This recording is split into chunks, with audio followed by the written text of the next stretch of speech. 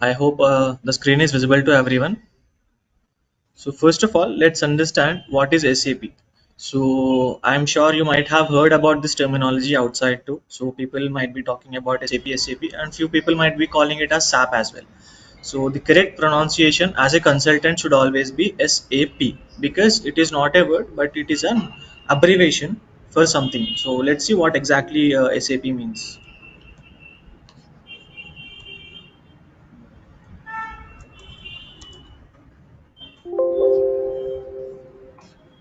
SAP. So in this, S means system, A means application, P means product. So a system application product.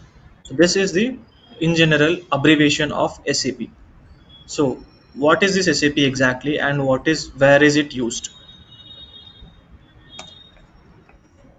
What is SAP? So SAP is a German company started in the year 1972. So SAP is a software, not just a software company, but also as a business development company, which is used to improve the business processes in an organization. So in terms of if we compare this with the other coding languages that is there in the market right now, for example, be it a .NET, Java, Oracle, etc., software, C language and all. So those are all application development software. So those are focused only on your application development. But whereas SAP is used to develop your business. So any business organization who has a chain of business processes, for example, that company is into production, that company is into sales, that company is into marketing, it has an inventory that has to be looked out. So in those situations, every company will opt for an SAP. So this SAP is not just an application development, but as a business development. So it is called as a software integrated business development. So SAP has many modules as well in it. So we'll go through the each and every module briefly. But our throughout the session, we will not be looking into the other business processes or the other functional areas. So our focus will only be on the ABAP throughout the session. So who uses SAP exactly? In terms of business, which kind of business users uses this SAP? So any organization having multiple business processes will use the SAP to integrate their business processes. So what exactly is a business process? So in layman terminology and in normal terminology, for example, let's take example of a chocolate company. So in take example of a dairy milk company, for example, dairy milk chocolate. So to produce that particular chocolate, there is a sequence of steps that needs to be it needs to go through a sequence of steps, after which you will get the final product, correct? So first will be your procurement. That means I need to buy the raw materials, cocoa powder, sugar, etc., all the raw materials that are required to manufacture my product. So that is one particular business process. Then after procuring, after purchasing all the raw materials that are needed to create my product, I'll need to manufacture it. I'll need to buy some machines, put in some labor, put in a few resources there who can work on these machines and complete the product. So this is another work process or a business process. So once it is completed, it should be packaged again. So that is another business process. After packaging, we cannot directly distribute it to the retailers or the stores around the city or world. So for that, it needs to be stored somewhere for a certain period of time until and unless we get a sales order. So that is called as inventory. So inventory is a business process again, how to manage the inventory and all, where to store our stock, completed products. So that is one business process. So after selling it, after storing it, once we are getting any work order or a sales order from a consumer, we'll need to dispatch our stored product. So that is again one business process. So SAP integrates all these things into one business repository wherein everything can be done under one software. So that is the advantage of the SAP, because of which most of the companies out there are willing to have SAP as their business partner, because there is no other competitor for SAP in the market who can integrate all your work processes in such an optimistic way and give you the output. So this in general is about SAP. So is anyone having any doubts up until this point?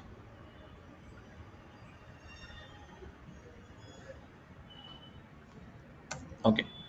So now, compared to other softwares, how is it better? For other ERP softwares, how is SAP better? So this is not the only ERP software. So we'll talk about what is an ERP in detail in a minute. So ERP stands for Enterprise Resource Planning. So we'll look after that in a minute.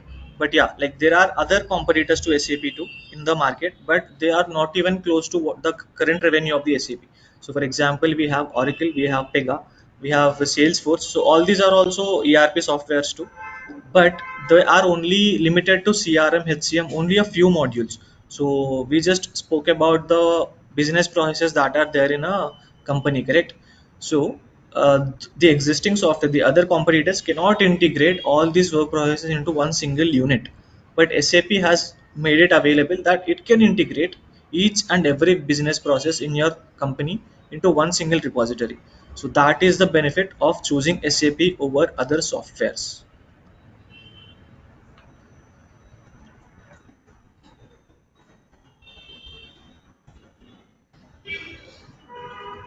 Now, so I just spoke about ERP. What exactly is an ERP? Or else let's talk about what is exactly ABAP or ABAP on HANA.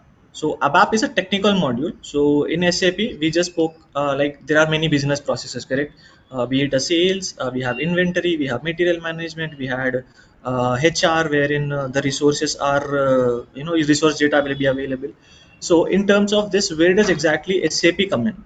So SAP is a technical module wherein we try to integrate. We are the people who integrate all these business processes.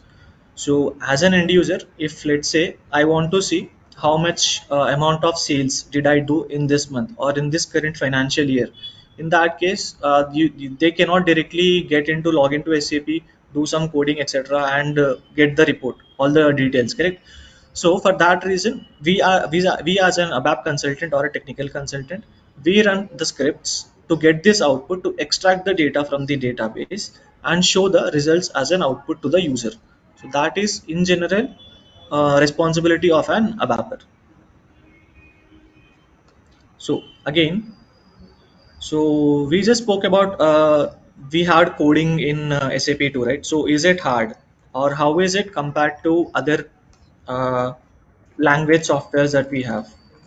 Compared to other coding languages, how is SAP better? So let's say C language or Python or any other Java or any other languages that you might have already heard about. So there you will have a very typical or very tricky coding structure. For example, if we take about C language, you will have multiple. Can you please go on mute? Yeah. Okay.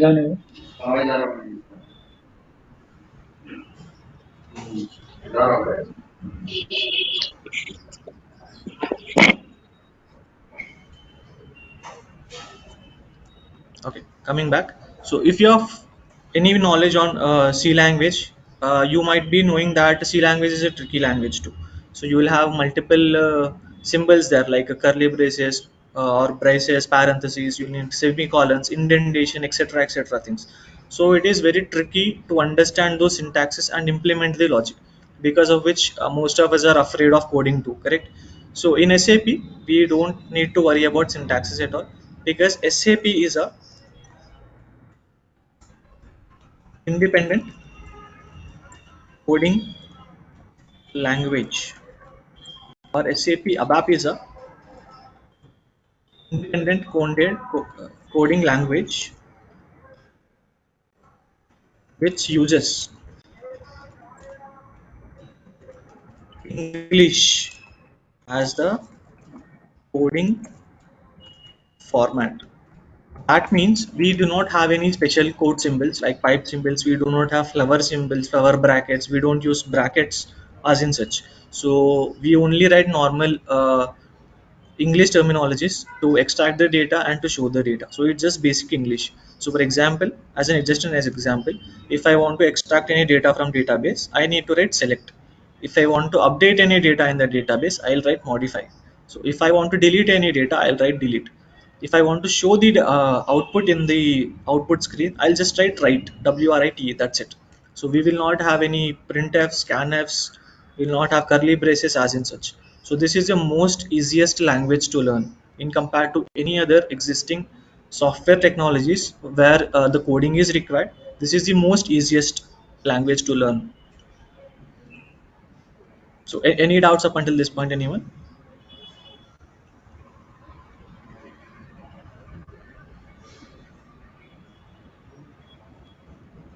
Okay. So as an ABAPer, what would be our normal responsibilities in general? So as I told you, we'll have multiple business areas wherein people will be configuring things in the SAP. So our job is to make those align, and we need to extract the data from the database. So data will be stored in the database,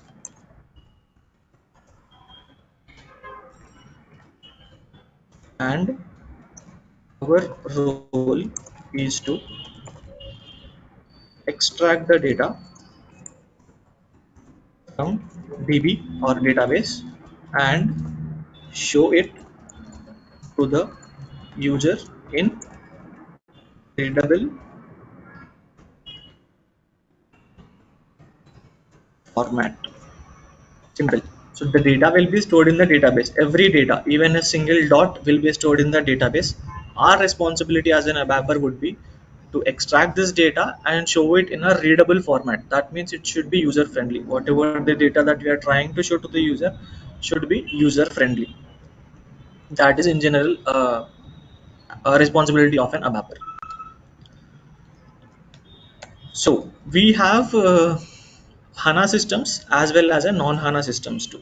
So in terms of the current market, you must have mostly heard about the HANA systems only, because HANA is the new upgraded version of the SAP.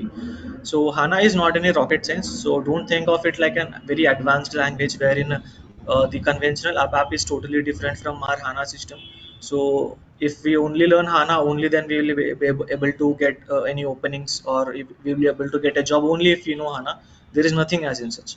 So without your core knowledge, without your normal knowledge, even though if you are having the advanced concepts of HANA, it will not be understandable. So first we'll have to start with the basics only.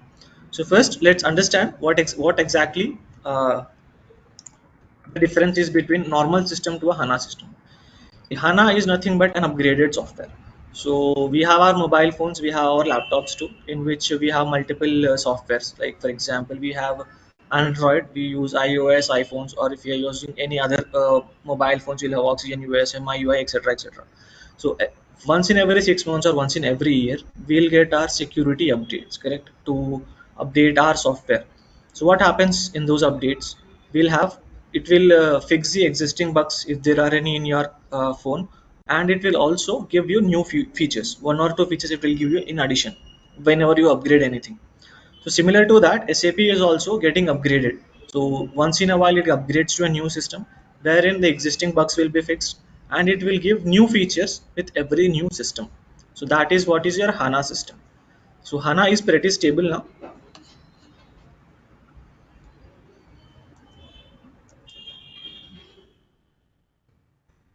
So if not HANA system, what is the other system? So we in general have two systems. One is ECC system, and the second is the HANA system. So ECC and HANA. So there are not much differences in compared to the coding languages when you talk about ECC or HANA. So even if you are trained in ECC, you can also support in HANA too. But there are only a few objects. For example, there are only advanced topics which are useful to few business people, because not every other company in the world uses HANA system too. It is only with those additional features. If those additional features are required by the company, only then it will buy for a HANA license. If not, it will buy only for an ECC license too. So out there in the market, you will have opportunities for both ECC as well as HANA too.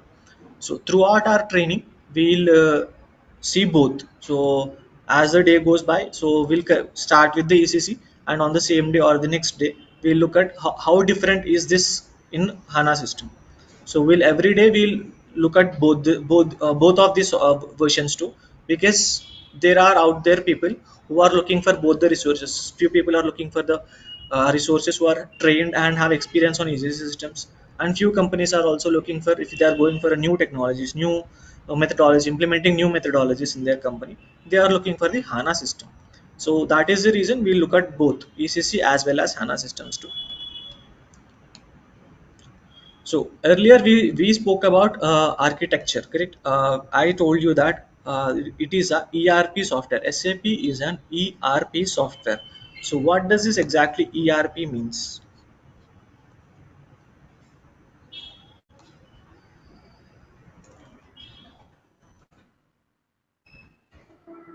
So similar to SAP, ERP is also having a abbreviation. So E stands for enterprise, R stands for resource, P stands for planning. Enterprise is nothing but our business company is called as an enterprise. Resource means all the resources that are there in the company. For example, resource could be either a human or an inhuman thing. For example, a machine can be resource. The raw materials that you procure is also called as a resource. The actual people who work on those machines are also called as a resource. So everything that a business uses to produce the end product is called a resource. Then is the planning. So in general, this means planning the resources in an efficient and optimistic way to improve the business process is the enterprise resource planning, or ERP. Simple. So any doubts up until this point, guys?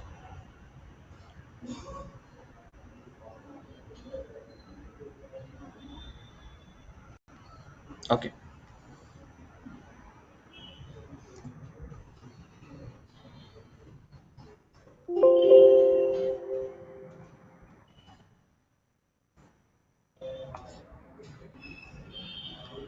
So let's look at exactly how the ERP architecture works.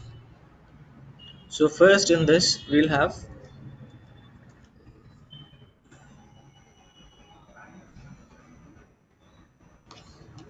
so earlier we spoke about the business processes, correct? So for example, here is one business process. So these boxes, look at this as a business processes. For example, earlier we took an example of the chocolate factory, right? So let's continue with that same example only. So here, for example, first initial business process for any company would be raw materials procuring, right? So buying raw materials.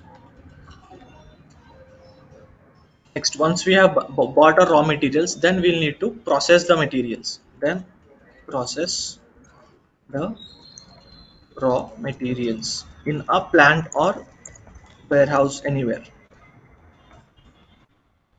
Then after you have done it, then you'll get the packaging, or or if you include the packaging into this, we'll have inventory. So once you store your inventory, you will have the sales. You need to sell your product. So once you have sold your product, you will get the accounting, wherein you will get your the invoices will be generated and you will get the money. So that is basically your invoicing or accounting. So this in general is a flow for every other business process that is there. So you might not have sales in few companies, you might not have inventory in few companies, but in general This is the flow for any other company. So this, buying the raw materials, after it will be processing it, then we'll storing it, then the sales, then the accounting. So integrating all these things is the ERP. So ERP stands around all these things.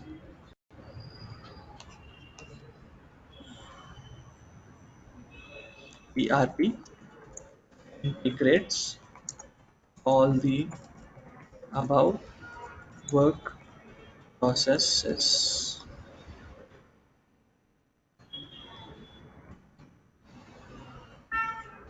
So, all right. So we understood now about the ERP architecture. We know how a business works normally in general out there. So where does my ABAP comes in exactly? So your ABAP will be in the center of all these things, all these business work processes. So we are not working front end. That means we are not visible to the client. We are not visible to the users. We are working in the background to develop the reports and show them the data. That's it. So ABAP is in the middle. So this without ABAP, none of these processes can be integrated. So they will not be able to integrate any of their processes at all whatsoever. So ABAP is the most crucial and important uh, module in the SAP for any company. So for example, if my company doesn't produce anything, it is only a consultant company. In that case, you will not have raw materials, you will not have inventory, all that cases. But if even if it is a consultant company, you will need to have ABAP. So it doesn't matter whatever the business process is, whatever the company is, ABAP is the minimum or the basic SAP module that is available throughout. It will be there in every company. So example, in my if buying raw materials, here if I have two people, here three people, four people, five people, like that, SAP will be three times your work existing other function modules, functional areas. So if I'm having two or three people in other areas, ABAP will have at least three times that. So at least you'll have 9 to 10 people there. So because of that, you will have an advantage that the more openings in terms of any compared to any other module in SAP, ABAP will have a more openings in the market. So we are always on demand. So ABAP is always on demand because our hiring is more, our requirement is more, our responsibilities are less, right? So that is the reason it is better to choose ABAP in rather than comparing to any other modules out there. So you don't need to worry about, for example, ABAP is having coding. So will I be able to understand the coding? So up until what point can I understand the coding? Is it complicated? There is nothing as in such complicated in ABAP, because as we spoke earlier, it uses English as the basic communication or logical language whenever you're writing the code. So when you're writing the code or when you're reading the existing code, it will be like you're reading a sentence in a book, simply reading a sentence in a book rather than writing the code or writing complicated syntaxes. So that is as easy as ABAP can be. And can non-technical guys, for example, I'm from a mechanical background or I'm from a civil background, I'm from a triple E background, so I don't have any exposure to coding up until this point, zero knowledge about coding. So can I learn SAP? So can I learn ABAP in that case? Yes, of course you can learn, because as I told you, there is no prerequisite to learn ABAP. You don't need to have any coding language at all, because we have trained many non core guys. For example, we have trained many mechanical or civil guys who have no knowledge on ABAP, no knowledge on coding, but still we were able to train them, and they are also currently working in big MNCs too. So you don't need to worry about me understanding, will I be able to understand the ABAP or not. It is a very simple and soft language. You just need to have minimum English language, that's it. If you're having English language, knowledge on English language, if you can talk in English, if you can understand the English, then you know ABAP. Simple. So anyone has any concerns or any doubts?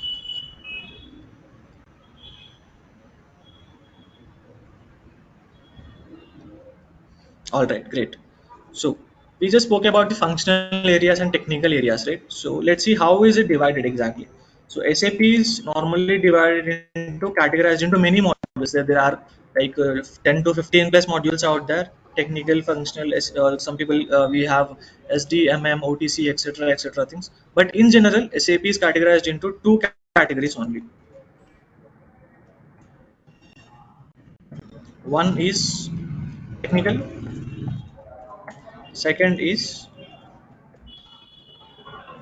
functional. So in technical, we'll have ABAP, we will have basis, we will have database management or DBA, database admin, etc., etc. And in functional, we have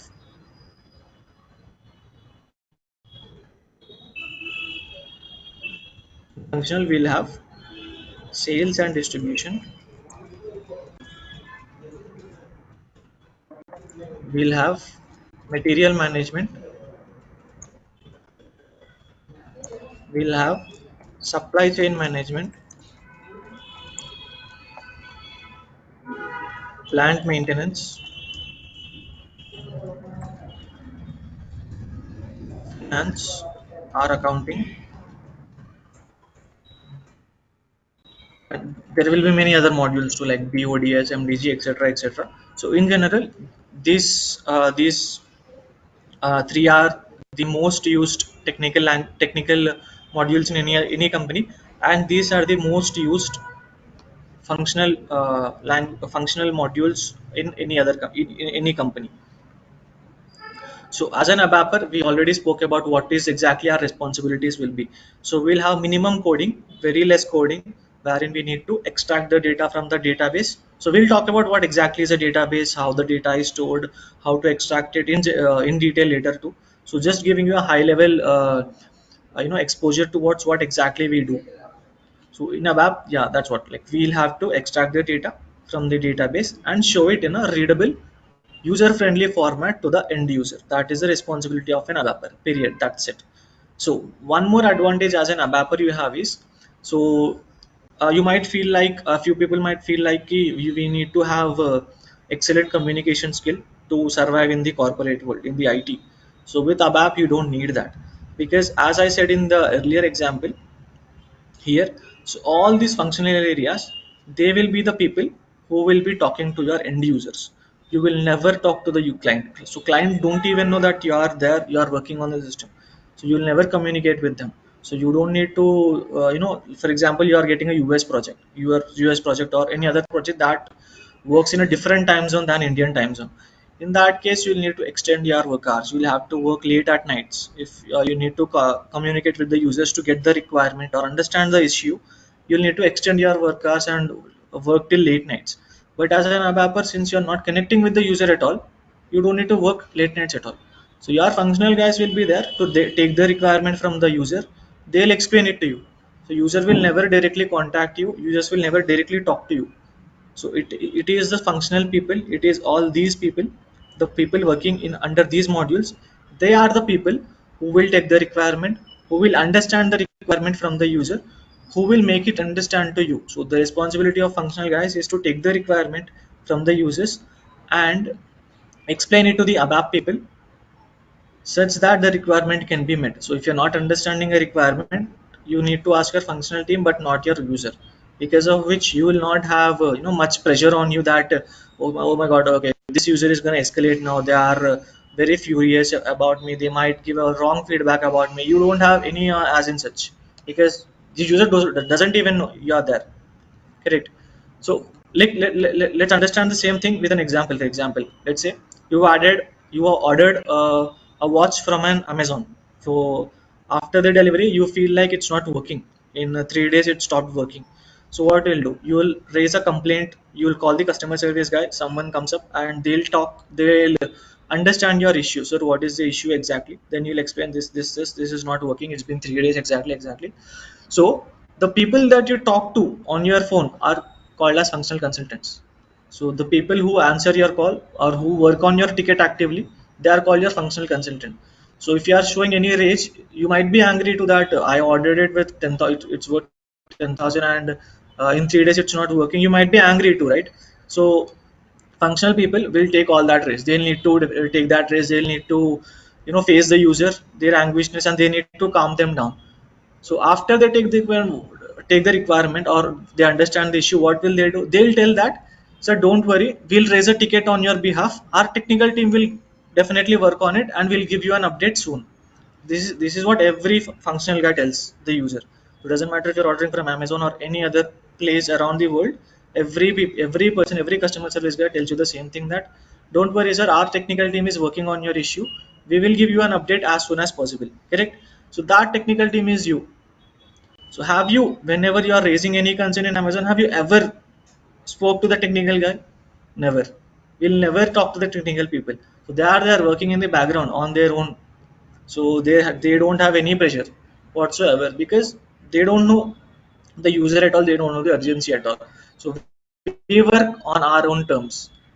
So there is no one to monitor us. There is no one to complain about. Dude, you're not doing this. You're not doing that. User is escalating this, etc., etc. All those things you will not have to, bury all those things into your head. So you can work peacefully.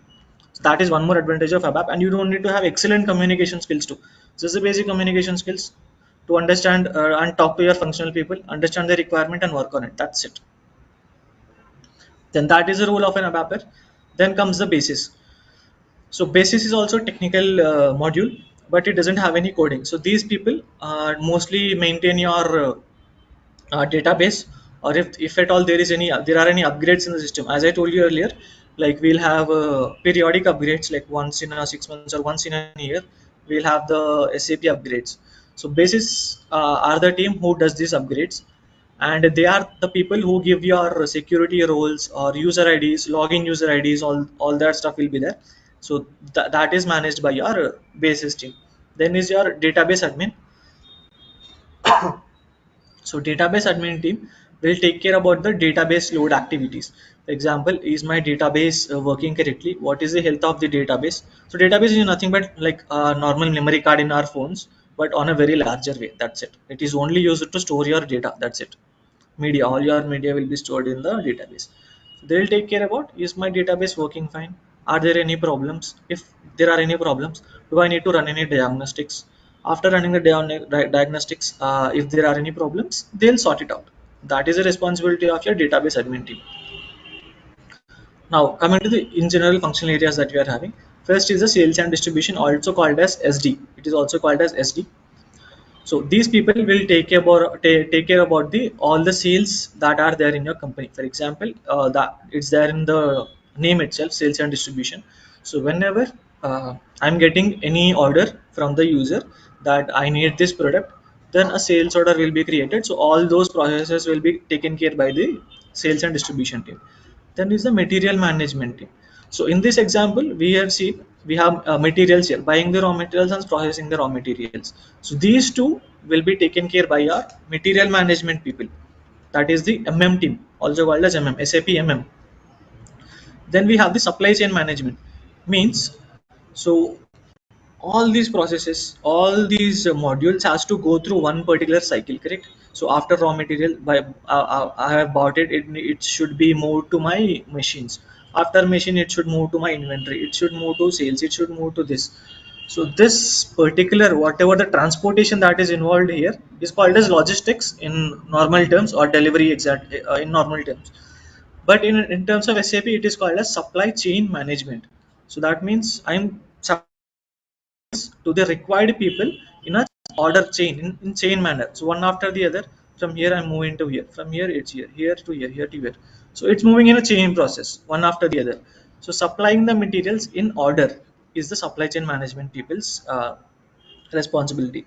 Then is the plant maintenance. So here you will have a plant in which all your raw materials will be processed, your materials will be available. So all the management activities that are taken care inside your plant are taken care by your plant maintenance people.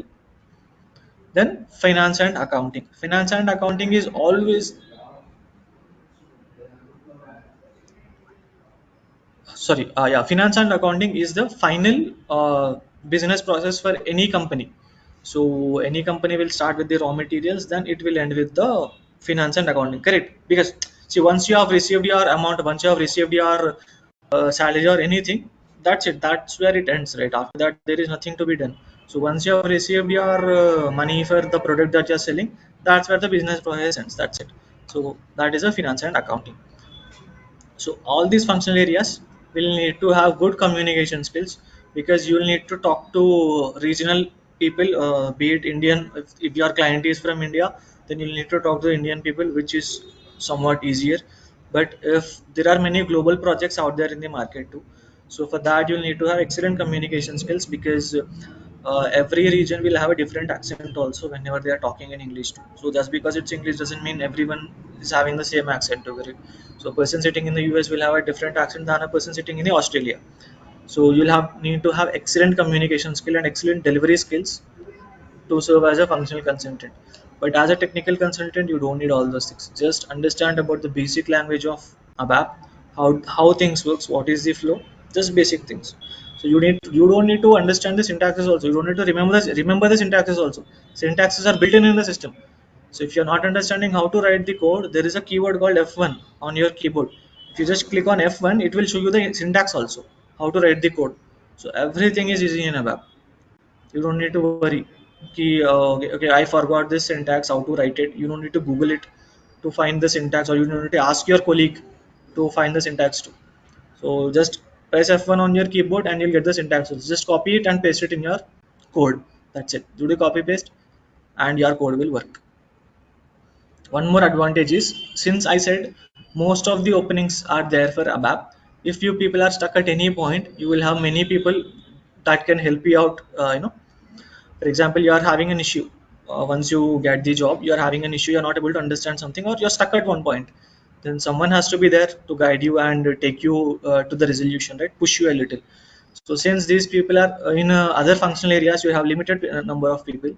There are not many people who can help you out. But since ABAP team is having the most number of resources, there will always be people who can help you out. So you'll have more colleagues in ABAP. So any doubt until this point, guys?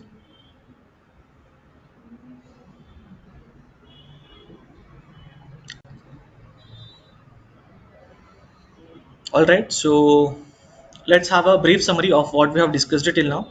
So, firstly, what is SAP? We understood what is SAP. SAP stands for System Application and Product, and SAP is a German company that was started in the year 1972. And this SAP system or SAP software is used to develop the business processes. So, it is a software integrated business development that is used to improve the business processes in an organization. And this is an ERP software. What is an ERP software? ERP stands for Enterprise Resource Planning, that is used to automate or enhance your business processes in an optimistic way. That is your ERP software. And compared to the other languages, your ABAP language is far more easier, because you don't need to have any prerequisite knowledge on any existing software, or you don't need to be from a technical background also. Even if you are from an MBA background or from a degree background also, you can understand this, because as a trainer we have seen people coming from the degree or MBA background too, who want to settle in the IT background, which is completely normal. So in terms of that also, this will be a lot more easier, because ABAP is having very less coding syntaxes and all, and easier to understand language too. And SAP is an independent language, so you don't need to worry ki, as I said, there is no prerequisite, zero prerequisite that you need to have coding knowledge. No knowledge is required. You can come with a fresh mind and understand ABAP. Simple. And what are the responsibilities of an ABAPer? Simple. The data will be stored in the database. Someone will be entering the data into the database. You will not be doing it too. You will not be maintaining the data. Someone will be maintaining it. Your job is to extract the data and show it to the users in a user-friendly manner. Simple. That's it. And we have two versions of SAP currently. That is ECC. ECC also is also called as R3 system, and HANA system is also called as S4 system. Just alias names of these systems. This is also called as R3 and this is called as S4. There is a reason why it's called 3, because there is an architecture that is behind this. But yeah, well, let's not look into everything right now. So just for your understanding, I'm telling you that this is also called as R3 system and this is called as an S4 system. So the only difference or the key difference between ECC and HANA is an upgraded software.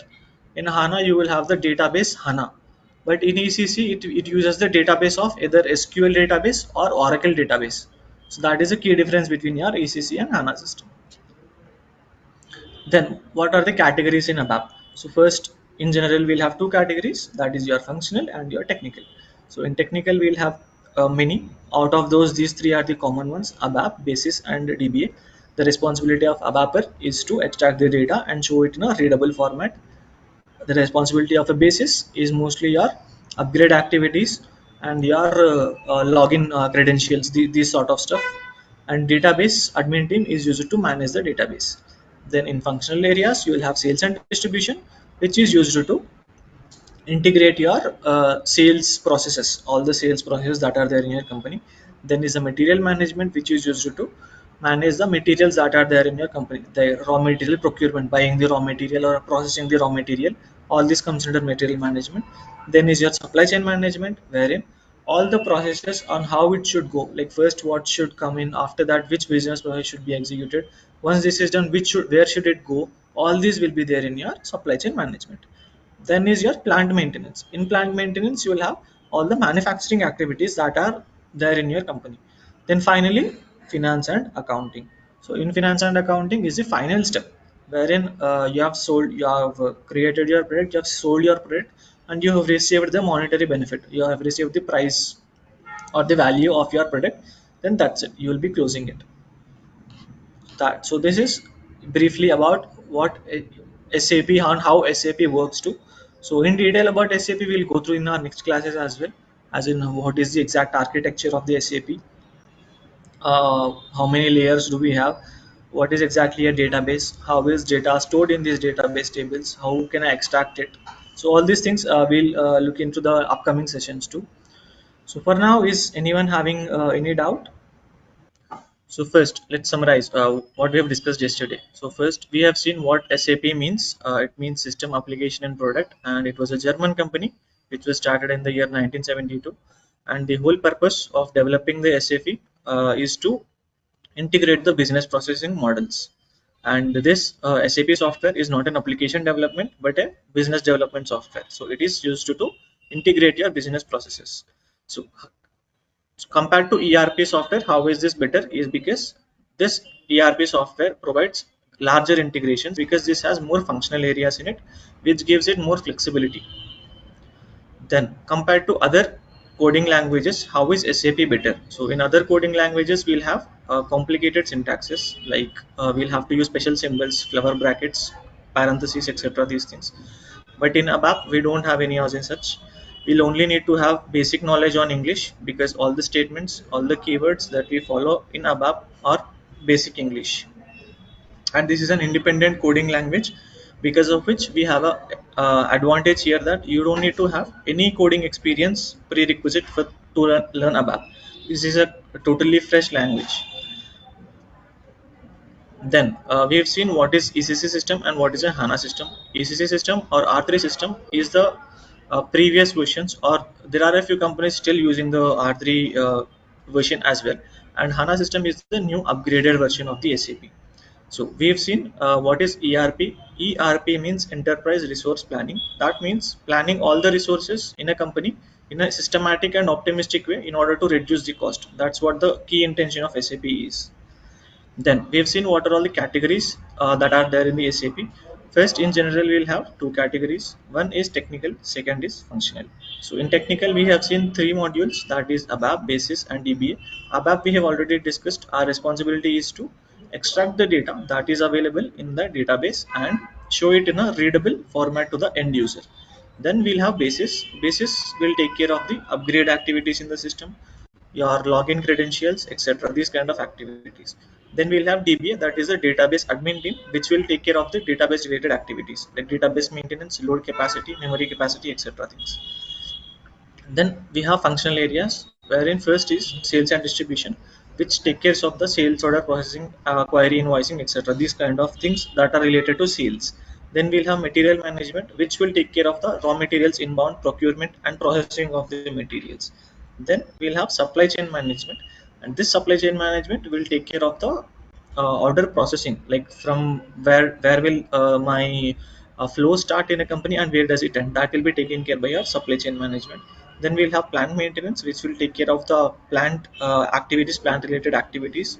Then finally we'll have finance and accounting, which is the final step for any business process. So it starts with material procurement and ends with financial and accounting. So does anyone have any questions regarding yesterday's class?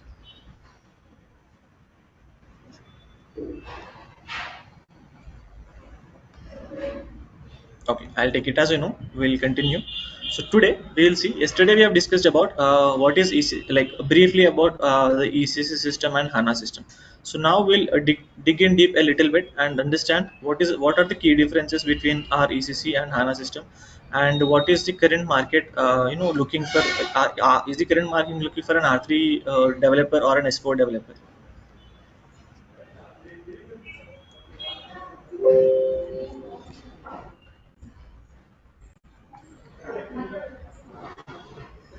So in general, there is an architecture called as first.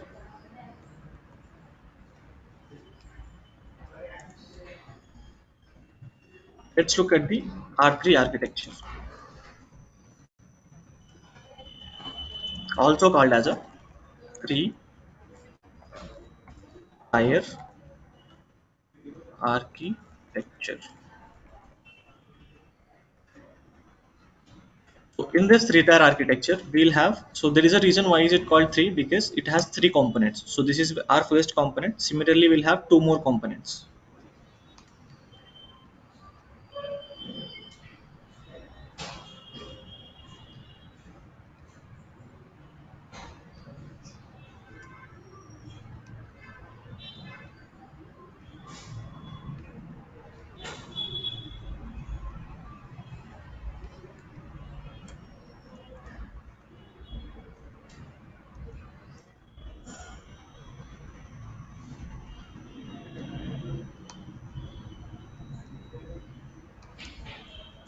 So first layer of our R3 or three tier architecture is called as a presentation layer, and second layer is called as application layer, and final layer is called as database layer.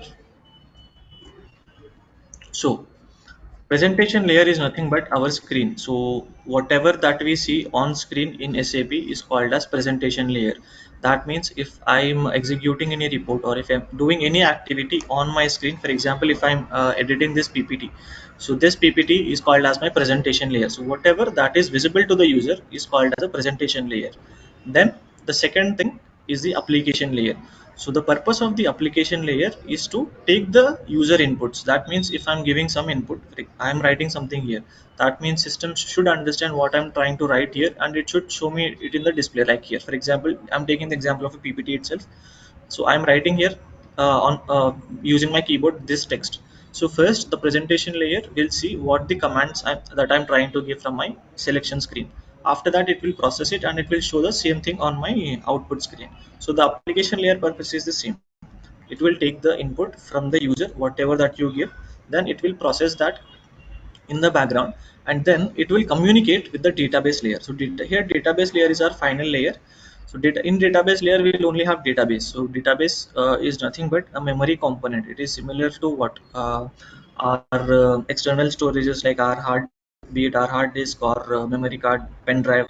These are our small storage devices which are used to store some information or some multimedia of our use. So similarly, an organizational database is on a much larger scale. That means it has more memory capacity. So if I'm having like 32 GB, 64 GB of memory cards, here you will have it in terabytes. So the memory is more. That's it. So understand the database as a memory unit which is used to store the organizational data. That's it. So once the command reaches the application layer, it will process as in, okay, user wants this particular information from the database. Then it will hit the database from there and it will try to retrieve the information from the database layer. So all the commands that you give from the presentation layer will be processed in the application layer. Once it is processed, it will go to the database and it will extract the data. it will pull the data from the database layer. After pulling the data, it will again send it back to the application server.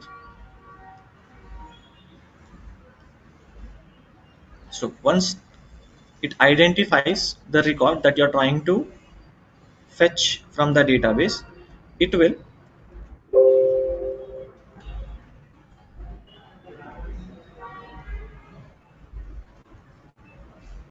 send the data back to your application layer. And in application layer, if I want to do any calculations, any mathematical calculations, or any processing, if I want to do after extracting the data, that is again done in my application layer. And the final output from the application layer will be sent to your presentation server. So this, since we have three components here, this is called as an R3 system or a three-tier architecture. So let's repeat what we just seen. So first, presentation layer. In presentation layer is nothing but the user interface, the screen that a user sees and from where a user can give the command. That is called as a presentation layer. So once I have given my command, then my command should go and it should process whatever that I'm trying to give, correct? So for that reason, it will go and hit the application layer or application server. It's called layer or server. So once it reaches the application server, then it will try to process what the inputs that are given by the user. After that, it will try to hit the database and will pull the data from the database layer with respect to the commands that you have given from the selection screen or the presentation layer. So from here to here to here. So once the system identifies that there is a possible entry in the database layer that the user want to see, it will pick that data and it will transfer that data to the application server. Once it transfers to the application server, if you don't want to do any kind of post processing after extracting the data, it can either be directly sent to your presentation server, or if you want to do any kind of processing like mathematical operations, I wanted to do the sum of all these things, or I wanted to do subtotals or totals, these kind of operations, all these kind of operations will be done on your application layer, and the result will be sent to your presentation layer. So here the cycle starts with the presentation layer, goes all the way to database layer, and it will again come back to your presentation layer. So this is the three-tier architecture of SAP. So anyone have any doubts in this?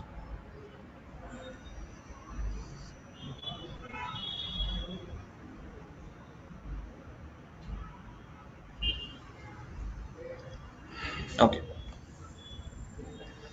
So this is the three-tier architecture. So in this, what happens is most of our, so this you can so the architecture remains the same in both ECC and HANA system, but the processing order will be different in HANA system. So here what we have seen is, although we have same number of components, most of the processing is done on the application layer here. So the key concept of ECC system was the load should not be on database. The load should be on the application layer. So whatever the processing that a person wants to do, it should not happen on database. It should happen only in the application layer, because ECC system cannot handle more load on database. So that is the reason most of the processing happens on top of your application layer.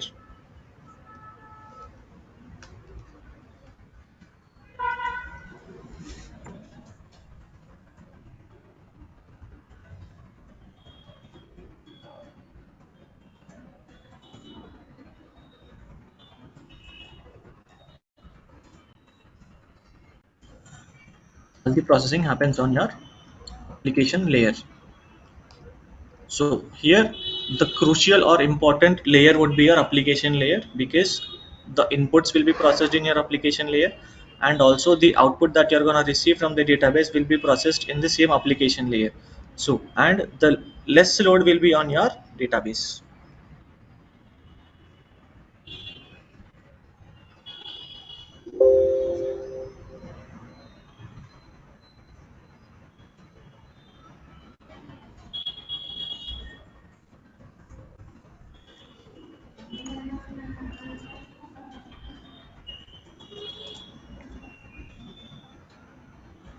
And what is the use of presentation layer? It is only used to show you the input and output. That is the whole purpose of your presentation layer.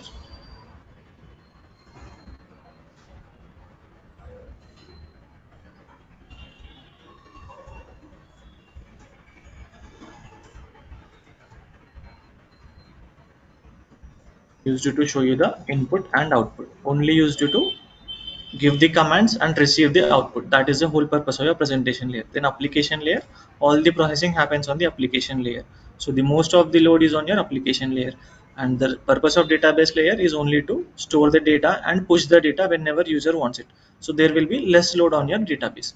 So this in general is your ECC architecture, R3 or ECC architecture. So HANA architecture is also sort of similar to this, but we have some differences there.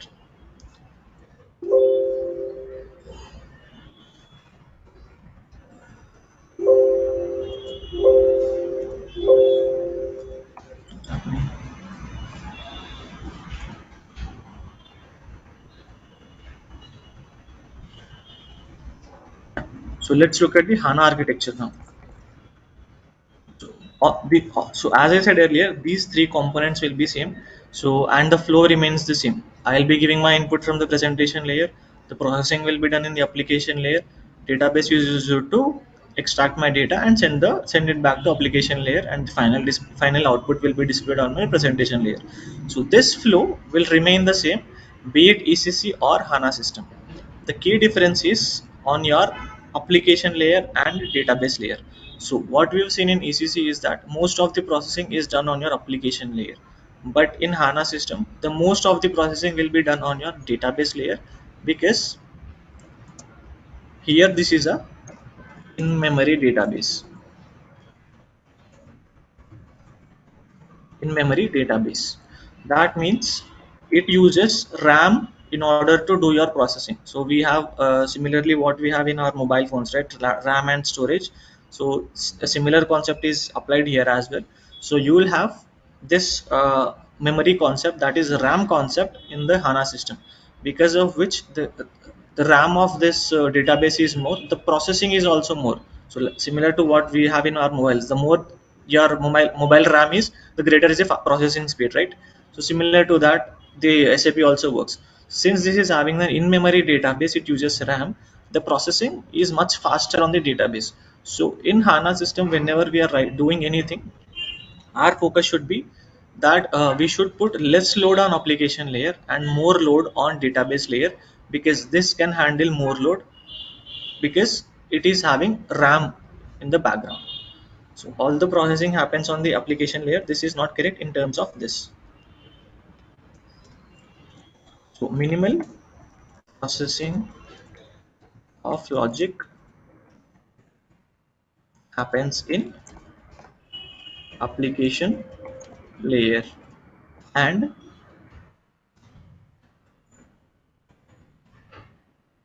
most processing happens on the database layer. So but your presentation layer remains the same. It is still used to give the input and see the output. So this is the key difference between our normal ECC system and our HANA system. So ECC system, we didn't had any SAP didn't had any separate database at that time. It used to rely on third-party databases, like we have multiple partners who can give our database, like the Oracle database, or we have SQL database. So since we were using a third-party database in ECC system, the focus of SAP was that we should not put more load on the database. We should put more load only on the application server, because SAP itself will handle the application server logic. So that was the key reason why ECC is the flow is like this, not to put the data, load on the database.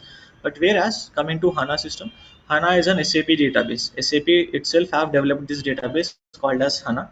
So that is the reason they were able to incorporate the in-memory database in the system, and they are asking us to, you can put more data on, more load on our database, and we can handle it.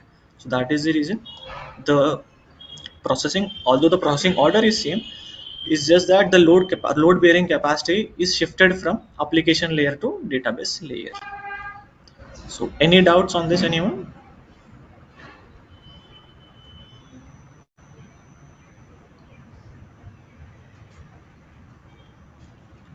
Okay.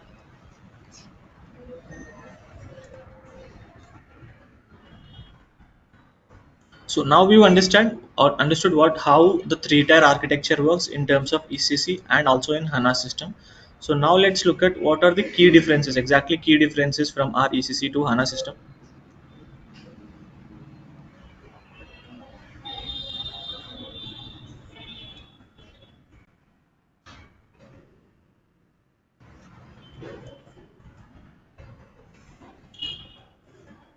So first, this is a normal database that uses SQL or Oracle or any other database that are available in the market. But coming to HANA, this is a in-memory database and uses an random access memory, the full form of RAM, to have faster processing speeds. Then in ECC system, there is a concept called as data storing. So every data, anything be it a dot or a very huge sentence, is stored in the database in the format of tables. But yeah, we'll cover the topic of the tables once we get into the system. So for now, let's understand this. So ECC will use a concept of row store table concept. Whereas your HANA uses column store table concept. Rows and column are nothing but what you see here. So this is a table. So this is how the data is stored in the database too, in the format of tables. So all the horizontal lines that you see like this, these are called as rows, and all the vertical lines that you see here like this in this order, so these are called as columns. So ECC will store your data in terms of in this format like this in this format, whereas your HANA will store it in this format, in vertical format. That is the key difference. So this, since this uses row store concept, this has slower processing or extraction, whereas your HANA system, since it uses column store, it has higher extraction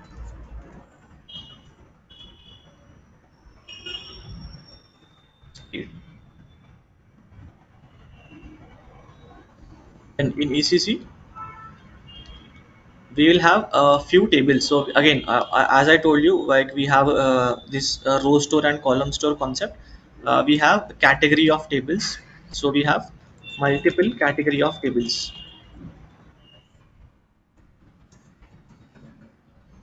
We'll see what are all the categories in some time, but here you will only have one type of category. Only one category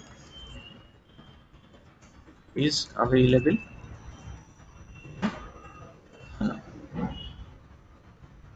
So these are the key differences from your ECC system to your HANA system. So first, normal database that uses third-party database applications like SQL, Oracle, etc. But HANA uses in-memory database and uses RAM to have faster processing speeds. Then in ECC, you will have row store table concept. Row means it will try to hit the database in this manner from left to right in horizontal ways. But whereas HANA has column store table concept, that means it has capability to hit the database in column wise, vertical wise. Then ECC will have slower processing because it uses row store, and we have higher extraction speed in HANA because of the column store. In ECC, we'll have multiple category of tables, and HANA will have only one table. So these are the key differences in our ECC and HANA system. Any doubts, anyone?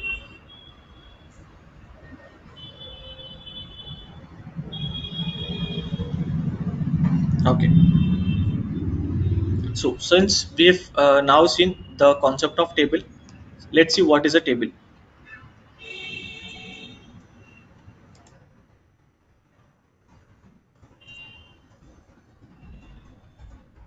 Table is a resource used to store our data in database in tabular format. This is the purpose of a table. Okay, there is one more key difference too. So that is uh, in ECC by default, all the tables are row store tables. But in HANA, we have flexibility to change the type of table. That means by default it will pick column store only, but it will give you a flexibility to change it. If you want to change it, you can make it as a row store table also.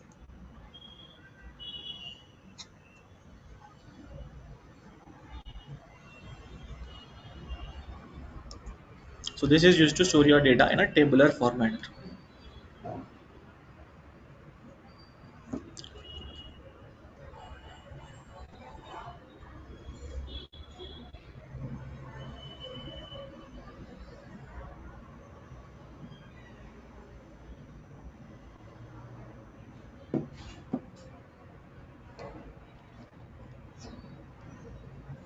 So now let's look at what exactly a database means.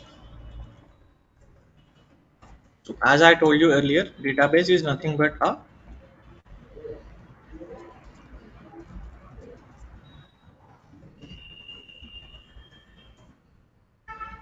which stores the information of the organization in tabular format. This is a database. In database, we'll again have multiple concepts, be it on-premise, cloud, etc., etc. But as an ABAPer, we do not deal with all those things. We just wanted to know what is a database. That's it. What is the use of the database?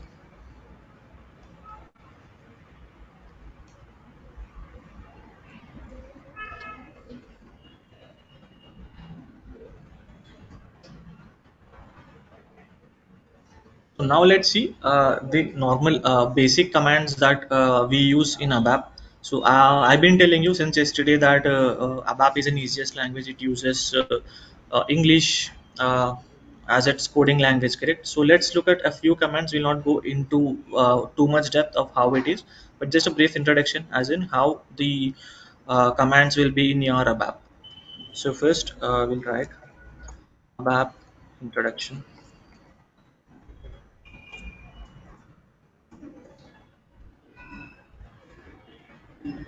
So a few people of you might have heard of SQL before this. It's fine if you have not heard about it too. But we use a little bit of SQL in this, so it's not mandatory that you need to know SQL way before using ABAP too, because we don't use complete concepts of SQL too. But yeah, a few commands in ABAP are related to that. So first, let's see. So I've been telling you that the uh, roles and responsibility of an ABAPer is that the data is available in your database, and our responsibility is to pull the data from the database to our presentation server. So first, in order to extract the data, we have a command called as select. So select is nothing but to extract the data, to extract the data from database. So this command is used to extract the data from database. Then we'll have update. Update is nothing but an English word again. So it is used to change the existing data. Change the existing data in database. Then we'll have insert. So the key difference between insert and update is that update will only make changes on the existing record. That means, let's say I have one employee uh, whose surname is Rohit Sharma. Now it is incorrect. So actually the name should be Rohit Agarwal. In those cases, to make any correction to the existing code, then we'll use update statement. That by using update we can make it as, instead of Rohit Sharma you can make it as Rohit Agarwal. That is the purpose of your update statement. But whereas your insert statement is used to add a new record to the database, that means the record should not be available earlier. So if I want to put another name or a record into our database, then we should make sure that it is not available already. For example, if I'm trying to put Sonal Gupta into my application, into my database, then that name should not be available. That is the whole purpose of our insert, to insert new record into database. So update is used to change the existing record in the database, and insert is used to insert the new record into the database. Then we'll have modify. So modify is sort of a combination of both your insert and update. So this is used to change the existing data as well as insert new data into our database. So it is used to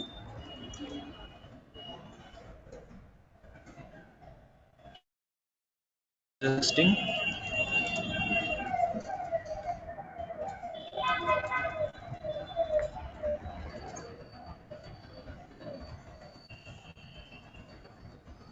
into database. See, although these three might sound similar, but the way it works is totally different. Update is used to change the existing record, insert is used to add a new record, and modify is sort of a combination of both. So what it will do is, first if I'm writing modify, it will first try to check if the record is existing in the system or not. If it is existing, already present in the system, then it will try to change it. If the record is not there in the system, then it will try to update it, it will try to insert it. First it will try to update it. If the record is not found, it will try to insert it. So modify works in both ways. First update, if not found, then go to insert.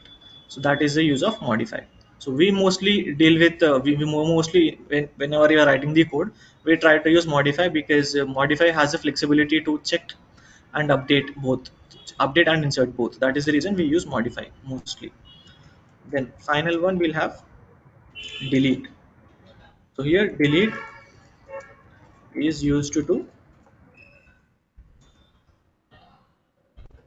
delete the record in database. So simple. First is select. Select in general, in normal English language, what it means is select. I want the data. That means it is used to extract the data. Simple English. Then update. Update means the data is already existing in the system. My requirement is you should be able to change this data. That is use of update. Then is insert. Insert means the data is not existing in the system already. I want you to update the data. I want you to insert the data. That is the use of insert. Then modify. First it will check whether the record that I'm trying to push into the database is existing in the system. If yes, it will try to change it. If not, it will try to insert the record. Then is the delete. Delete is used to delete the record from the database. So this in general are the normal basic commands that we have, that will in general will use in the ABAP day-to-day life. So anyone has any doubts on this?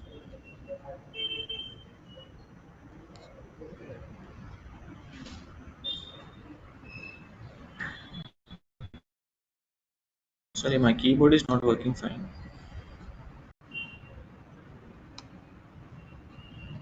Yeah. So anyone has any doubts regarding the concepts that we have covered till now?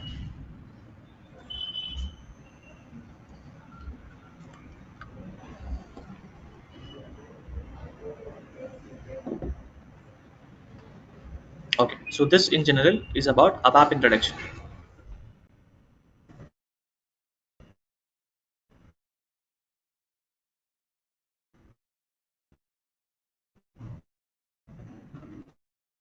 So now we have a concept called as a server.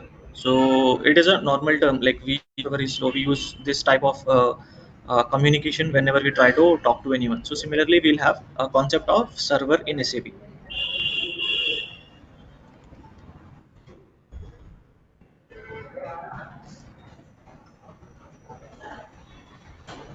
So server is used to connect with SAP system. So the whole purpose of the server is to establish a connection between our desktop, means I am trying to use my SAP from this particular laptop here, but my database is somewhere else. It's there in London or US or anywhere. So I need to interact with my database, for which I need a channel, I need a platform through which I can make the communication, right? So that communication is your server. So server creates a communication between our laptop or our desktops to the database layer, or where exactly that is configured. So it is used to connect our system, so our laptop to the SAP system. So basically our system to SAP system. So that is the whole purpose of our server. Then we have a concept called as client.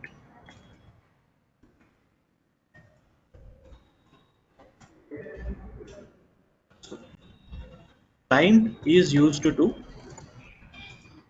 divide my SAP system into multiple parts. The purpose of the client is to divide the existing SAP landscape into multiple parts. That means, let's say, I'm in US and I'm a global client, so I do my business in US, UK, London, everywhere. So in those cases, I want one client to be working in US, one client to be working in Australia, one client to be working in India.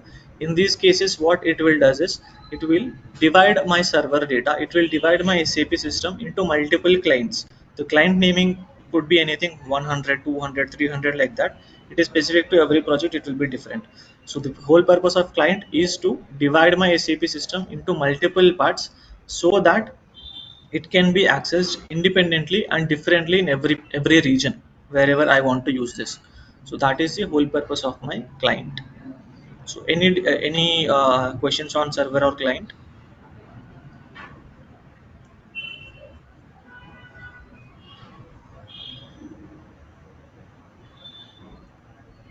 All right.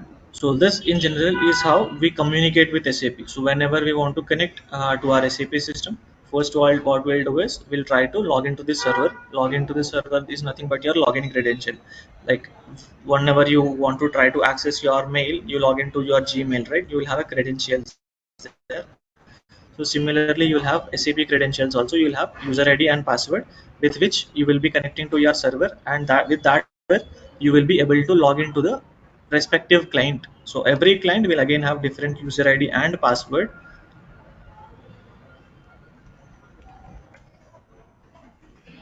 Every client will have different user ID and password. So by using your respective or the client ID and password that you are having access to, you will use that in order to log into your SAP system. Once you log into your SAP system, you can do your work. So this in general is how the ABAP thing works.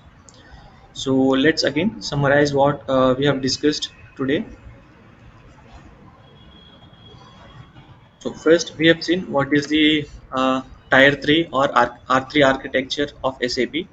So first, any R3 architecture will start with the presentation layer, and the use of the presentation layer is used to input my data and see the output that is being shown from the database. Then we'll have the application layer. The use of the application layer is used to do all my logic processing. So whatever the logic that I write, whatever the things I wanted to do, whatever mathematical operations, whatever arithmetic operations that I wanted to do, all of that will be done on my application layer. So once that is done, it will send the command to my database layer to pull the data to first see what application layer will do is it will give a command to the database that like the user is trying to extract this particular record from your database. That means user wants to see the user data of Rohit Sharma, for example. He wants to see the employee name of the user Rohit Sharma. So it gives that command, give me the data of my Rohit Sharma data. So then it will, the application server, what it does is, see, user is trying to pull the data for Rohit Sharma. Do you have that data with you or not? It will ask the database layer. Then database layer will check if it is having that record in it or not. If yes, then it will show you, send that data to application layer. So after sending the data to the application layer, again, if a post processing is required, that means if I want to do any calculations after extracting my data, that is again also done in our application layer. So once the complete processing is done, it will be sent to your presentation layer, which is nothing but the screen that you see, the output screen that you see. So in ECC system, most of the processing is done on your application layer or application server. And the whenever we are writing any code, the key focus should be that we should not put much load on the database, because database is not so strong here, because we use third-party integrations here, SQL or Oracle databases. That is the reason it's not too stable. So we should not put too much data, too much load on our database. That should be our key focus. Then coming to our HANA architecture, although the layers are similar here as well, we have presentation layer, we have application layer and database layer. We have a new concept in HANA that is called as an in-memory database. So what this in-memory database does is, this includes RAM in it. This uses RAM instead of ROM, it uses RAM, because of which it gives you a faster processing power than our conventional ECC system. So here as well, the usage of presentation layers remains the same. It is used to input the data and see the output. But here the application server is used to do very minimal processing. So whatever the calculations or logics that you want to do, you should avoid doing it on the application layer, and you can do it on the database layer. So minimal processing will be done on your application layer. And most of the processing, like data extraction, be it data extraction, data processing, data changing, all of that is done on your database layer. Then the key differences between ECC and HANA system. So in ECC system, we'll have a normal database that will use SQL or Oracle, which are third-party resources, third-party databases. In HANA system, we'll have an in-memory database concept that is developed by SAP itself, and it uses RAM, because of which it has more faster processing power. In ECC, we'll have row store table concept. So we've just seen what is a table. So table is nothing but normal table that you create in a Word or a PPT. So this is how the data is also stored in your database. So whenever I'm trying to extract any data from the database, ECC horizontal wise, one after the other, one after the other, like this, because of which it will take more time to extract the data. But whereas my HANA system will try to hit the database in column format, in vertical format, in like this, because of which it gives a faster processing power. Then here we have slow processing power. Here we have higher extraction speed. Then in ECC we'll have multiple category of tables. The table is categorized into multiple parts. So in HANA system, all that categorization is removed, and we'll only have one particular category. In ECC system, by default, all the tables are row store tables. I've just told you what is a row store table. So all the tables are row store tables. Whereas your HANA system, you have a flexibility. So by default, it will be column store, but you will have a option in your SAP to change the table into a row store table if you want to change it. So now in terms of, let's see what is the usability exactly. So currently I in the beginning of this session I told you that both these systems are being used in the current market. So who uses ECC and who uses HANA? So because HANA is the new upgraded version, is it better than ECC? So the answer is, all the implementation projects that were done earlier, which are completed now, you will use ECC system. That means after getting a job, after you get a job into any MNC, if it is a support project, that means the code is already there, part of the implementation is already completed, and your work is to look at the daily activities, fix small issues. In those cases you will see ECC systems in those cases. But if you go get into a job role wherein it is a completely new project, complete implementation project, wherein you will need to develop things from scratch, in those cases you will need to know HANA system. So every company has both ECC system and HANA system too. So it depends on what project you are into. So currently we can say it's almost 50-50%. So 50% of the companies are still using ECC systems, 50% of the companies are using HANA systems. So throughout our training, our focus will be we'll use real-time training modules only. So it's not like we are going to look things only on the theoretical basis first, then we'll do the mathematical things with the keyword, etc., etc. We'll not do those things. And at the once the total training is completed, normally you'll get a project to do that. But here it's not like that. You'll get a corporate training here. That means if you are getting a job as a fresher in any company, the training that you're going to get there is a similar, it will be similar to the training that you're going to get here, because we have experience as a corporate trainer as well. So every day, as the training progresses, we'll discuss small concepts of how ABAP works, small logic of how it works, different concepts. So once one concept is completed, we'll be giving you an assignment at the end of the week. So that assignment that we'll give you is the requirement that you're going to get once you get into a job. That means once you get the job, you will have a requirement from your client or business that, okay, please develop this application, I want this data to be seen in the output, I will give this input, and this is the output that I want to see. That this will be your basic requirement that you will get from the business.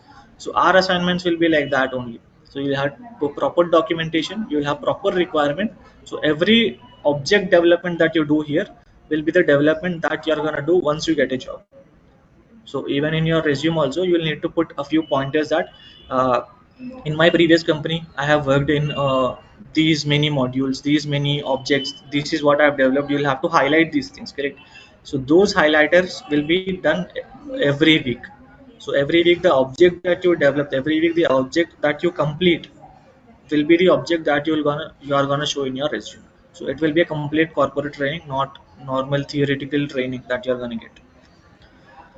Yeah, coming back to this. So we've seen what is a table here. So table is a resource that is used to store our data in the database in tabular format. So table is nothing but what I've drawn here. So similarly, I have two columns now. ECC and HANA are two columns. Similarly, if I have 10 columns, then it will be a 10 columnar database. If I have 15 columns, it will have 15 columns. Similarly, the rows can be different. You can have lakhs of rows. You can have hundreds of columns. So the data will be stored in your in similar manner of your table. Then what is a database? So database is nothing but a memory area where it is used to store your information, nothing but a memory concept, simple. So all the data has to be stored somewhere, and database is that particular place which stores your information of the organization. Then coming to the ABAP introduction, we have seen few statements that are used in the ABAP.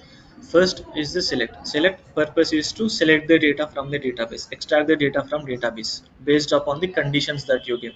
For example, if you want to give a condition that I want to see all the Ganesh in the with the name Ganesh, how many people are there in my company, I want to see that. Then in that case, you will pass the condition that select all Ganeshes from my database. So that is the use of your select to extract the data from the database. Then update is used to change the existing data, like the previous example that we have taken. For example, the name is incorrectly updated, Rohit Sharma, I want to change the name to the surname from Sharma to Agarwal. In that case, I will use update Rohit Sharma to update Agarwal, simple. So even the logic will be similar to that. So when you read or write the logic in ABAP, it will be like you're reading English, not like you're writing any code. Because again, as I told you, we will not use any flower brackets as in such. So in C language, if you know that we'll have printf, scanf, these kind of statements which are very confusing and very hard to remember syntaxes too. But here you will not have any as in such, because if you want to select the data, select, update the data, update, insert the data, insert. So it's very pretty much basic English. So when you're writing the code or reading the code, it will be like you're reading English. That's it. Then is our insert. Insert is used to insert a new record into the database table which is not present already. Then we'll have modify is first, it will check whether the data is already existing in the system or not. That means it will first hit the update function, update keyword. Is it there or not? If yes, it will update it. If not, then it will go to insert and it will try to insert my record into the database. That is the use of my modify statement. Then finally we will have delete. Delete is nothing but used to delete the data from the database. So if any record is incorrectly updated, or let's say I have one employer who has left the organization recently, in that case I should not store that employee information, correct, after a certain period of time. So in those cases I'll use the delete statement to delete, okay, this particular user or this particular employee has left my organization, so please delete the data from my database. In those cases we'll use delete statement to delete the record from the database. Then we have seen what is a server, what is a client. Server is nothing but we need to interact with the SAP system by sitting in our home or in our offices. But our database is not there in our office or in our home. So server is used to establish the connection between, sorry, yeah, server is used to establish the connection between our system means, when I'm saying our system, I mean my our laptop or desktop or whatever it is, our system to the SAP system. It is used to connect these two systems. Then we'll have client. Client is used to divide my SAP system into multiple parts. That means my SAP system is independent. It will have it's very large. So I want to restrict my data such that the users in the UK should not see the data that are there in the US. In those cases, I'll create a separate client for my UK people and separate client for my US people, and that will be restricted based upon your user ID and password. Because to log in into any client you will need user ID and password, and these will be different for each and every client. So doesn't matter if you are having access to 100 client, for example client name is 100, so the client names will be in numbers only. We will not have alphabets in SAP. The client names will be 100, 200, 101, 102, 000, like that only. The number could be anything depending upon your project. But if I'm having access to 100 client, I cannot access 101 or 102 clients, because my accesses are only limited to my client only. So this client will give that extra security so that my data is secured only on one particular region. That means it is only secure in UK. It cannot be accessed in US. So that is done by using this client. And these user IDs and passwords are given by our basis team. So here I've told you, is it? Yeah, here I told you, right? Basis team will take care of our upgrade activities and login credentials, etc. So these divisions of the client and server information will be taken care by your basis team. So at any given point of time, if your login ID or if you're not able to log into your system or the server is not working, then the first point of contact will be your basis team. So as an ABAPer, our responsibility is to again check what are the inputs that are being given from the selection screen, process them, extract the data from the database, change the data a little bit if the user wants you to change it a little bit, then change the data in the application layer, then present the same to your presentation layer. So this whole architecture is what ABAP is. So in it we'll have different concepts too, again to change this data, extract the data. So but in general, on high level, these are the our normal everyday activities. This is what we do: extract the data, change the data, display the data. Simple, that's it. We'll not take care about any server issues, any client issues, any user issues. We'll not take care of all that. And we are not client facing also. Like yesterday we have discussed that we are not client facing, so we will not directly talk to the client. We are there in the background, we will work in background. So our functional teams, so let's say I want to if a requirement comes in saying that a new report should be developed in sales area, in those cases your S&D, sales and distribution team, will contact the client, will try to communicate with the user. They will understand the requirement from the user. Functional will prepare the documentation for you, and they will give you a detailed document as in what should be developed, how should be developed, what are the tables involved, how should you select the query, so how should you select the data from the database, and what should be the output. So everything will be documented whenever you're getting the requirement. So you will not have any pain to understand user requirement also, because your functional team is going to do it for you. So once they do it, they'll give you the requirement. You need to just analyze the document, see everything. If you have the complete information in the document, well and good, you can start your development. If you're not having the information, Again, you don't need to reach the user. You need to contact your functional person that, see, the information that you have given is not sufficient, so I need more information in order to complete this, so kindly provide this information. If functional is aware of that information, he'll give it to you right away. If not, functional himself or herself will try to communicate with the user and will get that additional data for you. So you will never communicate with the client. For that reason, you don't need to have greater or great communication skills. Just basic English skills are enough in order to survive as an ABAP consultant. But all the functional consultants will need to have excellent communication skills, because they are client facing. They will receive feedback from the client. You will not receive any feedback from the client. You will not receive anything, any requirement from the client. So that is one more advantage of being an ABAP consultant. So first we have seen the introduction about the SAP, as in how it was started, why it was started, who are all the people, who are all the business people who uses this exactly, and we've discussed that this is not a application development software, but it is a business development software which is used to integrate the business processes. Then we have seen how is it better than the other coding languages that are available in the market. So this is far more easier because the coding language is simple, which is pretty much of your basic English. You will not have any special symbols here to write your syntax. Then, as an ABAPer, what is our responsibility? So our responsibility is that the data will be stored in the database. So we have to build our queries. We'll have to create the reports to extract the data from the database and process the data. If some calculations or manipulations should be done on the data, that we will do by using the logic. After that, it will be sent to the output.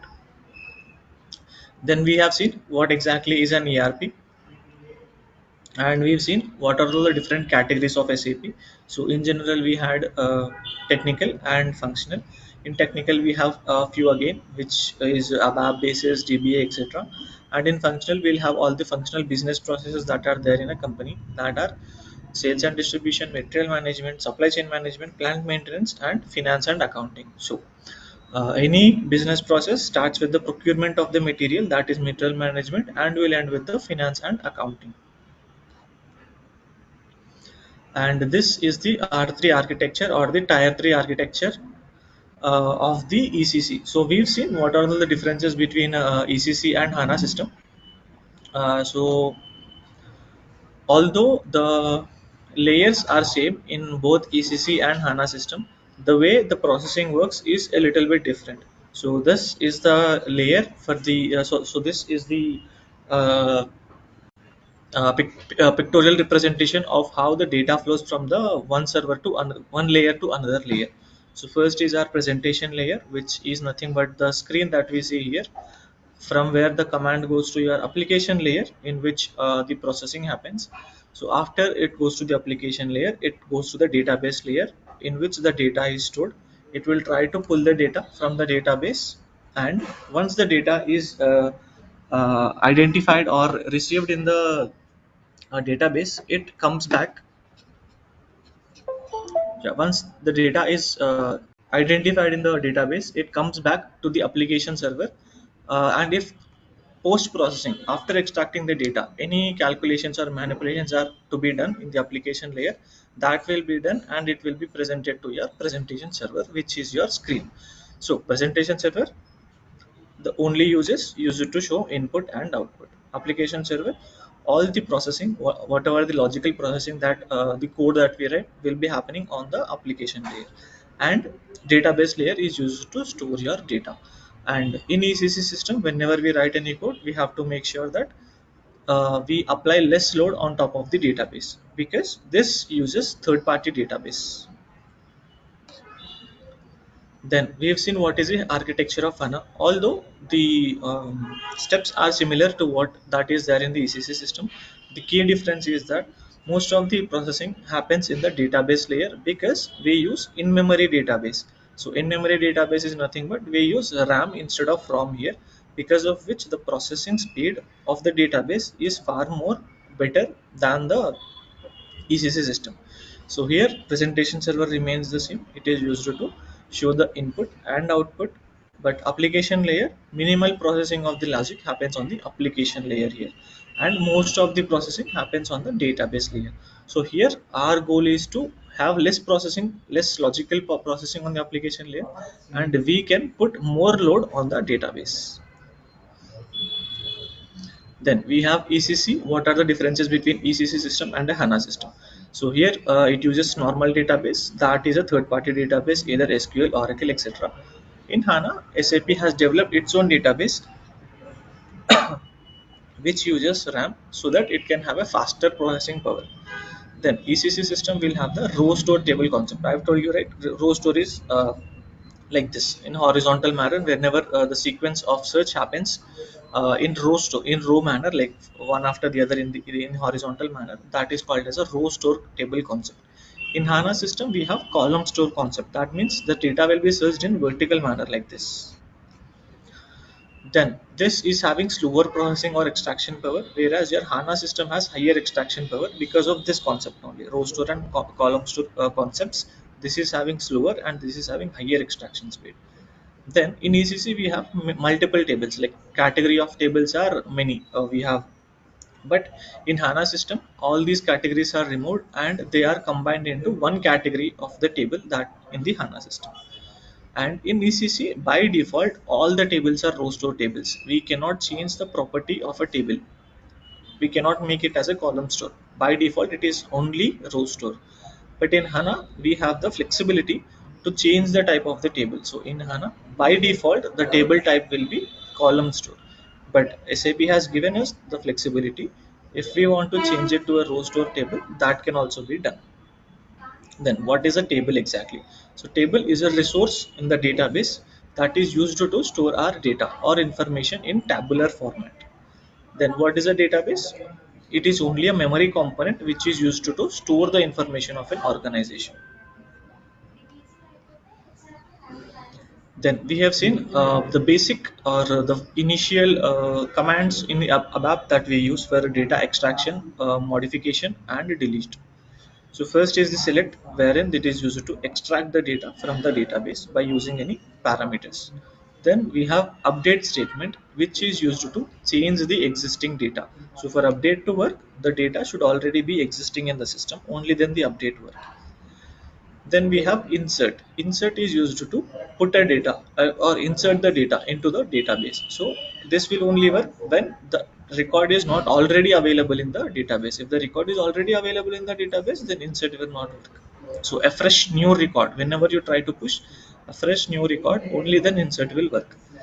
Then we'll have modify. So modify is the combination of both update and insert. So what modify will do is, first it will see if the data that we are trying to push to database is already available in the database or not.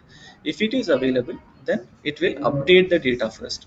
If it's not available, then it will go and insert the data into database. So hence modify is sort of a combination of both, or update and insert both.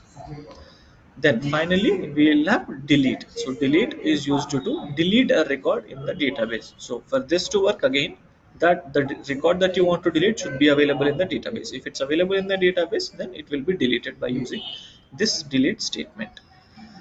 Then we have seen what is a server. So server is nothing but a channel through which we can connect to the SAP system. So our laptop or our desktop, if we want to connect to SAP system, we should have a medium through which the connection should be established.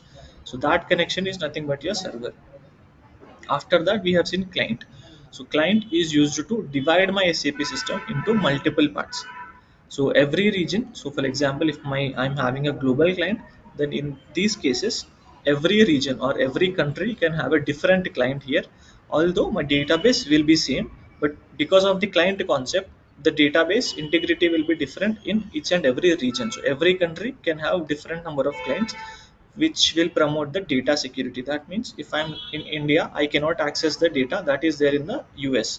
If I'm in the US, then I cannot access the data from UK. So this client prevents you to access these things. And how can we access the client?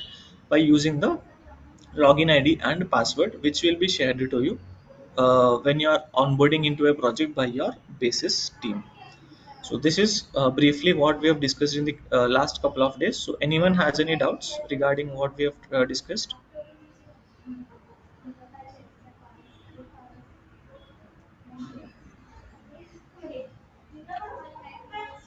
Okay, great. So we'll proceed.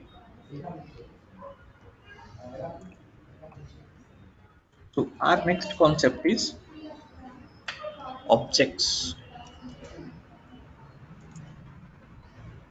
or ABAP workbench objects.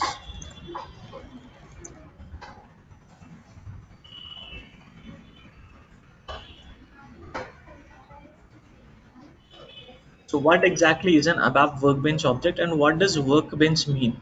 So we have two category of objects in our SAP. So first of all, what is an object? So object is nothing but the developments that we do in SAP. So each and every development, for example, a table that we have seen, that is called as an object. A program is called as an object. A report is called as an object. A form is called as an object. So each and everything that you develop, that you create in SAP is called as an object. So in terms of object, object is something that we create in SAP using the development tools.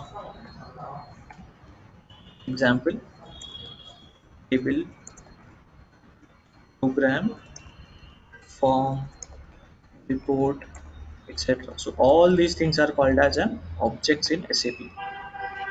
So then we have two categories in SAP. Two categories of objects. So first one is local object. Second one is transportable object.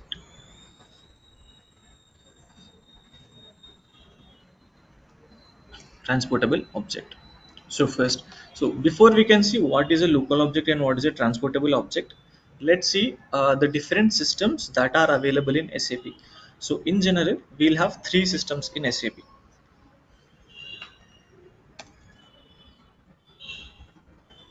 In general, we will have three systems, or also called as landscapes, in SAP.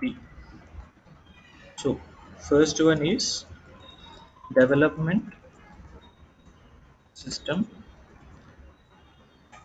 Second is quality system. Third one is production system. So now, what is the use of development system and quality system, production system? How these things are different?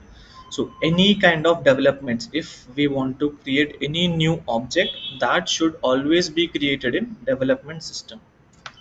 So any new object should always be created in dev system.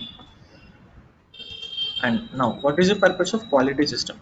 So once you have created an object, once you have created a table or a program, it needs to be tested by the testing team, correct? Or your functional team. So here we like in all the testing people, we call them as functional people. We don't call them as testing team, but we call them as a functional team. So your functional team is nothing but the functional team that we have discussed in our first class. So all these people, yeah, so all these people working under these modules are your functional guys. So the people who, these are the people who give you the requirement, or these are the people who explain you the requirement, and if there is any issue in the existing application, these are the people who help you out with how it's not behaving the way it should be. So these people are responsible for that. So once the development is completed, you will revert back to your functional guy who have explained you the requirement and ask them to test it. So basically, quality system is used to test the object. It is used to test the developed objects. Then finally, we have the production system.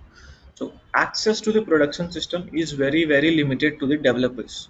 So this production system access is only mostly given to the business users only, the end users, your client, who does the transactions in general.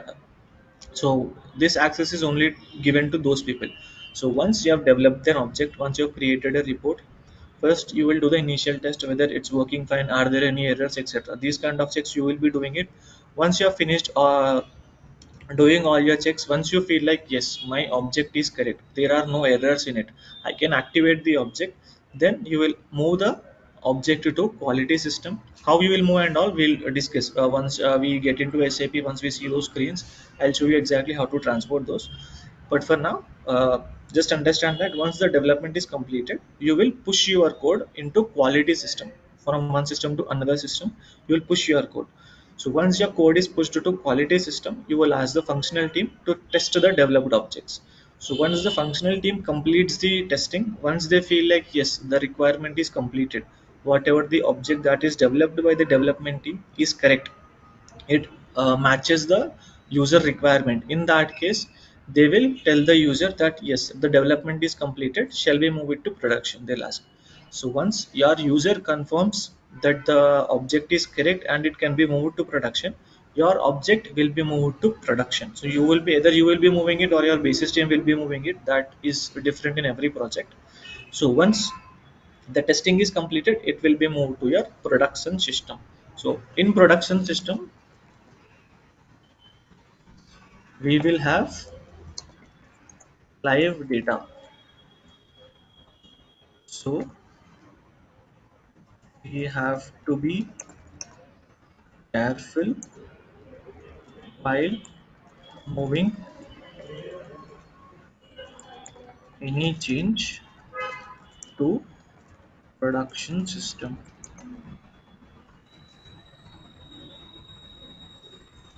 The developed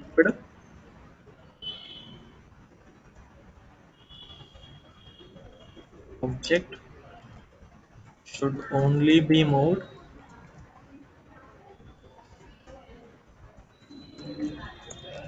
to production once the confirmation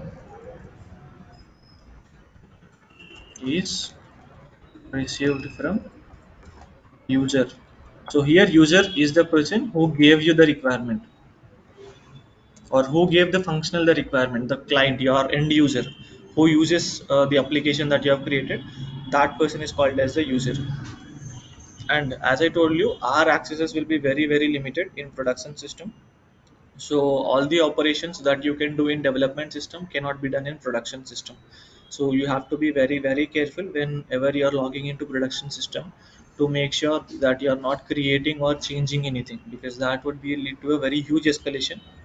Production data is very very fragile data. Even one single dot, if you even if you're changing a single dot from a table, that's going to lead to a very huge escalation. So we should never change any data in production system directly, right?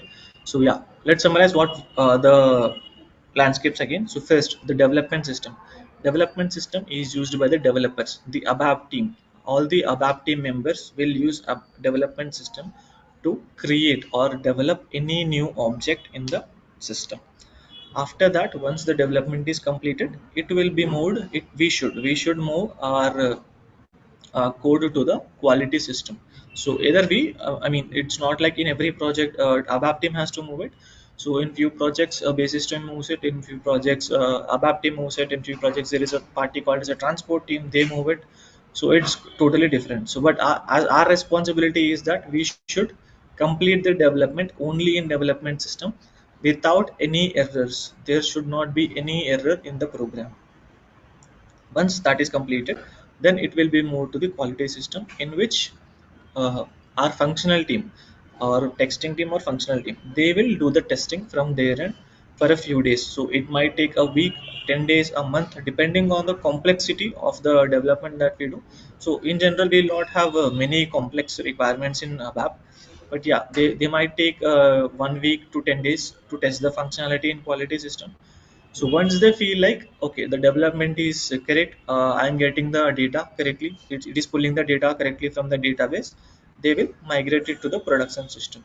If they feel like the development is not correct, although your program is not having any errors, you moved it to quality system, but there is an issue in the testing. So they are trying to extract some data, but instead of that data, they are some data is getting incorrectly fetched, right? So for example, if I want to fetch the data of Rohit, it is fetching the data of Rohini.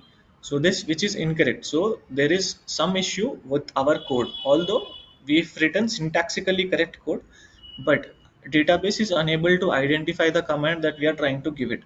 So in such cases, if the testing fails in quality system, then again they'll come back to us. They'll come back to the development team with the results that saying that okay, the development is fine, but I'm not getting the correct data here.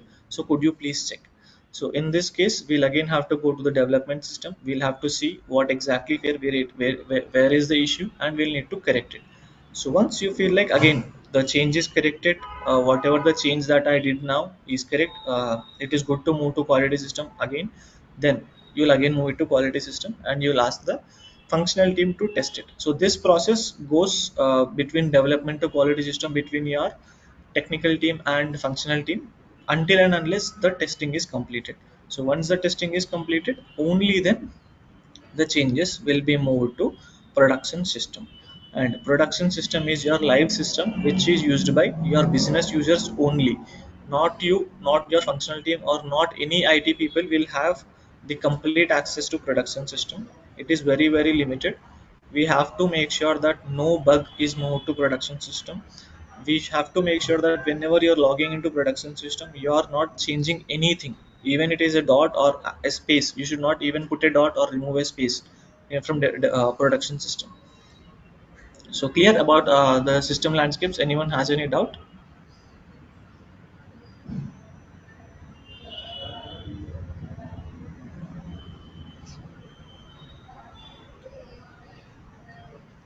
Okay. So yeah, so now we've understood what are all the different landscapes that are there in the SAP. So in general, these are the three landscapes. In most of the projects, you will only have three landscapes. There might be few projects wherein you can have another quality system or another test system in which the testing can be done. But in most of the projects, in almost 80 to 90% of the projects, you will only have these three systems: development, quality, production. Under worst scenarios, in under explicit scenarios, you can have one more system, that is regression system, or they can call it anyway. They can call it quality system 2 or testing system number 2.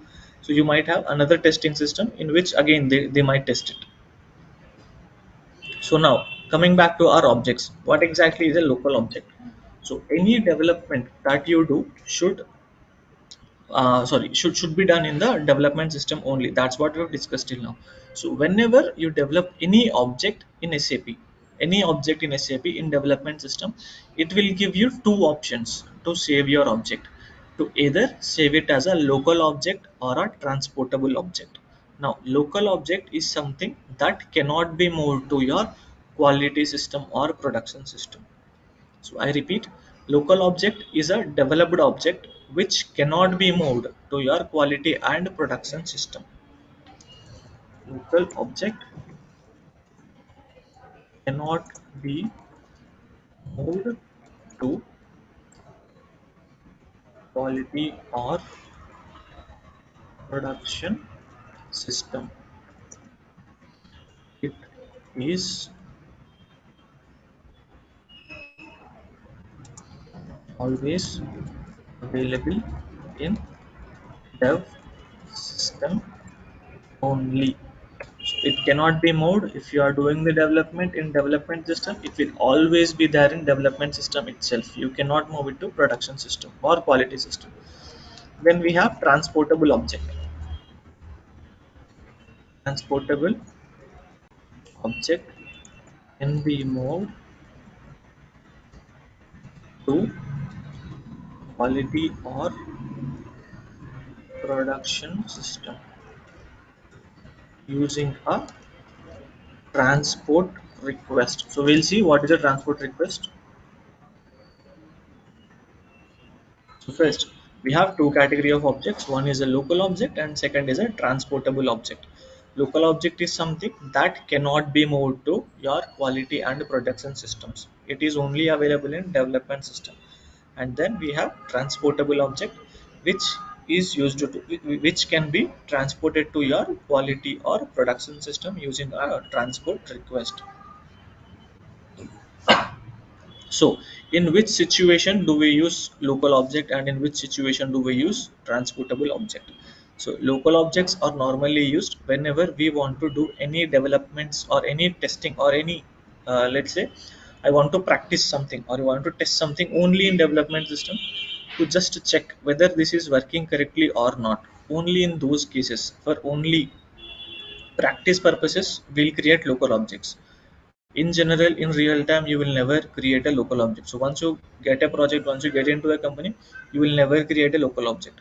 So all the objects that you create are transportable objects only, right? So any object that any requirement that you get from the user should always be saved in a transportable object only.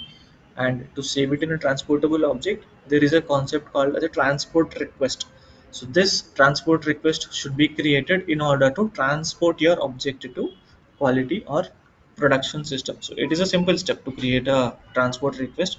You will have one icon in the SAP system. Once you click on that icon, the transport request will be created. So it's not a big deal to create a transport request.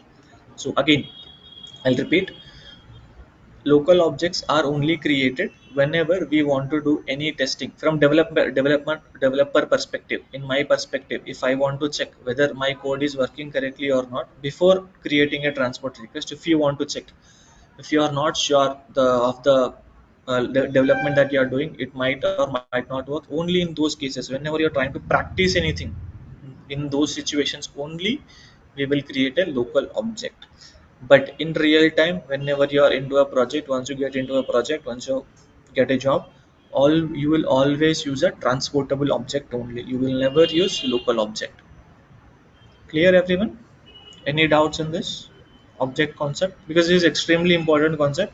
We always have to make sure that we are saving our changes in the locality in the transportable object itself, or else you won't be able to transport it to the target systems itself.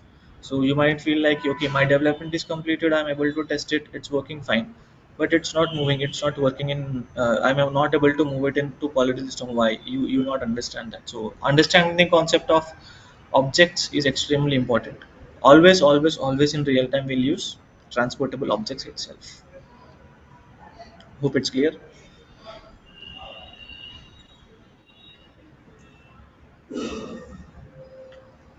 Okay, now let's see in general exactly there are a few differences between our local object to the transportable object. So let's see the difference.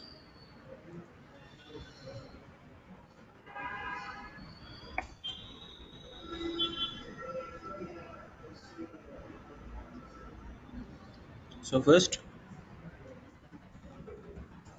local object, transportable object. So local objects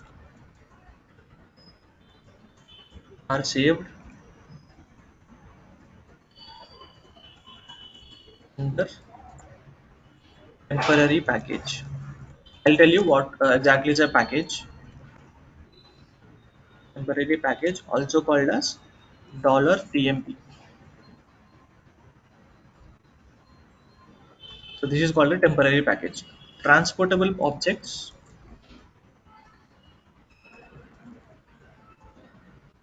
are always saved in transport request. So whenever you're trying to create a local object, it will not ask for any TR. So the system will not generate any TR, means transport request. Again, in general, we'll call it as a TR only. So once you get into a project, people are gonna call the transport request as a TR only. So transport request for local object. But whereas your transportable object, it should have a TR to transport it. So system generates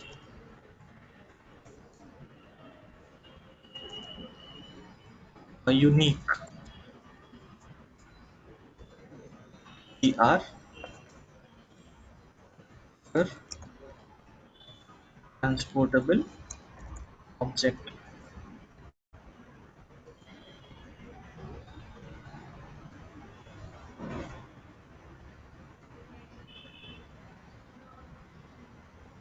Then they cannot be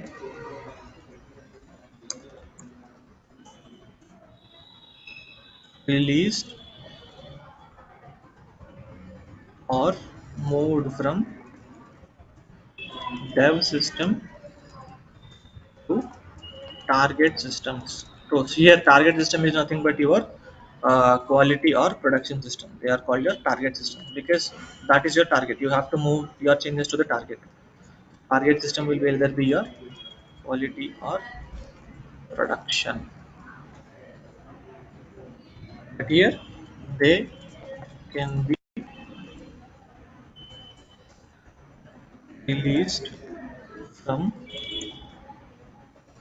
one system to another target system. So this in general is these are the differences between local object and a transportable object. So when this is created,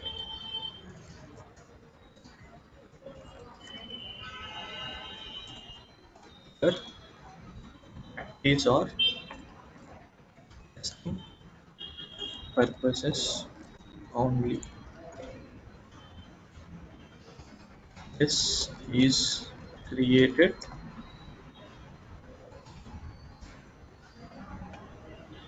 in order to meet the client requirement. So in real time, we will only use transportable object. So now we've seen what are the differences between a local object and a transportable object. So here I told you what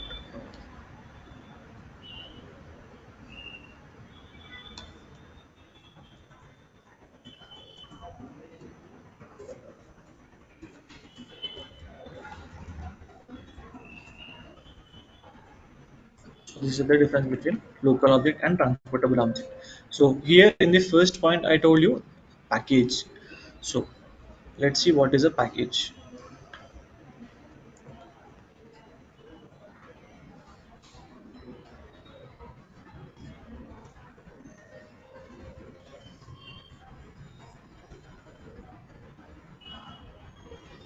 So package is nothing but it is a collection of objects. It's a collection of objects. That means whenever you are trying to create any object, it should be saved in a package.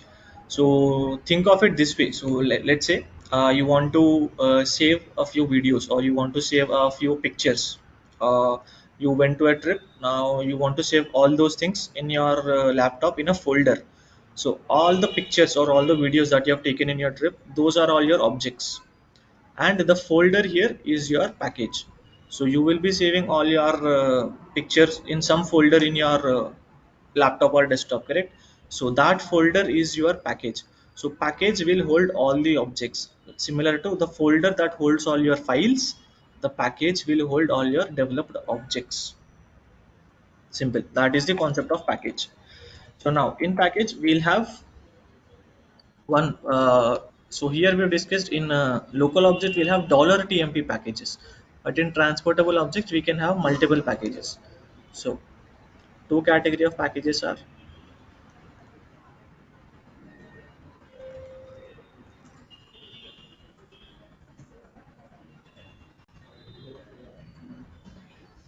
or we can say three categories. So first is local or temporary package.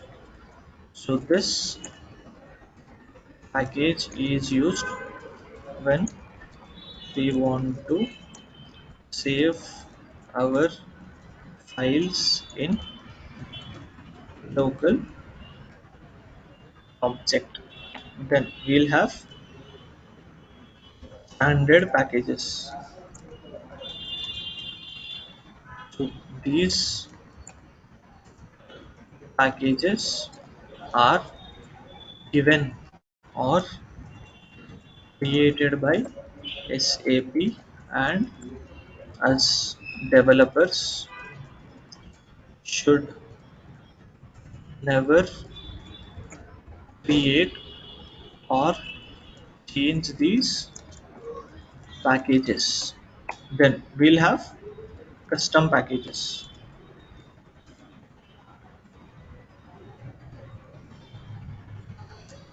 These are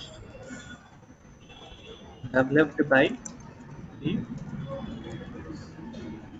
development team or lab team, and mostly 90% of time we should only use custom packages to store the object. So clear, right? Local packages are something that starts with $tmp, that we have seen here $tmp. So this is the name of the package here, $tmp. That means this is a temporary file. So those are, so we only create or we only save our object in our local or temporary packages whenever we are creating any local objects. And again, we'll have standard packages also. So any package that is created or developed by SAP are called as standard packages. So these packages should never be created or changed by the ABAP developers, and we should not capture any custom objects. That means any object that you create should not be saved in standard packages. It should always go to custom packages. So never ever create, change, or do any kind of saving under standard packages. Then we'll have custom packages which we will be creating it. So the packages which are created by the developers to save our development work, those are called as custom packages. And mostly 99% of the time we only work with custom packages. We never ever create standard packages. In sometimes in the other 10% of the time, whenever you're trying to practice or test something, in those situations other 10% you will save it in the local or temporary packages, but 90% it's always custom packages. And standard packages, using standard packages is almost never, like, negligible. You will never do it. So any doubts regarding the package, or the category of the package, or which package to be used at what time?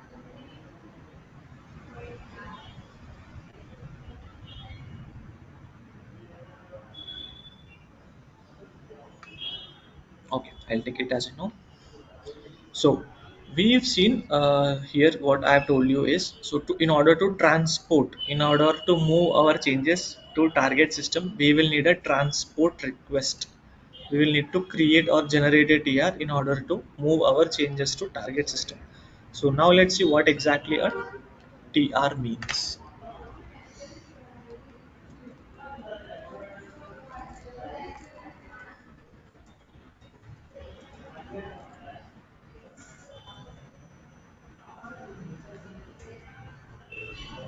So this,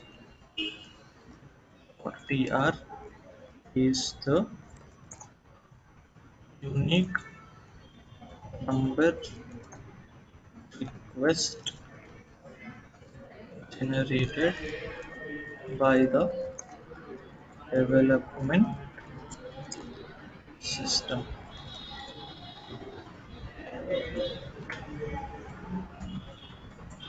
This is used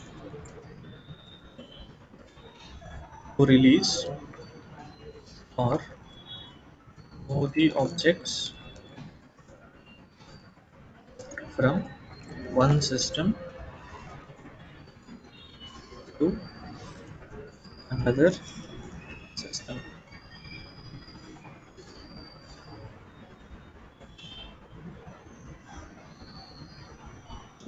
So how to identify a transport request? So it always starts with development system ID followed by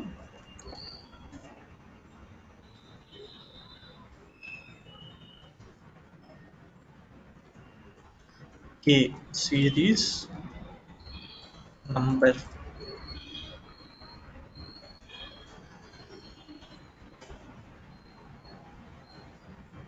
So what does this mean exactly? So first 2 points are clear, I believe. So TR is a unique number that is generated by your development system, because it is always developed. Whenever we create a TR, we only create it in the development system. We cannot create TR, or we should not never create a TR in quality or production system. Make sure that you're always creating a transport request in your development system only. Then the user of the transport request is used to transport or move our objects from development system to target system. Target system is nothing but your either quality or production system. So it is used to transport our objects from development system to quality system or production system. Then it always will start with the development system ID. So now what is a development system ID? So here we have seen that there will be three systems, correct? Development system, quality system, and production system. So every system will have a separate ID. So for example, I'll write it here only. So this could be DEV1, and this could be, so see, the IDs will be different in every project. This is only an example ID that I'm showing here. So this can be different in every project, in every company. Example is this one, and here it could be QUL1. For production it can be ERD1, for example. So these are only examples. Again, I'm telling you, these are only examples. The IDs can be different in every system, every project. So your project team, once you get into a project, the project team will tell you the system ID details. So what is the system ID of the systems that you are having? They'll give you a KT. So a knowledge transfer session will be there once you get into a project. So there they will be explaining you everything: the system landscapes, the project IDs, etc., server details. All these will be given to you on the first day of your project itself. So you don't need to worry on where should I find the system ID and all. You will be getting it from your project team only. So for example, in this case, in this example, my system ID is DEV1. Oh, I'm sorry. It is always a three-letter one. So system ID will always be a three-letter one. It can be alphanumeric. So all the three letters can be alphabets, or it can be like this: DE1, Q, U1, or PR1, something like that. So it can either be DEV also. You can also have QAL. You can also have PRD. So it's totally different. So either you can have complete character alphabets, or you can have a alphanumeric value. So now if we take the example of this one only, DE1. So how will the TR look like if I'm creating a TR in this system? So first, it always starts with the development system ID. What is my development system ID? DEV, sorry, DE1. DE1 is my development system ID, followed by K series number. So after that you will get a K here. So in any project, any company, whenever you are creating any TR, K will always be there. After K, you will have one unique number: 1, 2, 3, 4, 5, 6. So this is a unique number. This will be generated every time. So after K, whatever the number that you are seeing here, this will be created automatically by your system whenever you click on create. So I repeat again. So always your TR will start with the development system ID. If my development system ID is DE1, then it will start with DE1. After which it will have K. So if I'm writing anything in this angular brackets, that means this can be changed, like this will be different in every project. That's the reason I'm using these angular brackets. In generally you'll not on the tr number we you not have these angular brackets, so it will be like de1k 1 2 3 4 5 6 7 8. So this series number will be auto generated by your system once you create the tr. So clear everyone on what is tr, what is a package, what are all the development systems, or what does a K denote? Why not any other letter? Okay. See, this is given by SAP itself. We don't know why they have chosen K. There is no abbreviation of K. To be honest, it doesn't mean anything. It just starts with K. It doesn't denote anything. It's just that SAP gave it like after the system ID K should be there. So that's there. That's it. Okay. Any other doubts? Anyone?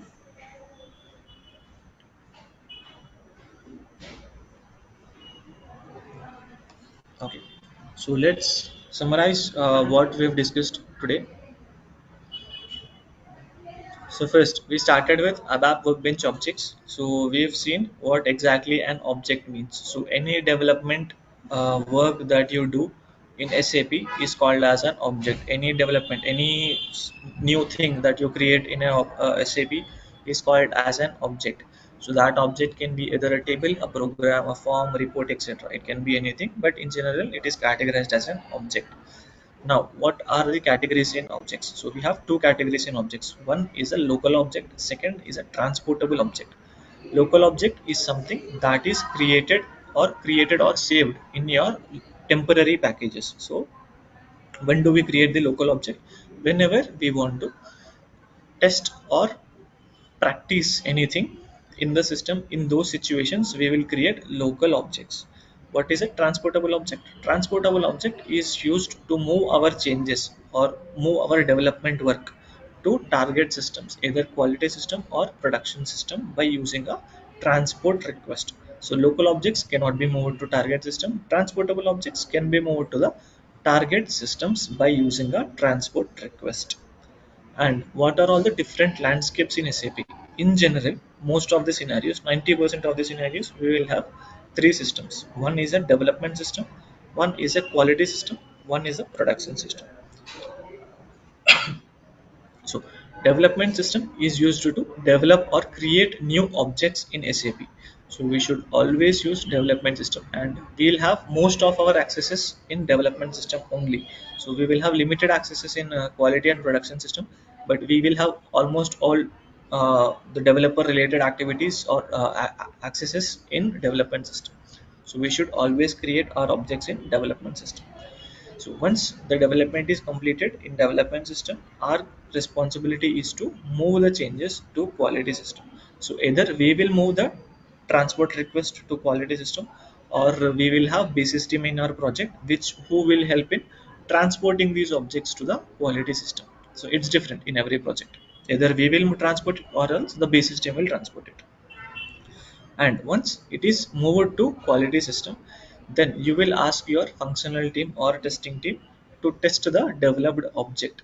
Then they will take around 1 week to 10 days to thoroughly test your object. So once they feel like okay, development is correct, I'm getting the correct data in the output, they will move your transport to the production system. If they feel like the development is not correct, it is not giving me the right data, then they will ask you to correct the code or correct whatever that is not right there, and move the changes again to the quality system. So once you've made the changes, once you've corrected the code, you've corrected the logic, you will again move it to the quality system, and the testing team will again test it. Once you move it again the second time, they'll again test it. And if it fails even in the second time, they'll again ask you to change it. So until and unless the requirement is met or the development is completed as per the business requirement, they'll continue to do the test and we'll have to correct it. So once only when the business requirement is met, only then the changes are moved to production system. And what is a production system? It holds your live data. So all the business transactions that happens every day, every minute, every second, all these are saved in your production system only. In development and quality system, you will not have all that data. So every system will have a different server. So that means if a data available in the production system will not be available in your quality or development systems. So live data is available in production system. So we have to be always careful when we are logging into production system. We have to make sure we are not creating or changing anything or any table entry. Also, we should never ever put a dot or a space in production system, period. We should never do it. Then we've seen what are all the differences between local object and a transportable object. Local object should always be saved in a temporary package, that is your $tmp, and transportable object should always be saved in a transport request. Then in local object, the system will not generate any transport request for local object because you don't want to transport it. See, the whole purpose of a transport request is to move your changes to target system, correct? So if you don't want to move your changes at all, then there is no need of TR at all. So it will never create a transport request for local object. Then transportable object, system generates a unique TR number. TR is your transport request. So we will be using abbreviations too in our training too, because uh, once you're getting into a project, they will not call it as a transport request. Everyone will be calling it as a TR only. So we'll use the abbreviations that are in general used in a project. So system generates a unique TR for the transportable object.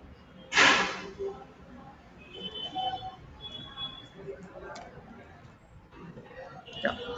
They cannot be released or moved from development to target systems because it doesn't have any transport at all. You cannot move it to quality and production system. But in transportable object, since you are having a TR, you can move it to your target system. Target system is again either your quality or production system.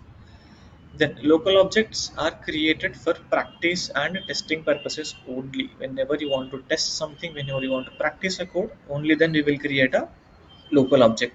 But in real time, in general, when in the project, you will always create a transportable object. You have to create it here whenever you are making a change. Then what exactly is a package? Package is nothing but a folder which is used to collect your objects. So it is nothing but like a folder in your computer, my computer, my laptop. You have my computer in which you'll have folders, different folders. So package is nothing but like that folder only, which will hold your objects. Then categories of packages. So first category is local or temporary package, which is used to save our files in the local object. Then we have standard packages which are created and deployed by our SAP itself. So we should never ever create, change or save any other objects in standard packages. Never work with standard packages. Then we'll have custom packages. Custom packages are created by developers and used by developers. So these are developed by ABAP team itself. So most of the cases, 90% of the cases, we will only save our changes in custom packages. We will never store it in local or standard packages. Then what is a transport request? It is a transport request is a unique number that gets generated by the development system.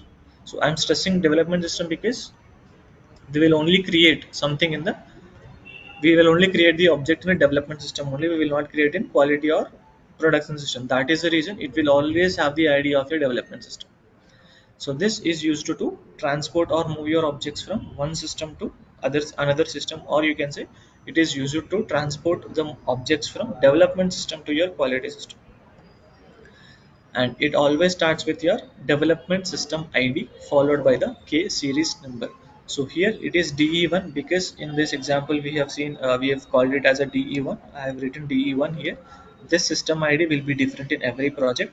The K will be common in every project. After K, this number will be unique. Every time this will be regenerated. This number will be regenerated every time we create a transport request. So any doubts, anyone? Okay, so let me show you the initial screen of SAP. So this is how your first screen. So the first, this is the first screen. Once you log into SAP, this is what you're gonna see in every system. So in every project, this is what you're gonna see. And in here, we have many icons. We have many things which are relevant and irrelevant too. So first, let's discuss about the topics that we have discussed till now. So what we have seen till now is So we've seen what is a transaction code. So I told you that in order to navigate to any particular screen in SAP, we use transaction code. So here this is called as a command field on top left, the one that I'm highlighting here. This is called as a command field in which we'll use or we'll give our transaction code in order to navigate to that particular screen. So let me write it here.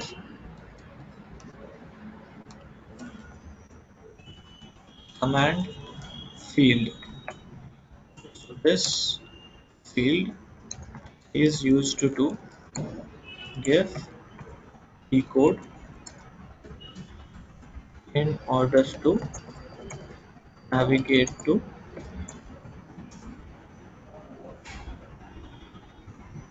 required screen. So this here on top left where this is editable, this is called as a command field.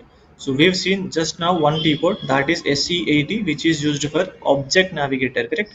So from here if I give SE80, enter, see it's taking me here. So this is my object navigator screen. You can see here it says object navigator, and here you see welcome to the ABAP workbench. So from here you can navigate to any of the ABAP related objects. So here I've shown you a few examples of package, program, table, etc. So here if you see there is a drop down here, it says package. So here and next to that there is an arrow mark here, this is a drop down. So once I click on this, see, all these are ABAP related objects. So these BSP applications are not related to us. WebDyn Pro Internet Service is not related to us. But these development objects, package, program, function to function module, these are related to our ABAP objects. So if you see here, there is also a term called as a local object. So all the local, what is a local object? Any object that is created in a temporary package which cannot be transported to target systems is called as a local object. So here is that local object. So if you want to check any local object also, that you can see it from here. So this is our main screen from which we can navigate to any object that we want to navigate. So anyone has any doubts till now?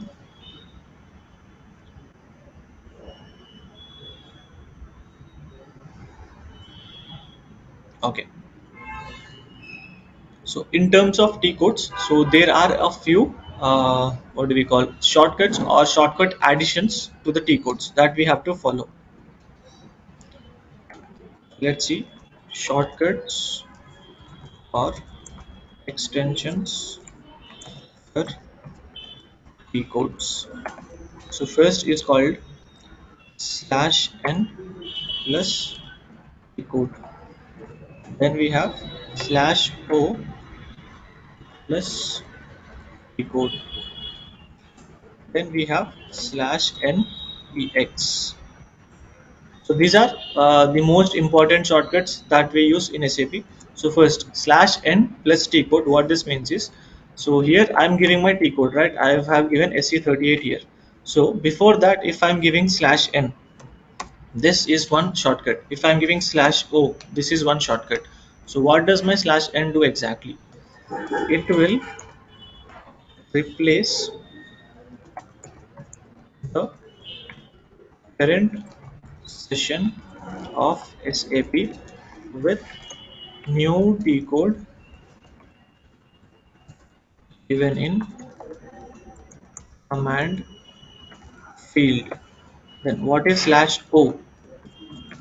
It will create a new session for the T code given in command field. So this /n means it will replace the current session of SAP with the new command that I give from the command field. And /o, instead of terminating, instead of closing the current session, it will create a new screen. It will open a new screen with the T code that I've given here. So let's see in live. For example, this is SE80. Let me go back to my initial screen, or you can use these shortcuts from any screen that you want to. For example, now I'm in the object navigator screen. So from here, if I give /n SE80, so if I'm giving this, see what happens. So this is again reloaded. I'm only having one screen. Okay, this might be a little confusing. So let me give any other T code. For example, if I give slash n SE level. So see, the current screen that we are in is the object navigator screen. If I'm giving slash n SE11, SE11 is another again a T code. I'll tell you what exactly is SE11 when we go to the next chapters or to on the creation of the tables. But for now, just understand SE11 is a T code. So I'm giving slash n SE11. See how the system behaves. See, it opened my ABAP dictionary from which I can navigate to few ABAP related objects. But see, it has terminated my current session. Object navigator screen is not there anymore. So it replaced my object navigator screen with this screen. So again, let me show you. If I'm giving slash n SE80, now I want to open SE80 object navigator again. See what it does. See, it replaced my SE11 with SE80. Again, I'm back to my SE80. So slash n is used to terminate my current session and open the new command that I'm giving from this particular command field here. So then we have slash o. So instead of slash n, if I'm giving o here, see what happens. I'll give SE11. Enter. See, it took more to the SE11 screen, but if you observe here, see the object navigator screen is still there. So instead of replacing my object navigator screen, it opened a new session for my ABAP dictionary. So slash n is used to replace the current session with a new session. Slash o is used to create new session without terminating the existing session. So I can give slash o again SE80. See, again it took me to the object navigator screen, but did it terminate my older screen SE11? No, it's still there. So without terminating this, it took me to the object navigator screen. So clear everyone on slash n and slash o, when to use slash and oh, is the screen stuck?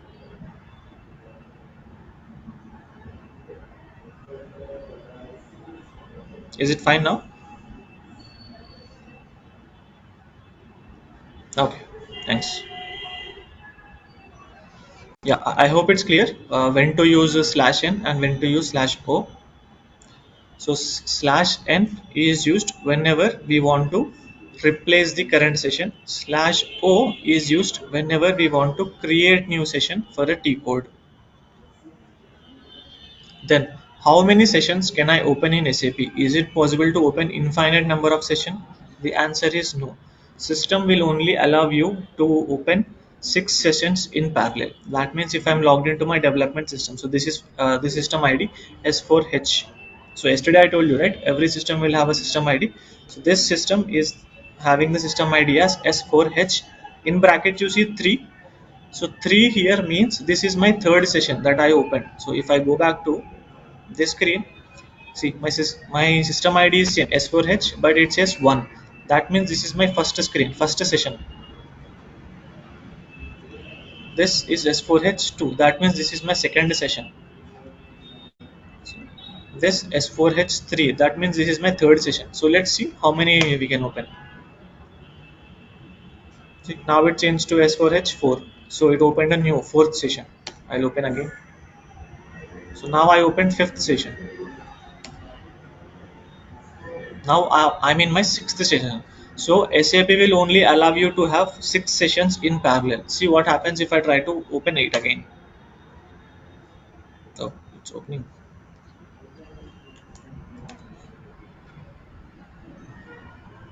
Okay, I'm guessing this is a test system. That is the reason you are able to navigate to more than 6 screens.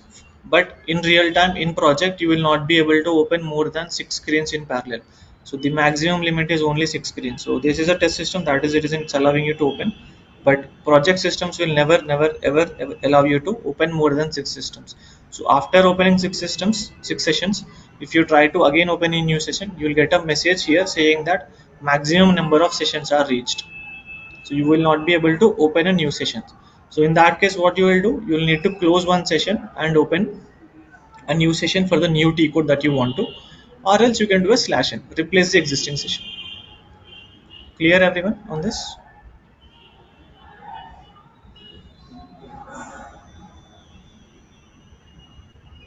Okay. So what we have seen is slash n is used to replace the existing session. Slash o is used to create new session, and the maximum number of sessions that we can open in SAP is only 6. So beyond 6, we cannot open any sessions in SAP. Then the final shortcut slash n ex. It is used to exit from SAP. That means, so here I am logged into my 6 sessions. If you see, I have 6 sessions opened here. So with one command, I can directly log off from SAP. That is slash n ex.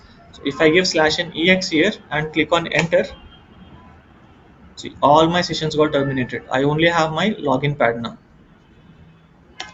So let me log back in.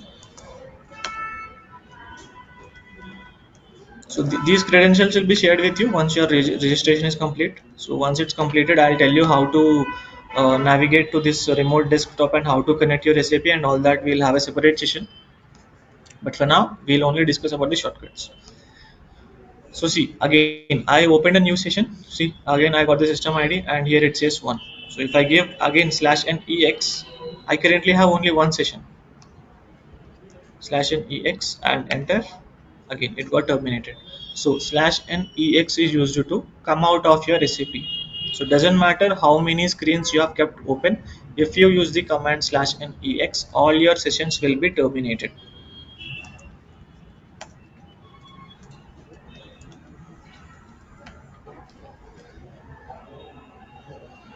So clear everyone till this point, or anyone having any doubts?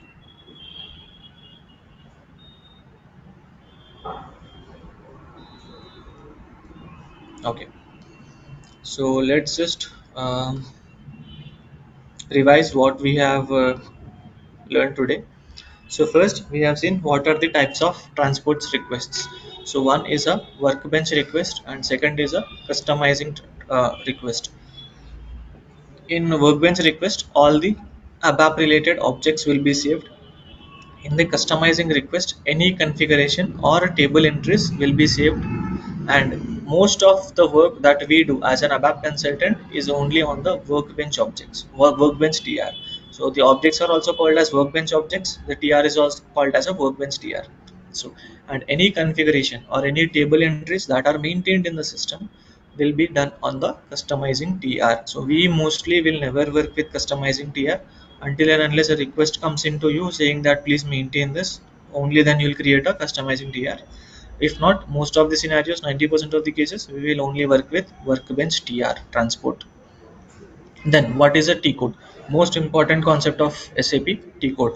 If we don't know what is a T code, you can never navigate to any screen in SAP. You will be stuck in this point only. You will not know where to navigate, what to do from here.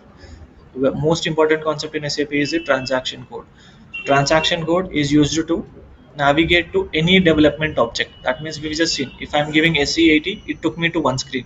When I gave SE11, it took me to another screen. So in order to navigate to different applications in SAP, we'll use different T codes. So the T codes that I've used here are standard T codes again, because these are not starting with Z or Y. You see, if I remove slash O, it's starting with S. S is a reserved alphabet by SAP itself. So any alphabet that is in between A to X, that means it is a SAP developed object. So this is starting with this. That means this is a SAP. This is a T code given by SAP itself. Yeah. So and as an example, we've seen all the objects or all the T codes that are starting with SE followed by a number are all ABAP related T codes. So we have seen two T codes till now, right? So SE80 and SE11. So both of these are related to ABAP T codes. Then we have SM. SM is used to maintain the data in the database. So mostly it's related to maintenance work. So that is taken care by your functional team, not ABAP team, but functional team. We have few T codes which starts with SM2. We'll see a few T codes too as we proceed further. So these will be taken care by your functional team. Then what are all the types of transaction codes we have in the system? First is a standard transaction code. Second is a customizing transaction code. So any T code or any Standard T codes is something that is created by your SAP. As an ABAPer, we will reuse it. What is meant by reuse? So here I'm using it to navigate to this particular screen. So this is called as reusing it. That means I'm only using it for my purpose to create something. But I will never ever go ahead and change this object. I will never go and change my standard T code. We will never do it. So we will only reuse the existing standard T codes, but we will never modify the standard T codes. Then customizing T code. Customizing T codes are created by the ABAP consultants and can be modified as per the requirement. For example, I've created a report. So from here, I've created a program. So for this program, I've created one T code as per the requirement. Now business comes in and tell me that okay, change something from this transaction code. I want the look and feel of this transaction code to be different. In those cases, you can modify your existing transaction codes. You will create and modify the existing transaction codes. Then we've seen what is a custom object and a standard object. So object is something that are there in the SAP. So we create the objects. So these are categorized into standard objects and custom objects. So standard objects are created by SAP, and we ABAP consultants should never change the standard objects, even though if it's allowing you. So in normal ECC systems, it will not allow you to change the standard objects, but in HANA system, it will allow you to change the standard objects. But that doesn't mean we should change it directly. We should never change. Although it allows us to change, we should never ever change standard objects. Then custom objects. So custom objects are created by ABAP consultant as per the business requirements. We can modify, we can create, we can delete custom objects. We can do any sort of operations on custom objects, but not on standard objects. We can only reuse the standard objects as per our requirement. Then how to identify the standard or custom object? So any object that is starting with Y or Z is a custom object, and any object that is starting with any letter from A to X other than Y and Z, it is called, they are all standard objects. So this is the key factor on how to identify your standard and custom objects. So always whenever we try to create any object, we will create it using Z or Y. And in most of the projects in real time, because most as per the current market situations, people only use Z. So for that reason, going further in our training also, we'll use only Z whenever we try to create anything in the system. So here if you say as an example, ZEMP, ZEMP, ZEMP, Z sales, etc., etc. It doesn't matter what object that you're creating, be it a table, be it a program, be it a form, be it anything, be it a function module, be it a package. Anything should start with Z. Any custom object should start with Z. Then we have seen what is an object navigator. So object navigator, it is used to navigate to any workbench, ABAP workbench object. So this is the screen of the object navigator. This is how it looks like. So from here we can navigate to any of the ABAP related objects. So from these all are not ABAP related objects again. So as we proceed in the training, I'll tell you how many of these things come under ABAP repository. Don't worry, we'll not work on all these things. We'll only work on a few. So this is used as a central repository or a central point of entry to any ABAP related object, that is SE80. SE80 is the T code to go to object navigator. Then we have seen what is a command field. Command field is the top left field that is enabled that from in where you can add your text like this. So which is used to add your text and is used to navigate to that particular application. So this is used to as an input for your transaction code. So this is where you enter your transaction code. After you enter it, it will take you to the respective application. Then we have seen a few shortcuts forever, or few shortcuts or extensions to our T codes. And again, this extension can be given to any T code, standard or custom, doesn't matter. It can be given to anything. So if I'm creating a, so now we have seen SE11 and SE80 with /n and /ex, right? So if I'm creating a custom object, then if I'm giving the custom T code name as ZSE80, so here I can also give like this /n ZSE80 or /n ZSE11. So I can give anything, but it should start with a Z. So these shortcuts will work with both custom and standard transaction codes. Then yeah, slash n is used to replace the current session with the new T code that is given in the command field, and slash o is used to create a new session for the T code that you are giving in the command field. So these two, we should be knowing when to use what as per like if you want to replace the screen, then use slash n. If you want a new session to be open, then use slash o. And the maximum number of screens that can be opened in SAP in parallel is only 6.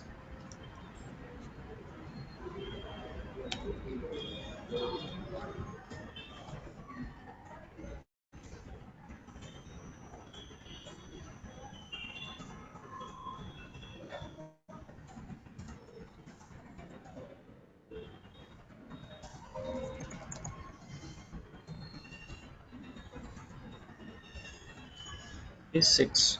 So after this, you cannot open any new session. So after 6 sessions, if we try to create new session, then system will show a message stating maximum number of we sessions are opened. So yeah, since this is a test system, I'm not able to show you exactly how that comes up. But yeah, in general, in project, after 6 sessions, you'll get the message pop up here. You'll get a pop up message here that will say maximum number of GUI sessions are opened. So you can only open up to 6 sessions in SAP.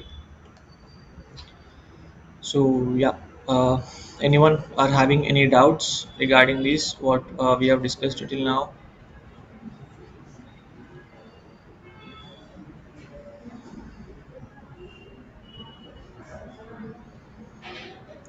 So with this class, we complete the SAP introduction. So from the next class, we will see the development work. So once a chapter or a session is completed, you will receive the total documentation of it too. So this is how the total documentation will look like. Where is it? Let me see. We've seen what are the types of transport requests that are available in SAP. First was the Workbench transport request, and which is a technical transport request under which most of the ABAP related objects are saved. So we will work mostly with the Workbench TRs going ahead. Then we have customizing TR. So in customizing TR, we will have any of the configurations related to SAP, or if we want to maintain any data in any database tables, in that case, we will use the customizing TR. So who will use the customizing TR? Most of the functional consultants will be using these customizing TRs because they will be maintaining the data in the database and they will be doing the configurations. So as an ABAPer, we will only work with Workbench TRs. Then we've seen transaction code concept. So transaction code is the one of the most important topics in SAP because only using the transaction codes we can navigate to the different screens of SAP. So if you don't know the transaction code of a particular application, then we will not be able to even open that application in SAP. So it is a shortcut which is used to navigate to any application in SAP. So as an example, we will see SE star or all the T codes. Any T code that is starting with SE will be related to ABAP T codes. Any T code starting with SM or maintenance T codes are the functional T codes. So here SE stands for system engineering and SM stands for system maintenance. So we are the system engineers. So we use SET codes. Most of the functional team does the maintenance work in their customizing TRs. So we'll have SM here. Then what are the types of transaction code? Like how many types of T codes do we have in SAP? So first is a SAP standard T code. So standard T codes are created by SAP, and we as an ABAPer, we will never change anything on the standard any property of the standard T code. We will only reuse the existing standard T codes given by SAP to navigate to that particular applications or that programs or applications, anything, be it anything, but we'll only reuse it, we'll never change it.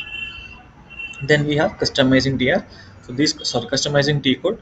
So this customizing t code is created by the abap people itself. So we abap consultants will create the customizing t codes, and these can be modified as per the requirement. So if the requirement changes going further after you created the t code, you are free to edit your t code. Then standard and custom objects, different type of objects. So first, standard objects. These are again created by SAP, and the ABAP consultant should never ever change the standard objects. So we can only reuse this in our programming or anywhere, wherever we want to. We can only reuse these things, but we should never change the standard objects. Then we'll have custom objects. So custom objects are created by ABAP consultants as per the business requirements. So we are at a free will to change, create, or delete any of the custom objects, but we should never touch the standard objects. Then how to identify whether the existing object is a standard object or a custom object. So SAP has given flexibility to consultants to only use Z and Y. Only these two letters are allowed to the ABAPers or to any SAP consultant to create the object in SAP. All the letters other than Y and Z, that is A to X, are reserved by SAP. So these naming conventions are reserved by SAP. We should not create any object that is starting in between A to X. We should only use Y or Z. And again, among Y or Z, in most of the projects out there, Z is the mostly used letter at the beginning of a program or any object, a table, a report, anything. Z is the a prerequisite. So going further in our training also, we'll be using Z only. Then we have seen Object Navigator, and the T code for Object Navigator is SE80. Though it is used to navigate to any ABAP Workbench objects in the system. So first, what we will do once you log into SAP, we'll go to go to the command field.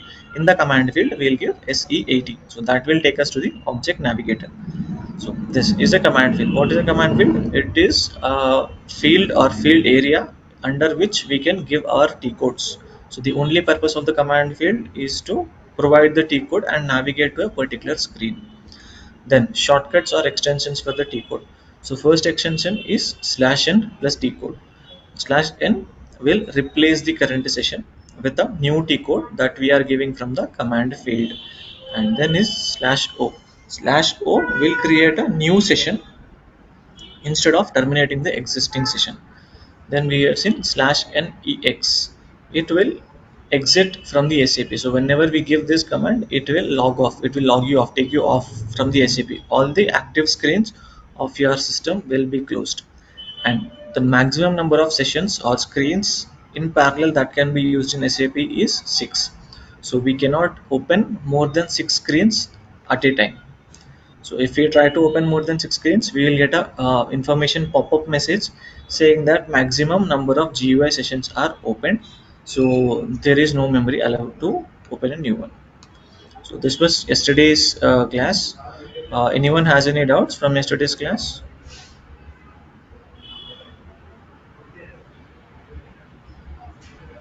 All right, cool. So let's move on to the next topic. That is, so yesterday or day before yesterday, we seen what is a package. So what's a package? Package is a folder which is used to store your objects. So it is a collection of objects. It is nothing but a folder in which all your objects will be stored. So today, let's see how to create a package.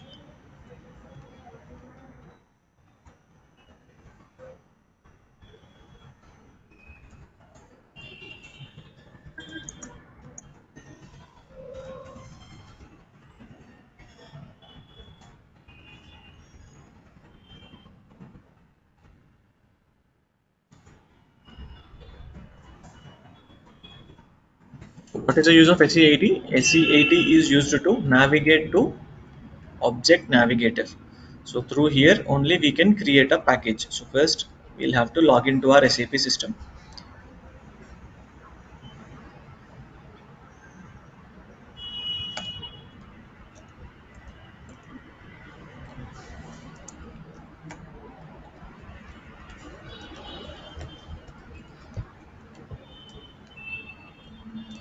So this is the initial screen of SAP. We have seen this yesterday too. This is the initial screen, first screen.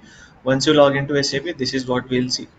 So this is the command field on top left that we see here, that which is editable field. This is the command field. So here we'll give our T code SE80. So it took me to the object navigator screen. This is the screen of object navigator. So here if you see, by default package is selected, so it will hold the, sorry, from here we can create our own packages. So first, even if it's in a different tab here, for example, when you open it, if it's in the program like this, then from here we'll have to click on this drop down. First, object category, you see. So once I'm taking my cursor on top of the field, you can see it says object category. So we have to select the first object category. Which object do you want to create? I want to create a package, so I'll select package here. Then what is the name that you want to, with which you want to create a package? So first, as I told you, all the custom objects should start with Z. So first Z, then we'll give test underscore ABAP. Okay, this is the package that I want to create, Z test ABAP. After giving your object name here, you see a spectacle symbol here, display. So click on this. See, it says package ztest abap does not exist in the system. Do you want to create the object? Yes, I want to create the object. So I'll click on yes. See, we have a pop-up here which says create package. I'm getting my package name here. Then it is asking me to fill some short description. So this you can fill on your own, anything that you want to fill. So for now, I'll fill it as test package. Then application component is totally optional. If you want to give it, you can give it to this F4 help. Now what is this F4 help? See, if you see this particular icon that is highlighted here, this is called as F4 help.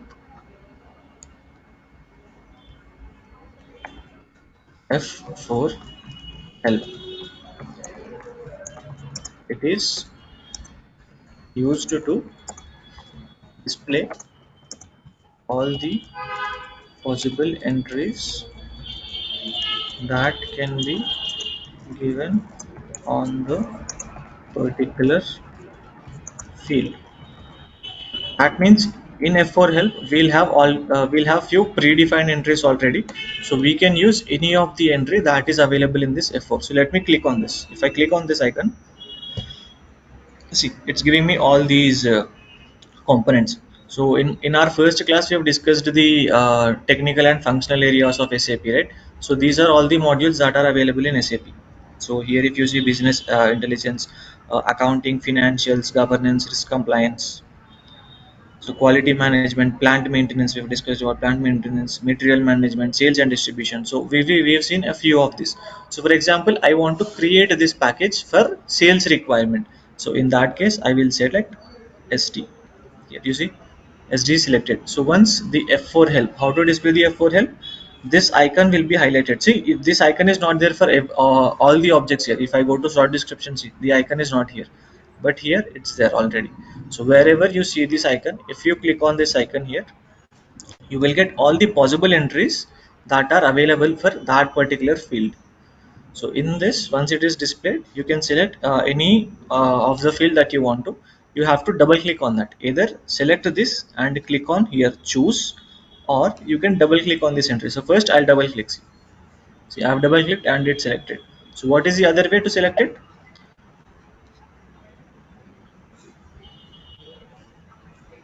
So just do one click on this and you can click on choose here. Choose. It's selected. So software component, it will take on its own. You don't need to change it. Transportation layer will be filled automatically whenever you create it in your project. So you don't need to change it too. So in the F4, if you see, we have SAP as a transport layer. You might have different transport layers, so this will be different in every project. So this will be by defaultly selected. Then super package, I do not have any super package. I want to create a new package, so I will not select it. Then package type, you see development package. Yes, I want this to be a development package. So always we will create development packages only. Then encapsulated, ignore this checkbox. We will never check this checkbox. Then I'll click on OK. So once all my details are filled here, verify whether after filling all the details, once again verify if everything is correct or not. After that, click on continue, or enter. You can do anything. See, what is it prompting for now? It is asking me to create a transport request. So prompt for a local workbench request. We have seen yesterday, right? Different types of TRs. So where is it? Yeah. So here you see workbench TR and customizing TR. What did we discuss? Workbench TR is used to hold all your ABAP related objects. So since I am trying to create an ABAP related object here, package is an ABAP related object, it is pitching for a workbench request here. If you see prompt for local workbench request. Now how to create the TR? If you see here, by default the TR is selected. You don't need to, you should never select the by default TR that comes up here. You should click on create icon here. There is an icon called as create request here. This one that my cursor is currently on. It says create request. Click on this icon, then you will get this pop-up wherein if you see currently the request number field is grayed out. This is grayed out. I cannot edit it. Even if I try to type something, it will not allow me because it is grayed out. And here it says workbench request. So only editable field for me is short description. So I'll fill test tr to store my package. So this is the short description that I want to give here. After giving the short description, you don't need to select or give, ignore the project, we will not give anything, ignore the target, we will not give anything, we will only fill the short description here, and we will click on save here, save or enter. So if you observe, if I'm taking my cursor onto a particular icon, I'm getting the prompt below. So if you see, it says save, in bracket it says enter. So either you can click on this icon, or else you can click on enter from your keyboard. So both will work. So if I'm clicking on save, see now it gave me a generated TR. So what did we discuss, how the TR will look like? If you see here, so any TR will start with the first system ID with K, and then followed by a system generated number. Yes. So see this first, what is my system here? I've shown you yesterday, this is my system name, S4H is my system name. So it took my system ID S4H, then K followed by K, and then the system generated number. So this is generated by your system itself. Once you fill the short description and click on save, this will be generated by your system itself. So once your TR is created, here now my TR is created, I'll need to click on OK, continue.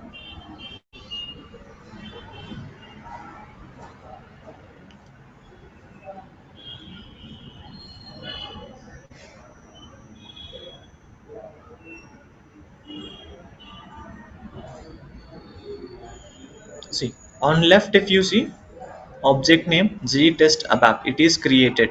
So how do we open it? We have to double click the object name to in order to open it. So let me double click this. See on right, all my package details are available.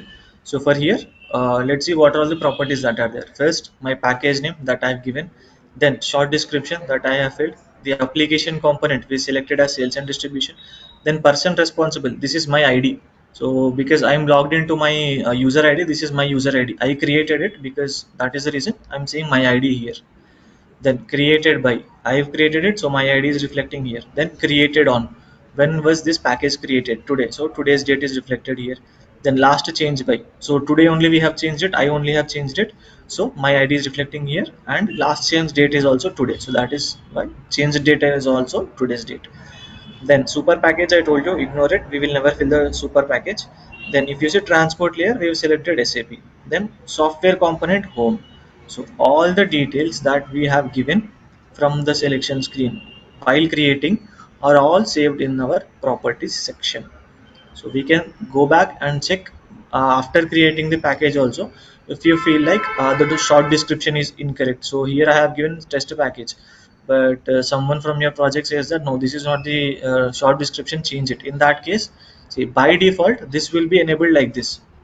All the screen, all the fields are non-editable. See all the fields are grayed out. Even if I try to edit it, it will not allow me to edit it. So how to change it?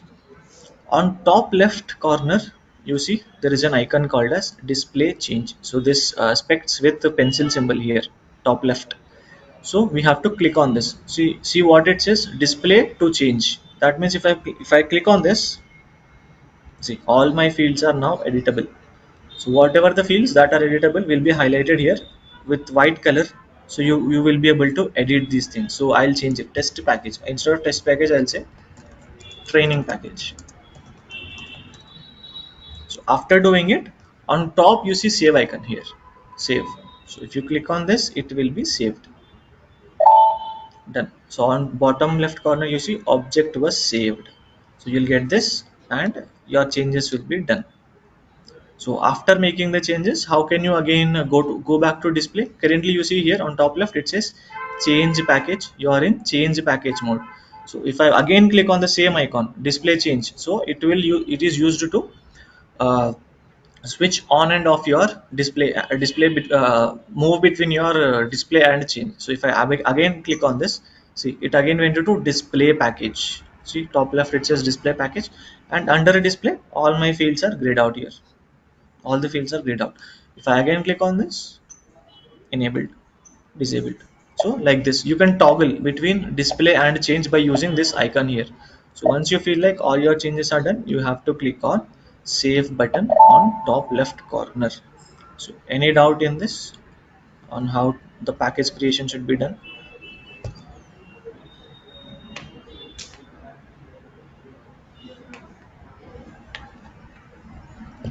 Okay, fine. Yeah, so you don't need to remember all these steps too, because I feel like yesterday the documents were already shared with you.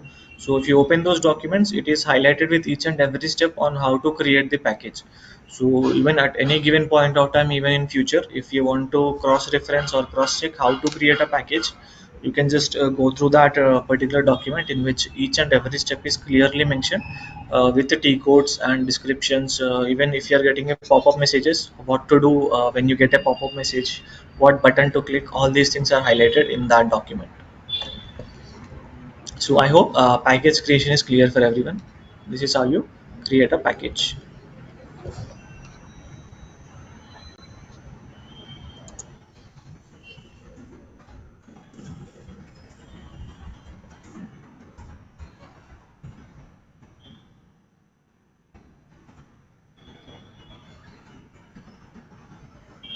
So yeah, so with this, the first chapter or the introduction of ABAP or an introduction to the technical area of SAP is completed. So now we'll move to the second chapter. So second chapter name is data dictionary.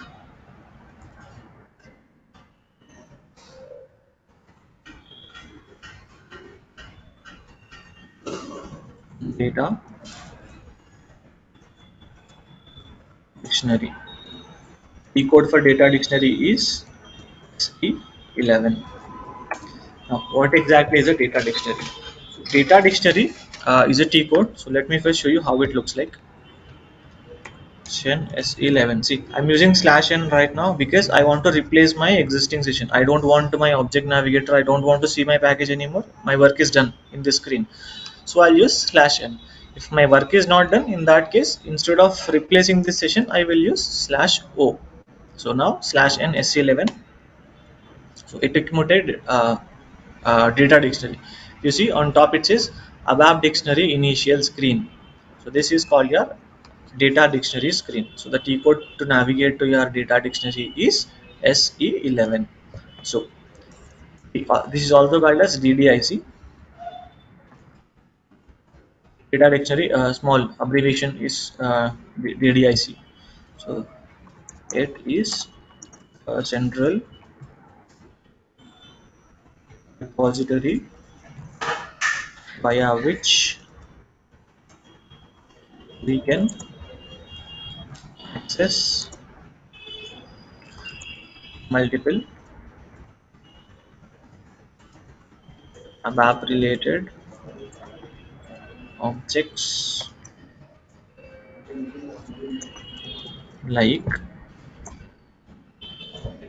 table, structure, domain, data element, etc.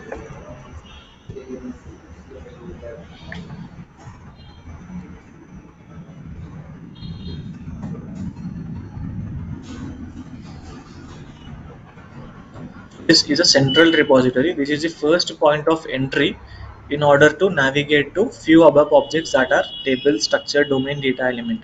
So these things you can also see it here. Since it's database, table, view, data type, type group, domain, search, block object. So in order to navigate to any of these objects, SE11 is the only T code. So if you give SE11 in the command field, it will take you to the initial screen of my data dictionary. So first, in the data dictionary, let's see first. We'll go in order wise. So first, what is your database table?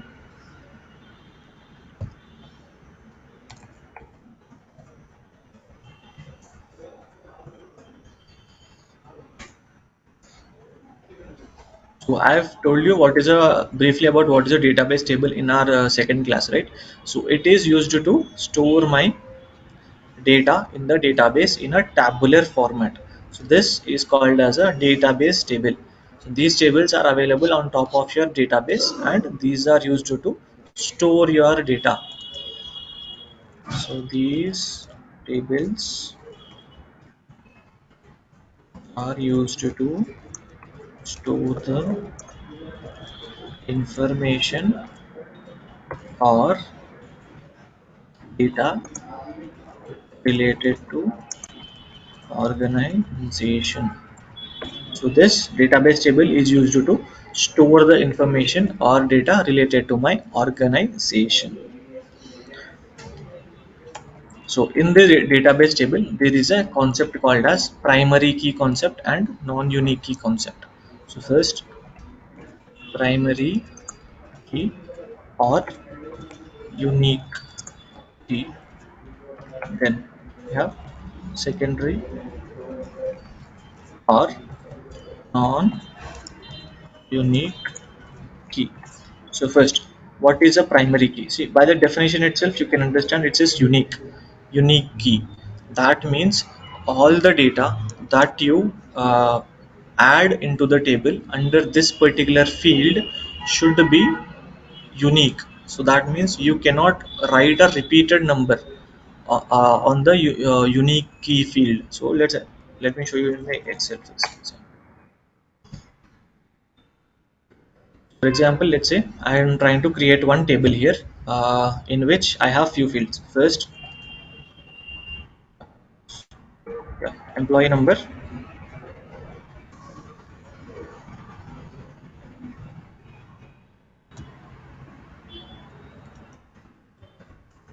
employee name,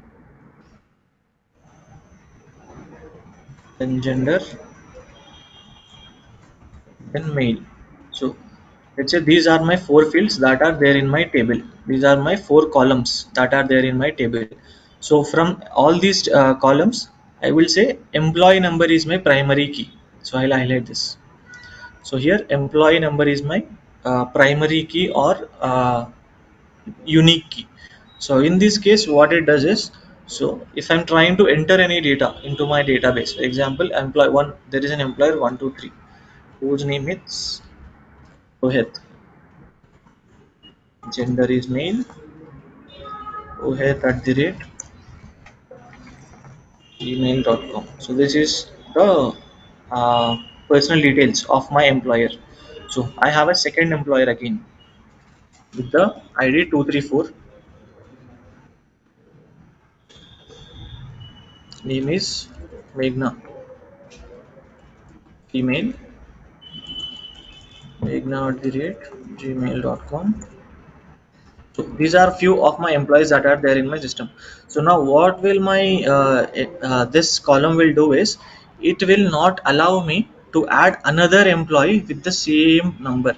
So for example, if I'm already having 123 234 here, so I cannot add 123 again for a different employee name. For example, I have a third person here whose name is Krishna. He's male.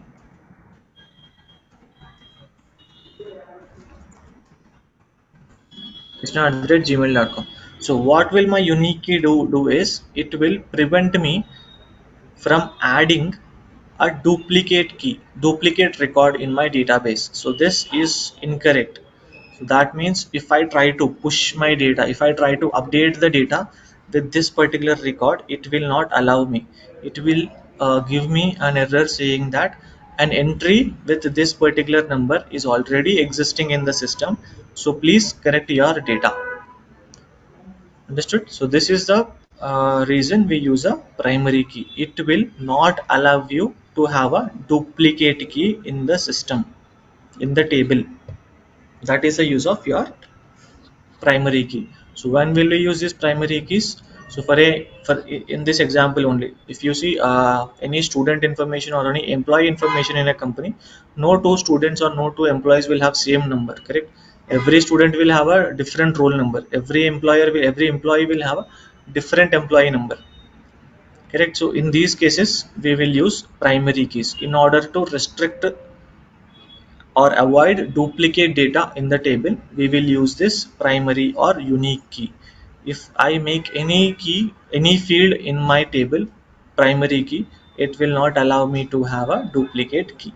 So that is the whole purpose of my primary key concept. Any doubts on primary key?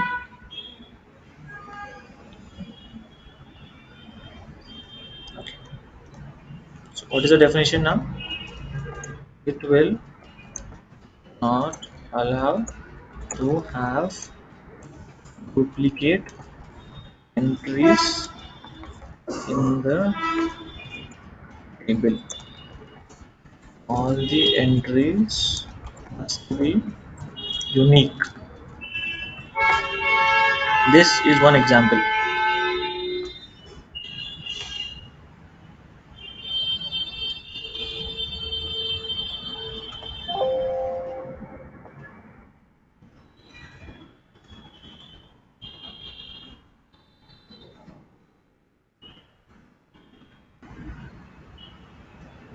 So this here is one example for my unique.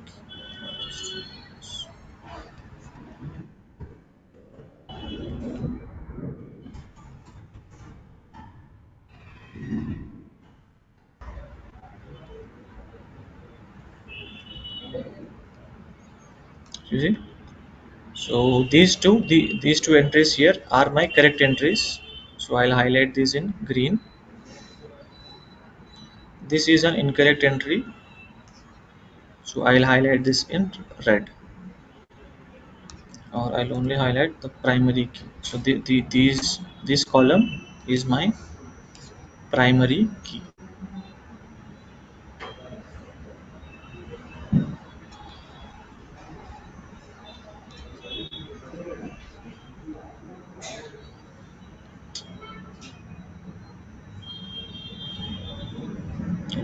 So this is my primary key. So here it only allowed me to have unique uh, unique entries in that particular field, in that particular column.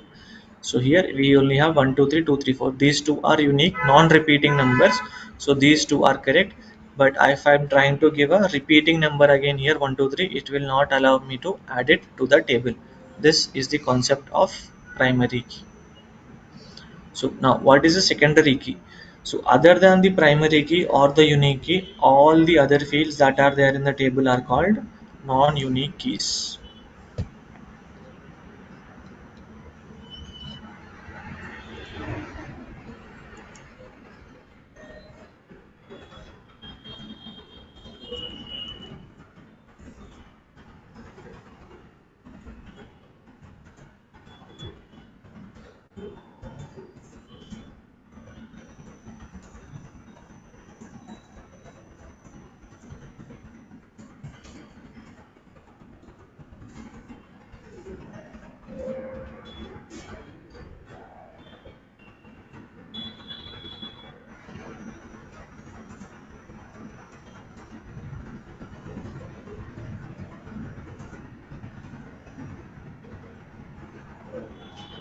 Called secondary keys or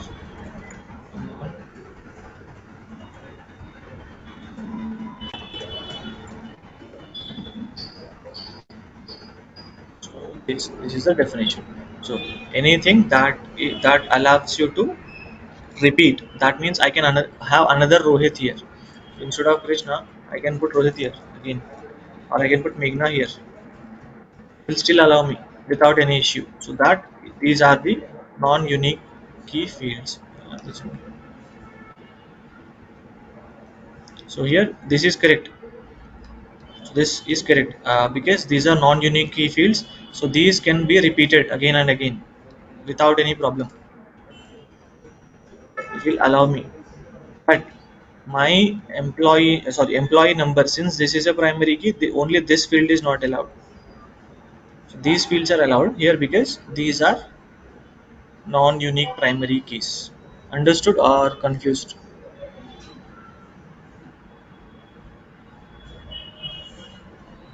Okay.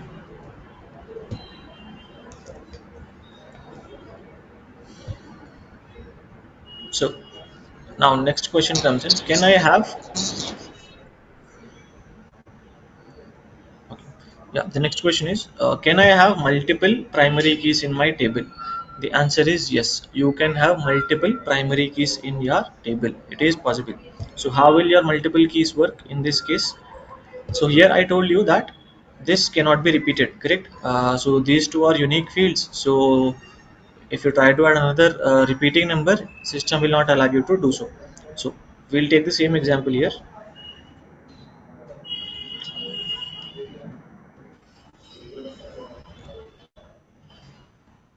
I'll take the same example, but now what I'll do now is I'll make employee name also as a primary key.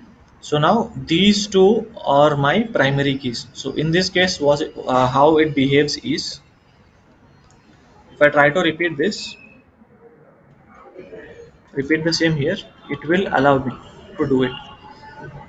So in case of one primary key, how system will behave is, it will check in column wise. So it will start from the beginning. It will start doing the search. When I'm trying to add a new entry, it will try to do the search from top. So it will check whether 123 is already there in the system. Yes. So it will give me an error. But in case of multiple primary keys, how it will behave is, it will check in terms of combinations. So that means it will check multiple key field relationships. So here if I try to enter 123, it will try to check, is 123 available in the system first? Yes, it is available. Then do I have another primary key in my system? Yes. What is the primary key? Employee name. So what is the employee name that is given here? Krishna. Then it will check, is Krishna already there in my employee table? No. So that means this is correct. So that is the reason it will allow you to have uh, multiple entries here, means multiple duplicates here. Even though this is a duplicate number, employee number is a duplicate number, since you are having a unique relationship between two different fields here, it will allow you. So in this case, what is a failure case? If I try to enter 234 and Meghna again, this is incorrect. Why? Because now it will first try to search again from the top. It will search whether 234 is there in the system or not. Yes, it is there. Then the question comes in, do I have another primary key in my table? Yes, I have. What is that? Employee name. Then what is the employee name that user is trying to give? Meghna. Do I have Meghna in the table? The answer is yes, Meghna is already there in the table, so it will not allow you. So in this case, if there are two primary keys, the search happens on two. If there are three primary keys, the search happens on three keys or three fields. So this is how your primary key concept works. So as your number of keys keeps on increasing, the search criteria will keep changing. So any doubts on multiple primary keys?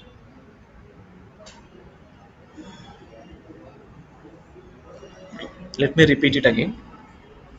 So in terms of single primary key, this is a single primary key. Search will only happen on one particular column. So whatever the column that I'm making as primary, a key field, only on that particular column, the search will happen from top to bottom. It will search whether the new entry that I'm trying to give here, this is a new entry that I'm trying to give here, is this already existing in the system in this particular column or not? If it is existing, yes, straight away it will throw the error that 123 is already there in the system. Then in terms of multiple keys, this is a multiple key concept. First it will check whether the new entry that I'm trying to give, is it there in the system. So these two are my new entries. So let's take example of these two now. So first, when I'm giving this entry, first it will check whether 123 is already existing in the system or not. The answer is yes, it is existing.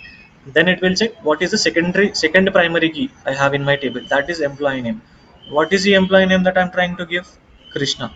Is Krishna already existing in my table? No. So that means this is a positive entry that I'm trying to give. There is no issue with my entry that I'm trying to give, so it will take it. But in case of my last entry here, first it will check whether 234 is already existing in the table or not. It is existing, so that means then it will check whether employee in under employee name are we giving the correct entry or not. It will take Meghna. So then it will start doing the search on Meghna. Is Meghna existing in the system? Yes. That means a unique relationship is not established between both the primary keys. So 234 Meghna, 234 Meghna is already there in the system, so this is an incorrect entry. Primary and secondary key concept is very important whenever we are trying to create a table. So if you are having any doubts, please do not hesitate to ask.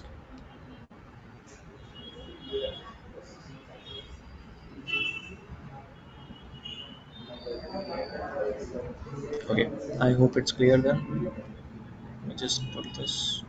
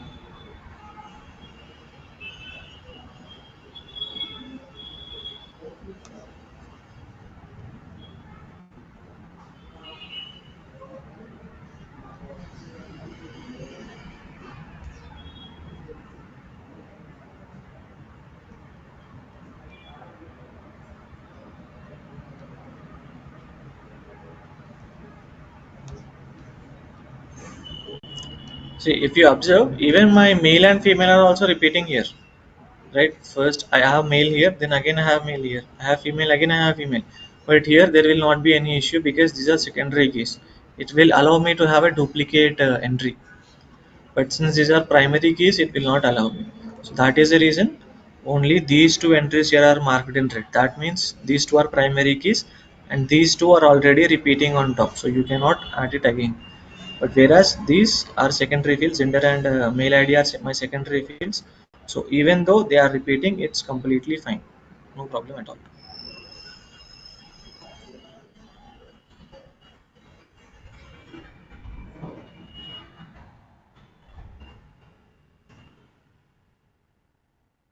So this is the concept of primary and secondary keys. So let's revise what we have discussed today.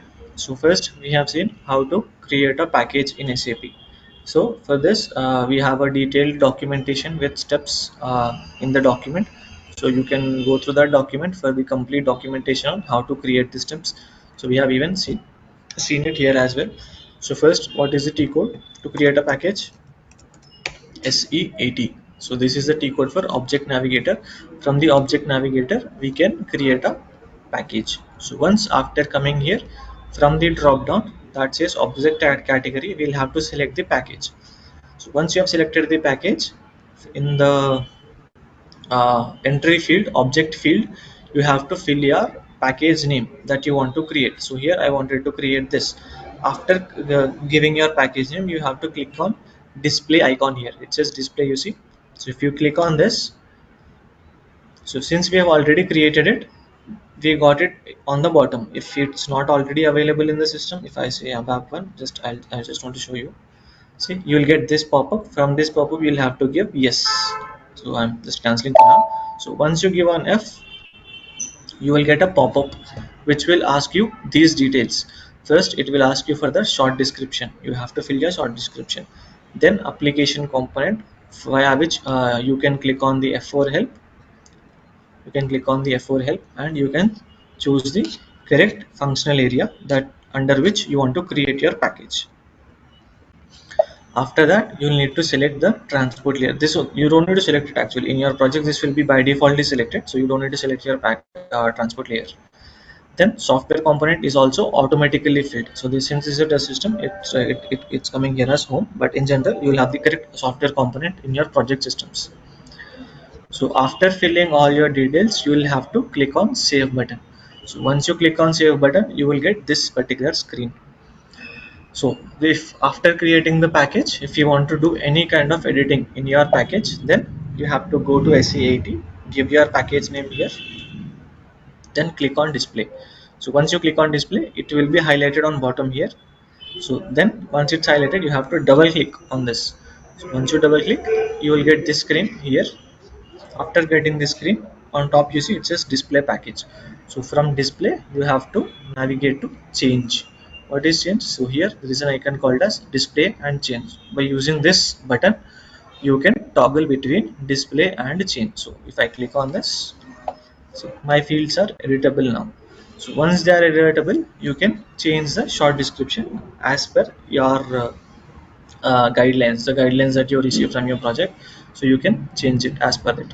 So once all the things are done, once you feel like all the fields are edited properly, then you will have to click on save button on top left. Once you have saved it, you can go back to display. So this is how you create a package. Then up and F4 help is used to show you all the possible entries. Then we have seen what is data dictionary. So what is the T code for data dictionary? SE11. S11 is the T code that will take you to the initial screen of your data dictionary. Here you will see multiple components that are available in the SAP, which comes under ABAP. Right, it is a central repository via which we can access multiple ABAP related objects. Then we have seen what is a database table. So database table is used to store the information or data related to my organization. So any data that is available in the system will be stored in your database tables, and this is the structure of your database tables. This is how it will look like. Then we have seen concept of primary key and secondary key. What is a primary key?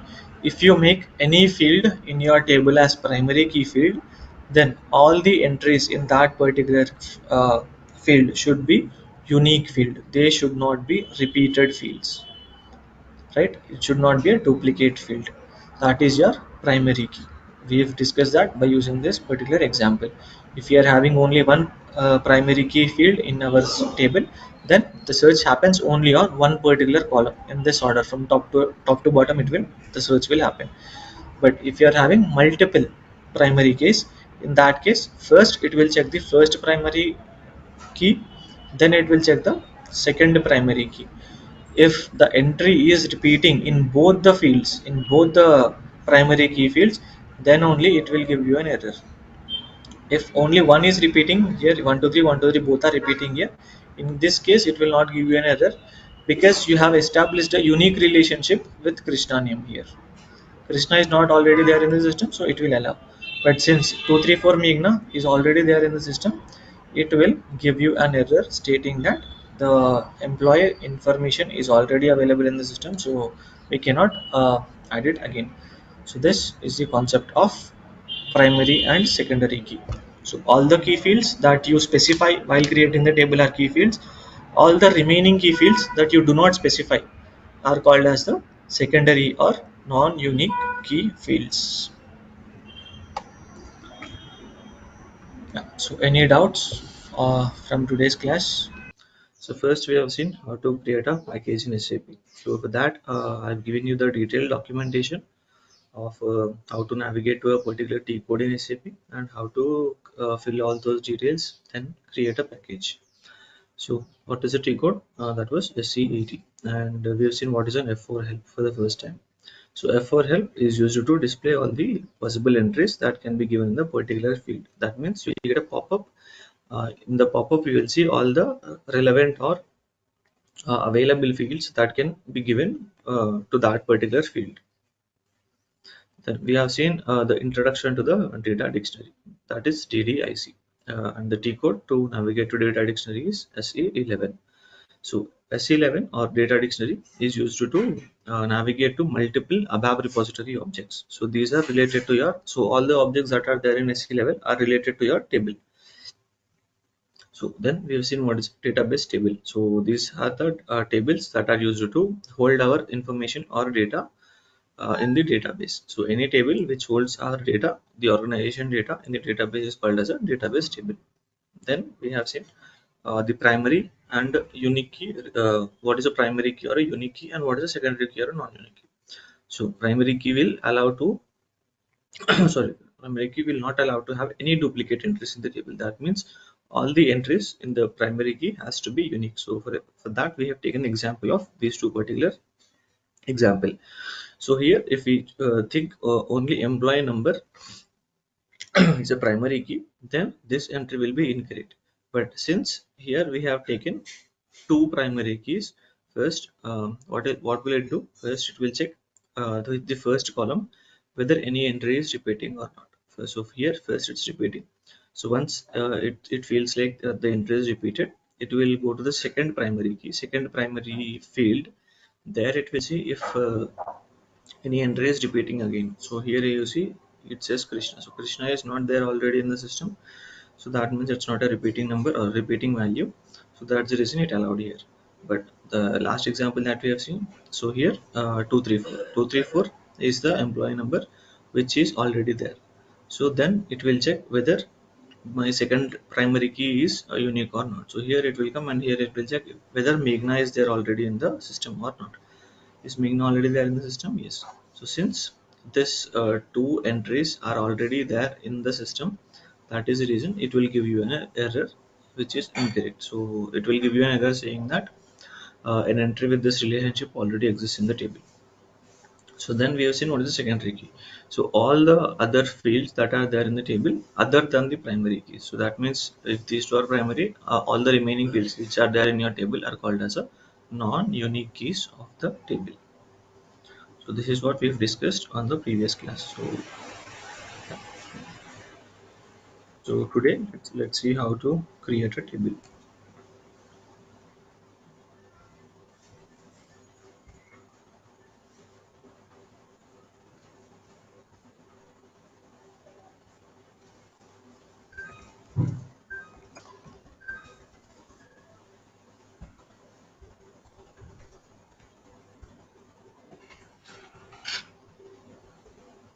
So even for this, there is a detailed documentation given in the document that is already shared to you.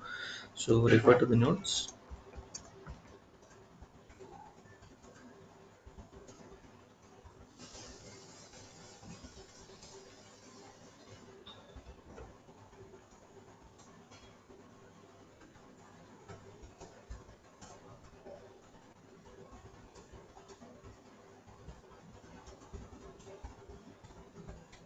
So refer to the document which will show you the each and every step that is required that you are supposed to follow to in order to create this table in SAP. So yeah, let's quickly navigate to SAP.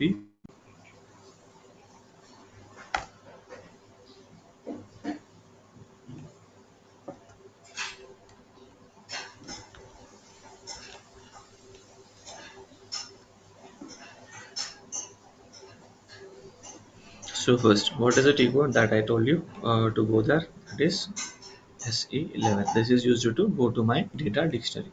So first we'll give in the command field here SE11. Enter.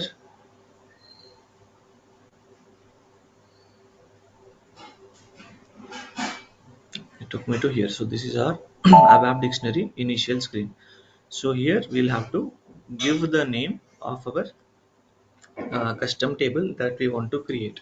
So in the third class, I told you that whenever you are creating any custom object, it should either start with Z or Y. So Since most of the projects uses Z, so I'm gonna use Z as well. So first I'll give Z. Then after that, you can give any your project specific naming convention or your own naming convention if your project is not having any particular naming convention. So since now we are only creating is a test, so first I'll give is test underscore ht. So this is my database table name. So once you after giving your the name of your database table, click on create.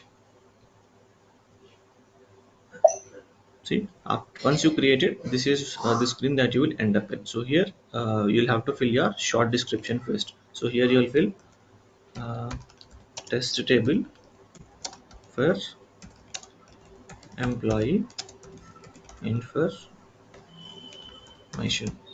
So this is a user specific description. You can give anything that you want to. Then in delivery class, we have a mandatory field. So how to identify a mandatory and non-mandatory field? So you see here, there is a check here. If you observe, there is a small checkbox type of check here.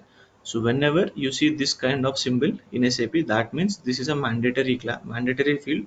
You have to fill it. See what happens. See if I'm trying to navigate to any other tab here without filling this particular value, it says fill out all the required entry fields. So that means all the mandatory fields has to be filled whenever you want to navigate to any particular screen. So that's the reason we fill it. So here if you see there is an again a search help here, F4 help. So let's click on it. See, it gave us some options. So this defines how the delivery class of the table should be.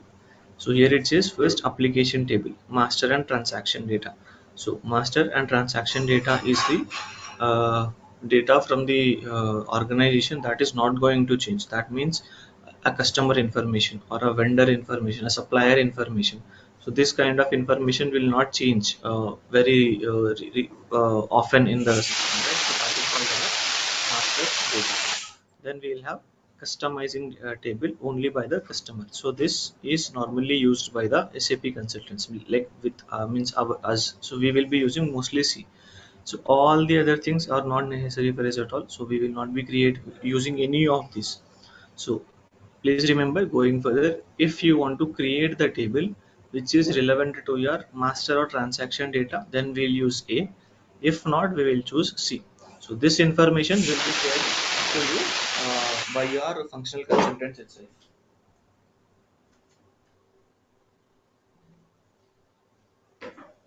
Yeah, so I was saying, whenever you want to create the table, you will be asking this question to your functional consultant that what kind of table is it? Is it a application table or is it a customizing table?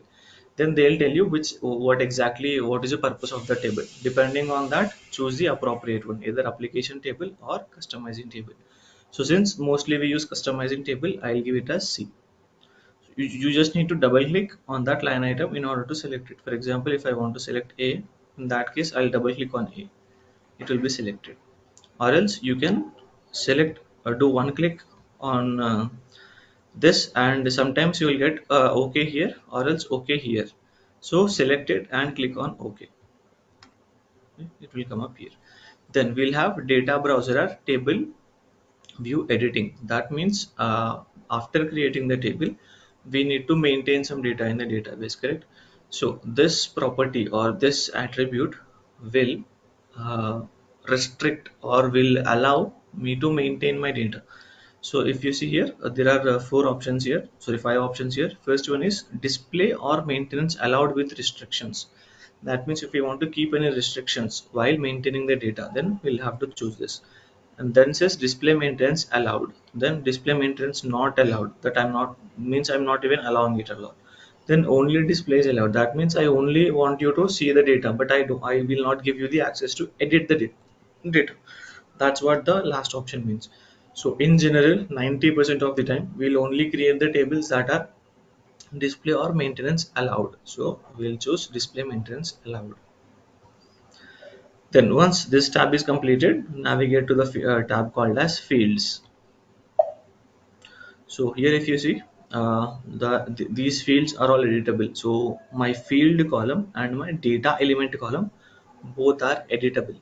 So here let's see a few icons or a few columns which are actually necessary whenever we are creating anything.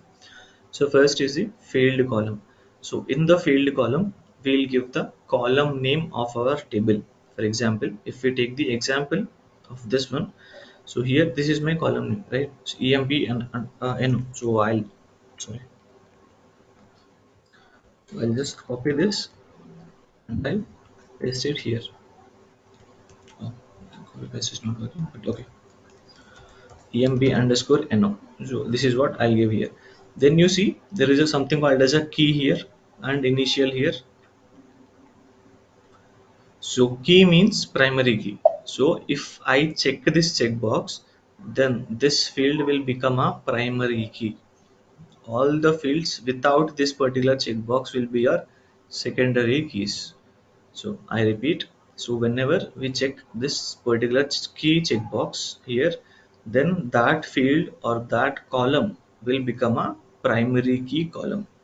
Then initial value means, see, every data type will have a initial value. So by default, just understand this, that whenever you are creating whenever you are making a field key field, make it as an initial too. That's it. So just remember this, keep this in mind. So what this will do is it will try to give some default value to it. Like for example, if I choose the data type as character, it will give the initial value as space. If I give the data type as integer, then it will give the default value as 0. So for example, like that. So just remember that whenever you are making any key field, check the initial value checkbox also. Then we have something called as a data element. So what exactly is the use of data element? So the thing is, whenever you are trying to create a table, there are two approaches to create a table.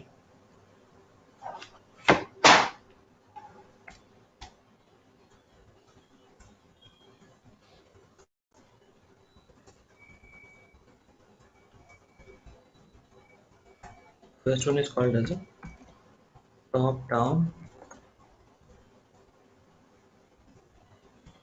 approach and bottom up approach. So these are the two approaches that a consultant can follow while creating the database table. So now we will see the top down approach on how to create the table.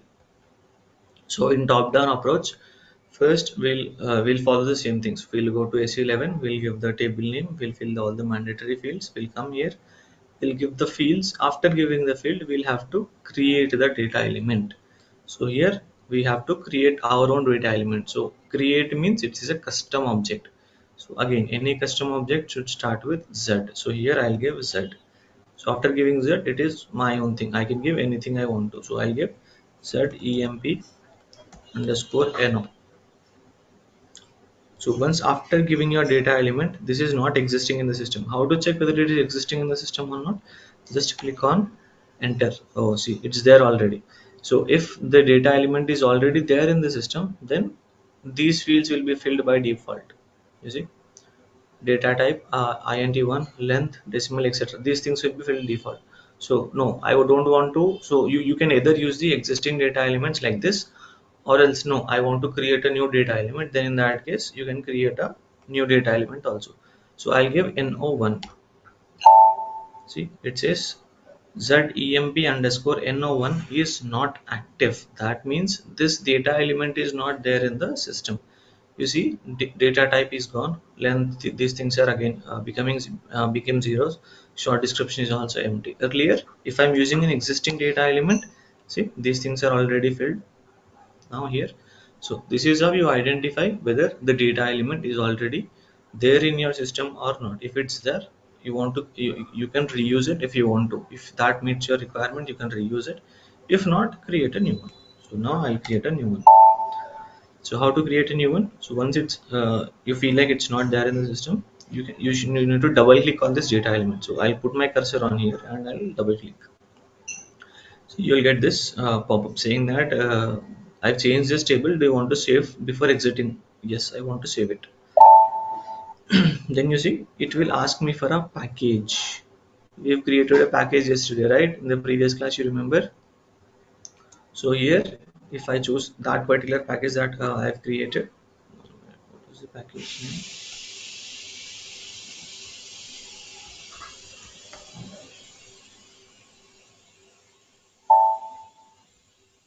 Yeah, so this was the package that we have created.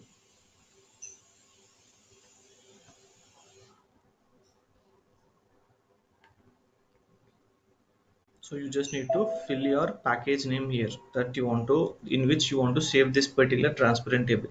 I told you, no, the package purpose is to hold your objects. So every object that you create has to be available, has to be created inside a package itself. So that is the reason it is asking me to fill the package details here. There was one more approach in the second class. I told you that you can either save it in the package or you can save it in a local object. There are two objects. One is a transportable object. Second one is a local object. So see, since you have seen the transportable object already, while creating the package, so when you give the TR number there, it will create a TR and your object will be saved in the TR. So for now, let's see example of saving it in the local object. So for here, for now, I'll not give my package name. So instead, you see here there are two icons here. One is the save, second is a local object. So here save means it will be saved in a package. It will ask for a TR. If I click on local object, then it means it will be saved in my temporary package. What is a temporary package? $TMP, which was discussed in our previous class. You see, local objects are saved under temporary package $TMP, and transportable objects are always saved in transport request. So let's see what happens if I'm clicking on local object. I clicked on local object. So it says data element does not exist. You want to create the data element question mark. So it's not there in the system. System is asking us, do you want to create it? So yes, I want to create it. Then you will go to the this particular screen. It says, you see, dictionary, change data element. Here first you'll have to change your short description. So I'll give employee number. Then you see here it says elementary data type and built-in data type, then reference data type. We'll never use reference data type. So let's understand elementary data type and built-in data type. So first, in elementary data type we will have domain. So the purpose of domain is to give the data declaration to your field. That means any data declare or any field in your table has to have one particular type, right? So for example, if see this table itself, you see I'm using all numbers only. In my employee number I only have numbers here. So that means I can give it as a numeric type. No, if I am having an alphanumeric value, then I'll have to use character. So all these things you see here, employee name, all those things here are the character fields. So all these are alphabets. So here I'll have to use the character data type. So all the data types, the details about the data types is also there in the document also. You don't need to worry as in key, what is this data type, which one to use at what time. Do not have to worry. Just go through the document. It's already available in the document or detailed document. It's available. So for now, just remember that if depending on the entries that will be maintained in your table, you will have to choose the data type. So if I only want to maintain in numbers in my column, in that case I'll choose numeric or integer, both are same. Then if I want to maintain characters in my system, in my field, then in that case characters, I mean alphabets in my field, in that case I'll use character type. So here so since employee number, it says number, I'll not use any characters. I'll just declare it as a numeric value only. So for that I'll first select the domain here. See here, even if for this also you'll get search help. So if you click on this, you will again get all the domains that are available in the table. So these are all the available domains that are there in the system. So I don't want to use any of these domains. So I want to create a new domain. So I give again creation of a custom object. So it should start with Z. So I'll give the same number, same name as of my data element name. So this domain name could be anything. Again, it is user specific. You can give any name. but it should start with Z. Then I'll double click on this. So it says was changed. Do you want to change before exiting? Yes, I want to save it.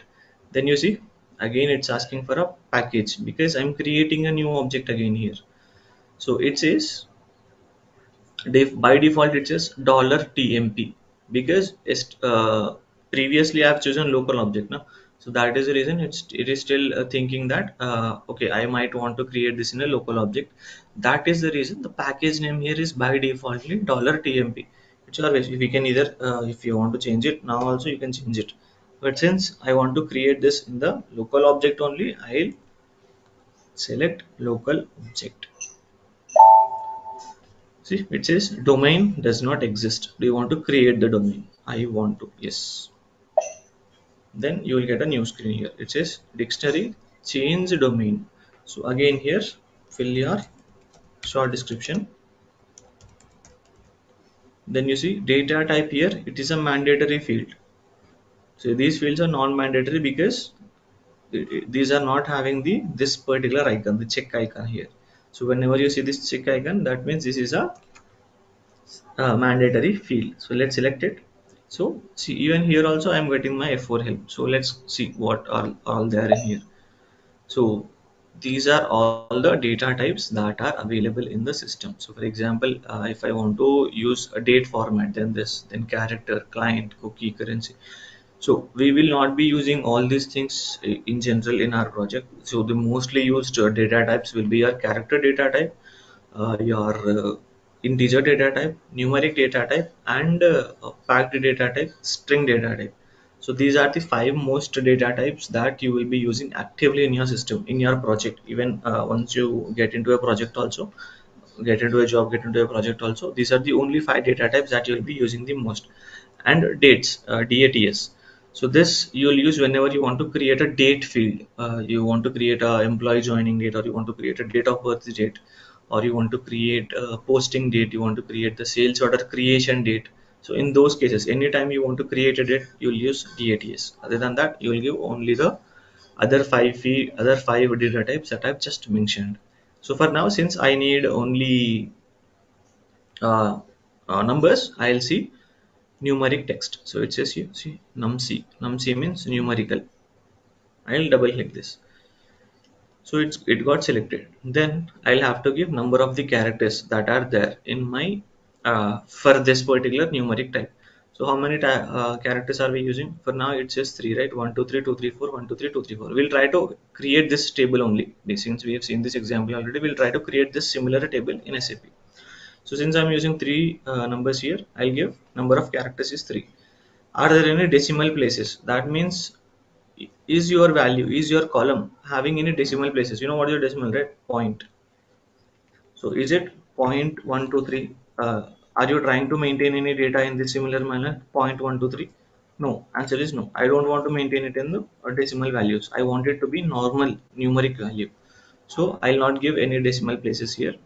And here if you see, it says sign. So this you don't need to select honestly, because this is an optional one. Never select it. Then you'll have a checkbox called as case sensitive. So this means the data that I want to maintain in my table, do I want it to be in capital letters or small letters?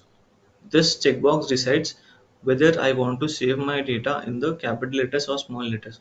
Since I'm creating a numeric field, it will not have any capital or small letters. So I'm skipping this. So for now, I'll not select or deselect this. I'll let it be how it is. Then I'll save my domain. See, after clicking on save, it is again asking me to save it in a package. So again, I'll save it in the local object. See, it says saved, but that's not it. So whenever we want to create any object, be it a program, report, table, domain, data element, anything, we'll have to activate our objects. Any object, any custom object or standard object, be it anything, the objects has to be active in the system in order to use it. So how to activate the object? You see here, there is a icon here that says activate, right, on top here. So once you take your cursor onto that particular icon, it will show you the text. So it says activate. So I'll click on this. See, you'll get this particular screen. Don't worry about the all the other ones. You'll normally get only one. Then I'll click on continue or enter. You can also use a keyboard to click on enter. So it says object activated, and you see the status here. It says active. Earlier it was new. Now it is active. So now once it's activated, go back. So it will take you to data element because we have navigated to there from here. So after double clicking on this only, we went to domain, right? So that is the reason if I click on back, it will take me to the data element. So here you see status of my data element. It says new. So I'll have to activate my data element. So if you click on activate, you see it's activated. Now the status is changed to active. Then again we'll go back to the table. You see, after coming to the table, whatever the data types that we have given in the domain is reflecting here. See, num_c, length, decimal, coordinate, short description. All these things are getting reflected here. So this is how we normally add a field in a table. So first we'll add the field name, then we'll choose whether we want to make it as a key field or a non-key field. After doing that, we'll create the data element. If you want to use an existing data element, good, well enough, you can use it. If not, create a new data element. After creating the new data element, create a new domain. After creating the new domain, you'll have to fill all these types, save it, activate it, go back to your table and cross check whether the data types that you have created is correct or not. So in this case, all my data is correct. So then I'll move on to the next field. What is my next field? Employee name, emp_name. So is my employee name a key field in the example that we have seen? Yes, it is a key field. It's highlighted here. So I'll make this also as key field. I'll make it as initial. Then coming to the data element, I'll use z emp_name. Let's see if this is already existing in the system or not. I'll click on enter. See, I'm getting it. That means this is already there in the system. So I want to create a new one now. I don't want to reuse this. So I'll give name 1. Then I'll click on again enter. See, someone has already created name 1 also. So that means you cannot use this when creating a table. So I'll use name_ht. Enter. See, it says now this is not active and all these things have initialized. They went back to zeros and spaces. So now we can create it. So how to create? Double click. It will pop up for the message. Click on yes. Create the data element. Yes. Then fill out the short description. Employee name. Then we'll see what is so we've just seen what is a domain. So now let's see what is a built-in type. So here in built-in type, you will not have any domain. You can directly give your data type here. So for example, if I click on F4 help again here, you see you are getting the same number of data types that were there inside the domain. Earlier when I clicked on the F4 help in the domain, I've got a few values, right? So data type values, right? So again, if I do an F4 help in the built-in type also, I'm going to get the same ones. So for now, I'll select the character. So that is char character string. Double click, it will be selected. Then you see it will ask me for the length. How much length do you want to have? Means how much length will the data be inside this particular field? So for now, I'll give 20. 20 is the maximum length of a field that should be there in this particular column. So I'll give 20. Since this is a name, I do not have any decimal places, so I'll just leave this. I'll not write anything here. So then I'll save it. See, it's asking for a package. I'll save it in the local object. See, it says maintain field label. So this is a concept again. This is an information message. You can skip your information messages. I'll tell you what is a field label exactly when we get into reporting, because now we don't need it. So while maintaining the data, I'll show you exactly what field label means. So I'll for now just activate this. So even if I'm not filling the field label, it will be activated. So don't worry, what is a field label? We'll see what is a field label when this is required. So here you see built-in type character 20. So if you're using built-in type, you don't need to create a domain. You can directly do this. Then if I go back, see my details are filled here. Character 20, decimal 0, then short description, employee name. So this is how you create the fields. So any details up until now? Sorry, I mean any doubts up until now?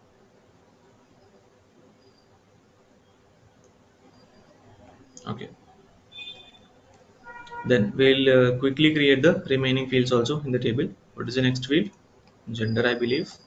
Then we have gender. Then we have mail ID. So here I'll put GNDR. So this is not a key field, so I'll not select this. Then I'll give. So there is a third method also in order to create your data type. That is, instead of creating the data element, I can directly give my data type here. That means, let's say if gender, it's how many it would take, either male or female, correct? So female is how many characters? 6 characters. So for say for child, I'll just give 7. So here I'll write char 7 directly. If I'm here writing char 7 here, and if I click on enter, you see it says character 7 length decimal 0 character field length 7, right?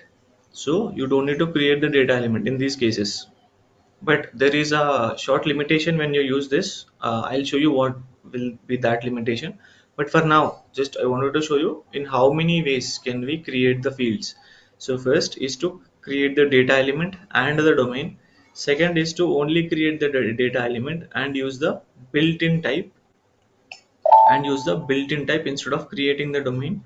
Third way is to directly write your data type here, char 7. If I do char 10 also,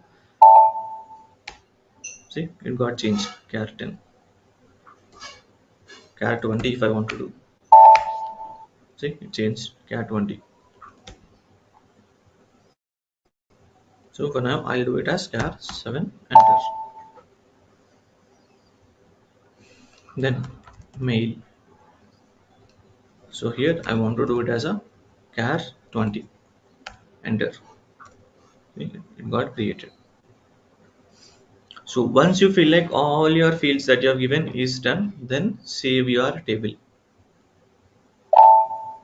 It says my table is saved. So after saving the table, there is an icon here that says check table and activate table. So check will see do all the syntaxes checks, all the relevant checks, whether your table is correctly created or not. Activate is similar to that, but activate will check the object. So see, activate will work in 3 ways. It will first save your table, then it will check your table, then it will activate your table. So that means, let's say if I'm making any changes here, so I'll make it as char 10 for now. See, I just made it as char 10. I will not save my data. Instead of saving the table, if I directly click on activate, it will by default save my table. So it's giving me to here because this is not yet filled, but ideally,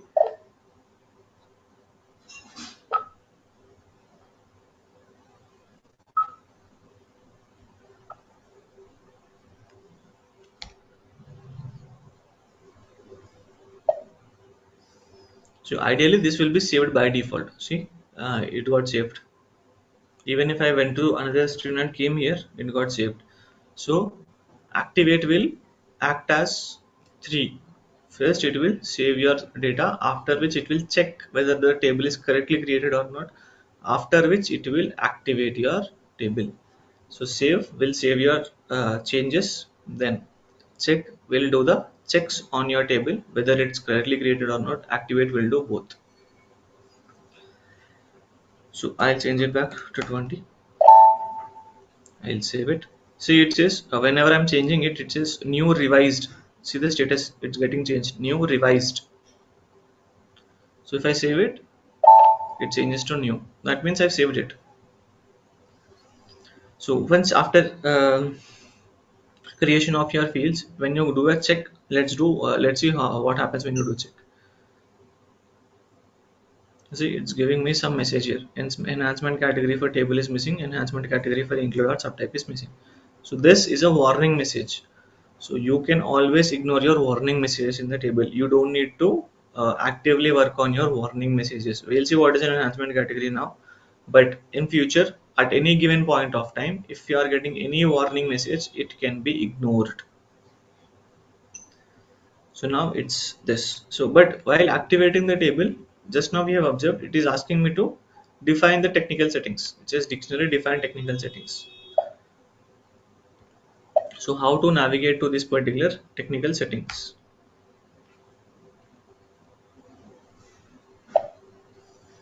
You see here, there is a button called as technical settings. This is the button top. So you just need to, so once all your fields are created, once you add all your fields to the table, you need to click on this technical settings button. This technical settings button. So once you select it, you will get this screen wherein it says you see status new, not saved. You will get your table name, the last changed means my ID, date, etc. details. Then we'll have data class here. So let's see what is the data class.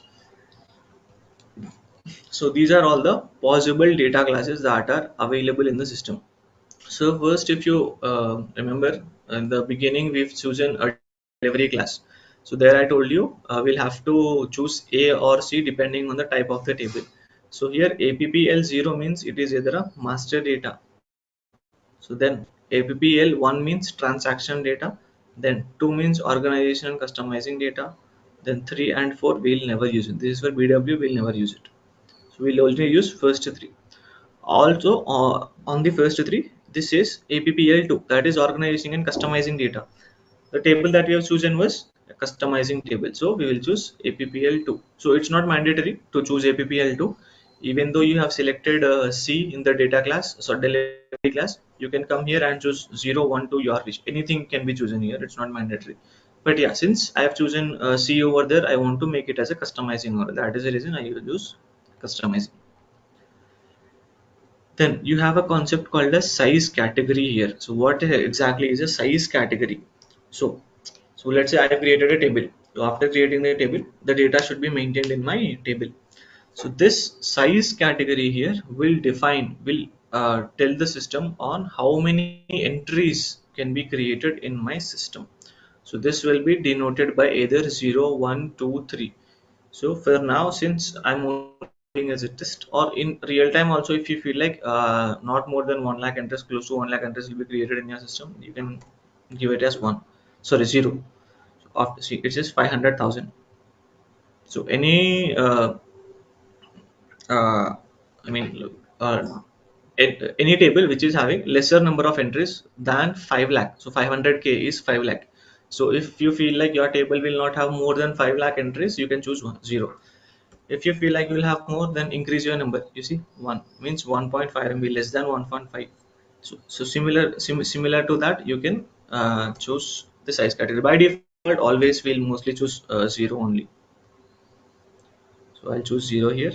Then buffering, I'll tell you what concept of buffering later, but for now, don't change anything. We'll choose the default one that's there here. Then log changes. See, this log changes will only be available in your HANA system, but not in your ECC system.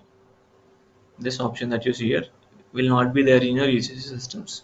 Since I'm using a HANA system here, the practice for practice purpose also you'll be getting your HANA system access also.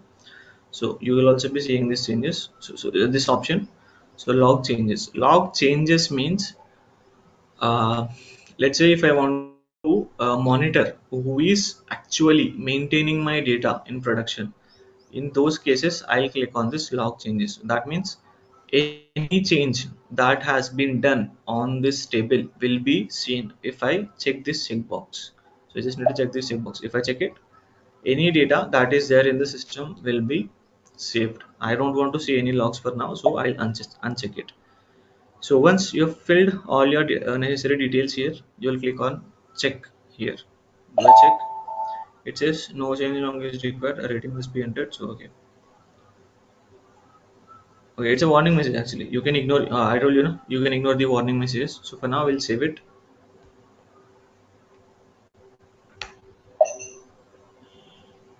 See, first save and then check again. It says then I'm saving it now. See, it says now it's saved. See, earlier it was new not saved. Now it is new and saved. So I'll click on check now. It says technical settings is not consistent. Let's see why. So I'll go to check and I'll click on active or check log here.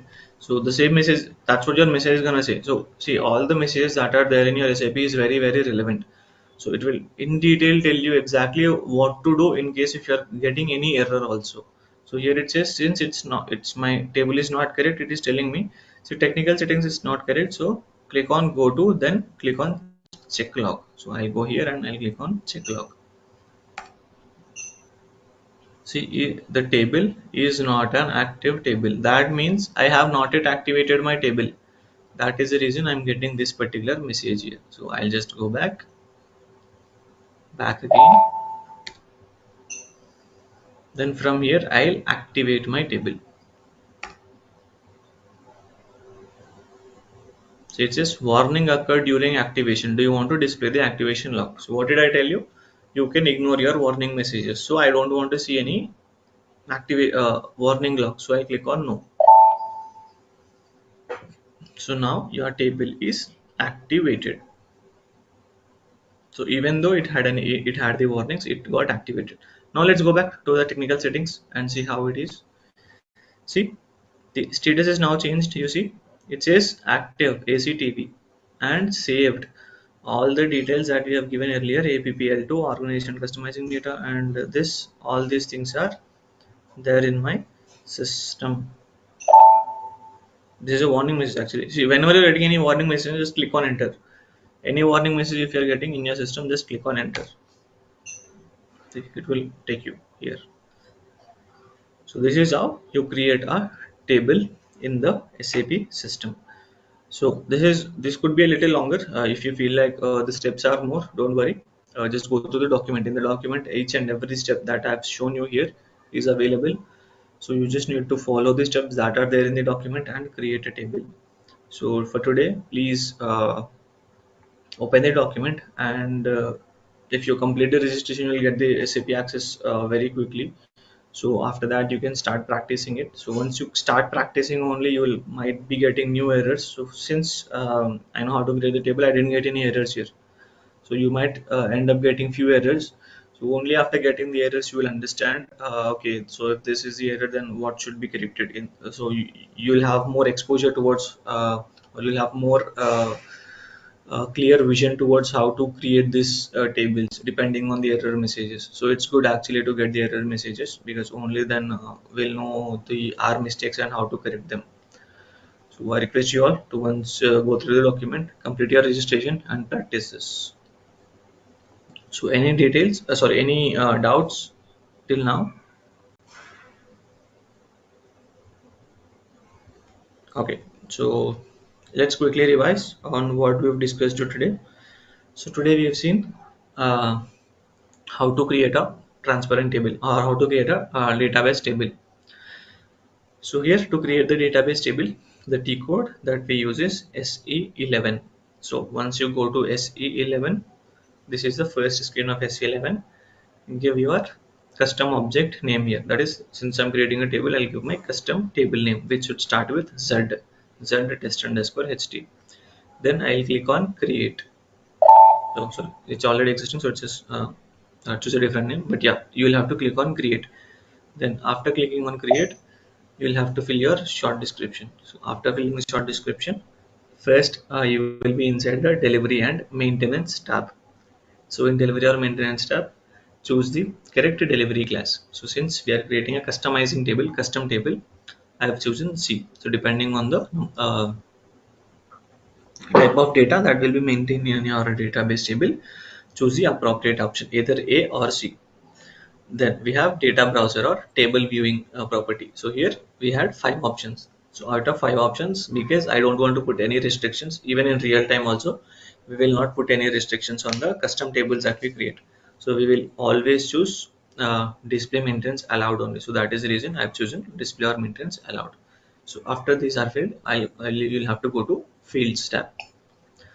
So once you reach your fields tab, you'll have this screen wherein you'll need to add your fields. So once you add your fields in a sequential order, then by using this key column, you can make it as a primary key. So if I check this checkbox here, it becomes a key field. The initial means, okay, I'll show you exactly what initial means. See, here by default, for now I'm getting 700, right? Since I've given cat 7. But let's say if I give here some random thing, if I'm giving like this, so this data element is not there in the system. If I click on enter, see it is by default giving me 0 and 0. Why? Because this is what is a initial means. It will take the default value of my type. See, length is a number, right? Length is a number, so it is a numeric. So the default value of numeric is 0, so it's taking 0. Decimal is also a number, so it is again taking 0. Short description is a character, right? Alphabets, alphanumeric, it's a character, so it's taking space. You can't see space, so it will be blank. So a space can't be seen normally, so that's the reason it's blank here. So again, data type you can give anything. It's a character, like it has alphabets in it. Data type has alphabets in it. That is the reason it is also space. So that means if I'm checking the initial value checkbox, this is how your data in the database table also will look like. If I'm checking the initial value checkbox, then if even if I don't specify any numeric, if I don't give any field here, if I don't add any field here, by default it will take something. If I don't, if check this checkbox, by default it will not add anything. Simple, that's how it is. But yeah, don't get confused on the initial value. I'll show you this exactly when we try to maintain the data in the database. So you'll see a exact representation on how this initial value works whenever when we try to maintain the data in our next classes. So for now, I'll make it char 10. See, since now I've changed the data in my database table, now the status is changed. It says active revised, right? So till now I did not save my data, I did not check my table. So let's see directly if I activate it, what will happen. So I directly clicked on activate. Instead of clicking on save and check, I directly clicked on activate. Warnings, do you want to display? No. See, the date, the table is saved, checked and activated. So activate works, does all the three steps. It will save your changes, it will check your data, check your object, it will activate your object. So three things. Yeah, so continuing to the revision. So once after adding your all the fields and clicking on the relevant checkboxes on how you want the database table to be, then we'll give the data element name here. So we have three ways to actually create the fields. One is create the data element and create the domain. So once after creating the both, your values will be displayed here. Once after activating the both, not just saving it, you have to activate your data element and the domain. Only after activating it, these will be reflected here. Then we have this in the second approach on, we can create a data element, but we don't need to create a domain for it. So I can directly go ahead and create a built-in type in these cases. Here I'll give my data type and reference type will never use, don't worry about it. Then we have gender. So for this, we have directly declared, instead of creating a data element or a domain, we have directly given the data type name here. But yeah, as I said, there is a limitation for it. I'll show you what is this limitation when we maintain the data in this database table. In the next class, we'll try to maintain the data in this database table. At that time, I'll show you the limitation for using this approach.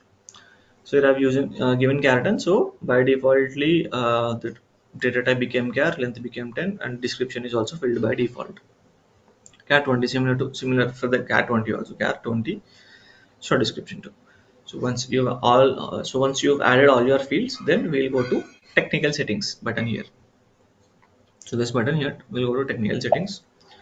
So here we'll select the data class appropriate to what we want it to be. Like for example, how the data will be there in the system. Is it a transactional data? Is it a master data? Is it a customizing data, organizational data, etc. These kind of things. So depending on that, we'll give the data class here. After that, we'll specify the size category, which is mostly we'll give 0 only. Don't worry. So even if it exceeds this number of records, it's just 5,700 for now. So in future, even if this number exceeds, if I'm adding 5,701 also, it will be by defaultly changed. You don't need to worry. All the size category is 0, it will be flexible. It can accommodate more number of fields also. Don't worry. By default, we'll only give 0. Then we've seen buffering. I haven't discussed what is buffering yet, so ignore this. So then we had log changes. So if I'm clicking on this, it will save my data in the database. So okay, I'll check it for now. So see, if I check it, it says required. By default, it says it goes to check required. If I uncheck it, it goes to not required. If I check it, see, required. So for now, I'm checking it again. So I'll do a activate. See, again, I'm not saving it or checking it. I'll directly do an activate here. See, activated. That means it's saved, it's checked, then it's activated. Activation of technical settings is successful. Then go back. So once you come here, you'll need to either save, check, activate, or directly activate. See, the proper way to do it is actually to save, then check and activate. Sometimes you can also do directly activations also, but for now, during when you're creating or you're practicing it, so first save your changes, then check, then only activate. Don't directly click on activate. So yeah, this is the concept of table creation. I feel since you have not highlighted any doubts. So first we have seen two approaches. First we've seen what are the approaches of creating a table. So one was the top-down approach and second is the bottom-up approach. So among these, we have seen how to create a table by using top-down approach. And I hope every one of you have gone through the documentation that was shared to you, because as I told you, each and everything was highlighted in your documentation. So here, if you see different types of approaches, top-down and bottom-up approach. So in top-down approach, we create the table first. After creating the table, we'll create the data elements by double clicking on the data element. Then we'll create the domain by double clicking on the domain. So this is called as top-down approach. Bottom up approach is reverse of the top-down approach. In a bottom-up approach, first we will create the domain, then we'll create the data element, then we'll create the tables. So in between these two, you can use any of the method. Whenever you are trying to create any table in future, you can use any of the approaches. But most feasible and most easiest one is the top-down approach, because this is much more easier. You don't need to remember the data element names or the domain names. Once they are created, you don't need to memorize those things and later on use it in the tables. So directly while creating the table itself, you can give your required data element name and directly create it from the table itself. That's what we did yesterday.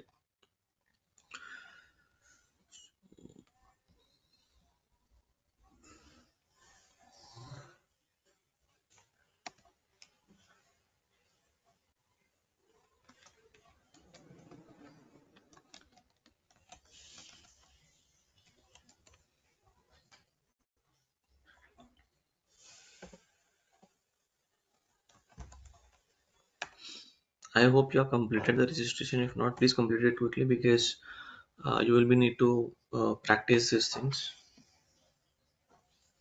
Okay, so this is the transparent table that we have created. So how did we create it? First, we went to SE11, which is the data dictionary T code. Once we went into SE11, we use this first radio button, database table. We give our custom table name that we want to create, and we will click on create. So once clicking on create, we'll have to fill the will be available in this delivery or maintenance tab. We have to fill the short description, we have to fill the delivery class, we have to fill the viewing properties. Should the data be available to display, should it be available to maintain. So this thing we have to give these details. After that, we also seen what is a mandatory field. We seen so any field which is, if it's having a, any field if it's having this particular checkbox type of thing, then it's called as a mandatory field. So this, so we cannot navigate to any other screen without filling this particular mandatory field. Then then we'll go to the sorry for my voice. Yeah, then we'll go to the fields. So in the fields, we'll give all the fields that we want to get in the table.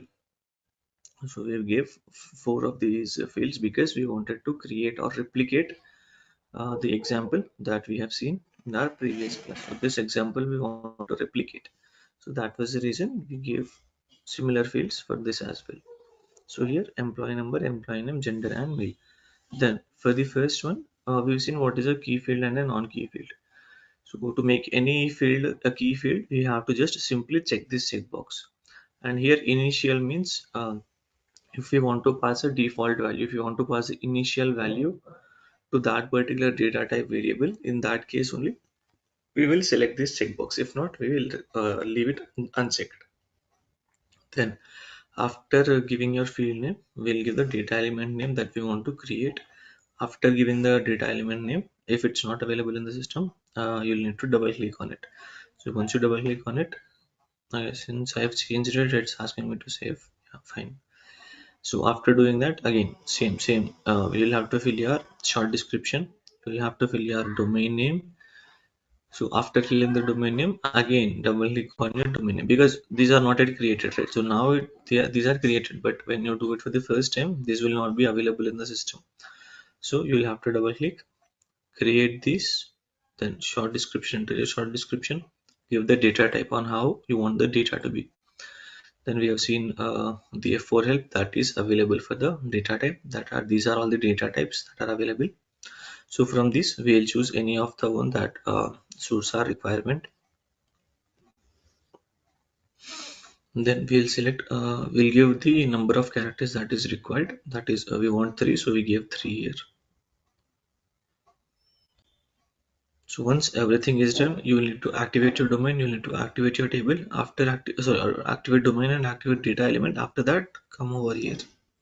Then this was the first option of creating the field, wherein we have created both data element and domain here.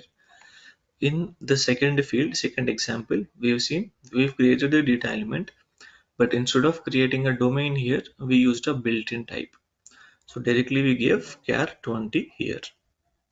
We didn't create any domain here. This is the second example. And third example is we did not create a data element nor a domain. We have directly declared the data type here itself. We have directly written char 10. That means this particular field should be of character type with the length as 10. Char 10. Similarly, male also char 20. This type should have character with length 20. And after doing all those things, we'll have to save it, then check it, then activate it. Or directly you can also activate it, but mostly the proper way to do it is first save your changes, then check your changes, then only activate it, right? So after activating it, if you are getting any kind of warnings, those can be ignored. So I don't want to display any log. Then we have seen what is the technical settings. So once we go into technical settings, initially the status will be inactive, not saved. So after that, we will be filling the required details like the data class, size, category, and log changes. If we want to see table data, if you want to see that particular information, log change logs, in that case we will check this checkbox. If not, we'll just leave it unchecked. So yeah, this is what we have seen in yesterday's class. So anyone had any doubts after document, or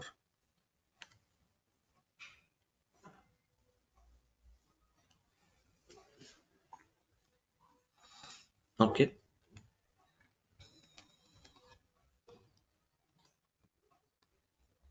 Yeah, so today I'll show you after creating the database table, we have to maintain our data, correct? So the data should be maintained in the database table once it is created. So today we'll see how to maintain the data in the database table. So for that, there is a concept called as TMG, also called as table maintenance generator.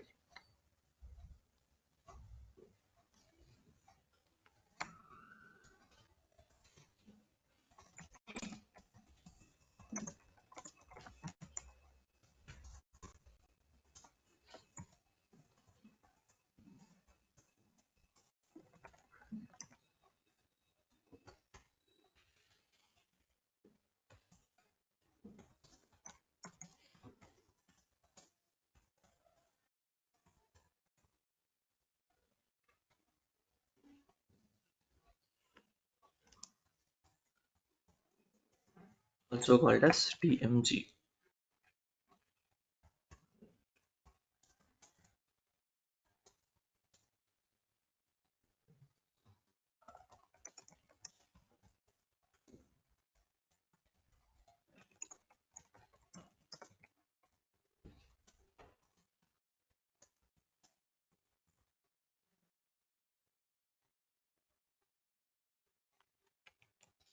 So this is used to make your table flexible in order to maintain the data. So without TMG, we cannot manually maintain the data in the table. So how to create the TMG? So once you have created your table and you are in the change mode of your table. So here you see I'm in the change mode. Here it says dictionary change table. From the menu bar, click on utilities, then table maintenance generator. You see here. So utilities, click on utilities. From utilities, you will have table maintenance generator. Just click on it. So after clicking on it, you will see this particular screen wherein it says generate table maintenance dialog, right? So this will create your TMG table maintenance dialog. So first authorization group. So authorization group is used to restrict the maintenance activities. That means let's say if this table is having sensitive information, in that case only certain users should be able to access it. In that case you will need to use any of these authorization groups that are there in the system. You don't need to worry which authorization group to use because your functional team or the security team, anyone will give you that information on which one to use. But in general, when we create a table, we always choose this one without authorization group. Mostly we'll not give any authorization group for any custom tables. So we'll choose this and NC and, so, or also called as ampersand NC ampersand without authorization group. You can see the description, it says without authorization group. So double click this, it's selected here, then it's saying for the function group. So copy your table name here. So I'm going to this.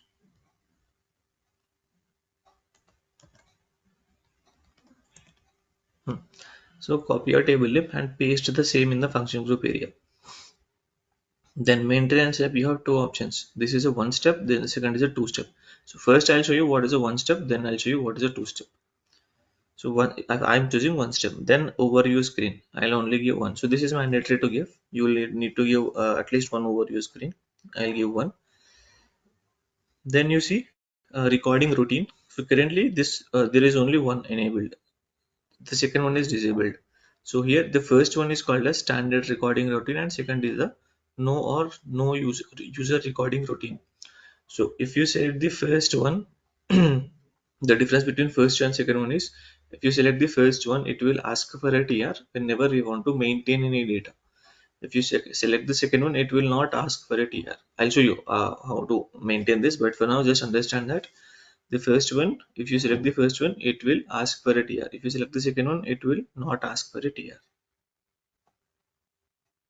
I click on create. See, even the TMG needs to be saved in a package itself. Since all our objects are in local objects, till now I'll select the local object icon only. So by default it took $TMP. So I click on save. So it says the object does not exist. So I'll save it again. See, assign, it says assign a package. So I'm assigning it to $TMP local object.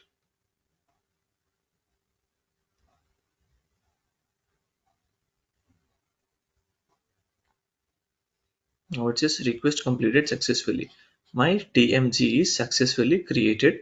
See, now this is enabled. Earlier it was disabled, no? So initially it will be disabled. So after that, if you want to change it to standard recording routine, you can do it from here. So after saving it, you can go back.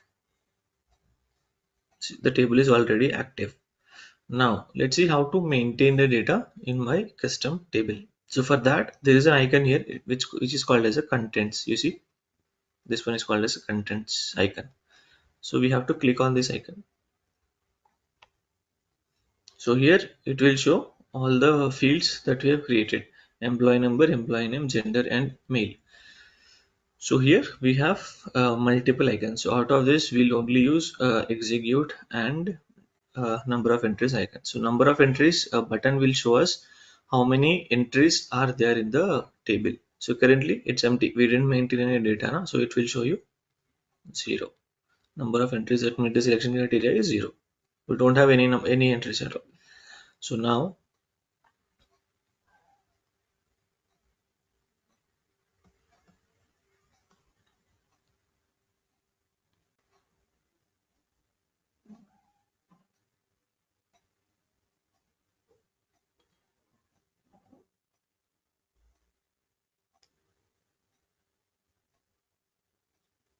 so this is how you see. So you can see your data. Now, how to maintain the data? So there is a T code called as SM30. See, I don't want to replace this session. I want to create a new session. So that is the reason I'm using /o here, /o SM30. This is called as your table maintenance screen. So from here we can maintain our data in the tables. So here it says table or view. I have by default it's selected because I navigated from table screen to this, right? So that is the reason. By default it took my table name. So after coming here, I'll need to click on maintain. So it says the table is cross client. I'll tell you what is a cross client.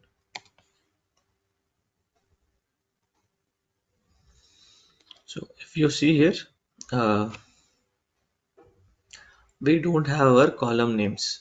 So we see 1, 2, 3, 4. 4 columns are there. Well and good. But I don't have my table column names. Why is that? Because when I've created my data element, yesterday if you have seen, we've got one warning message that field label is not yet assigned.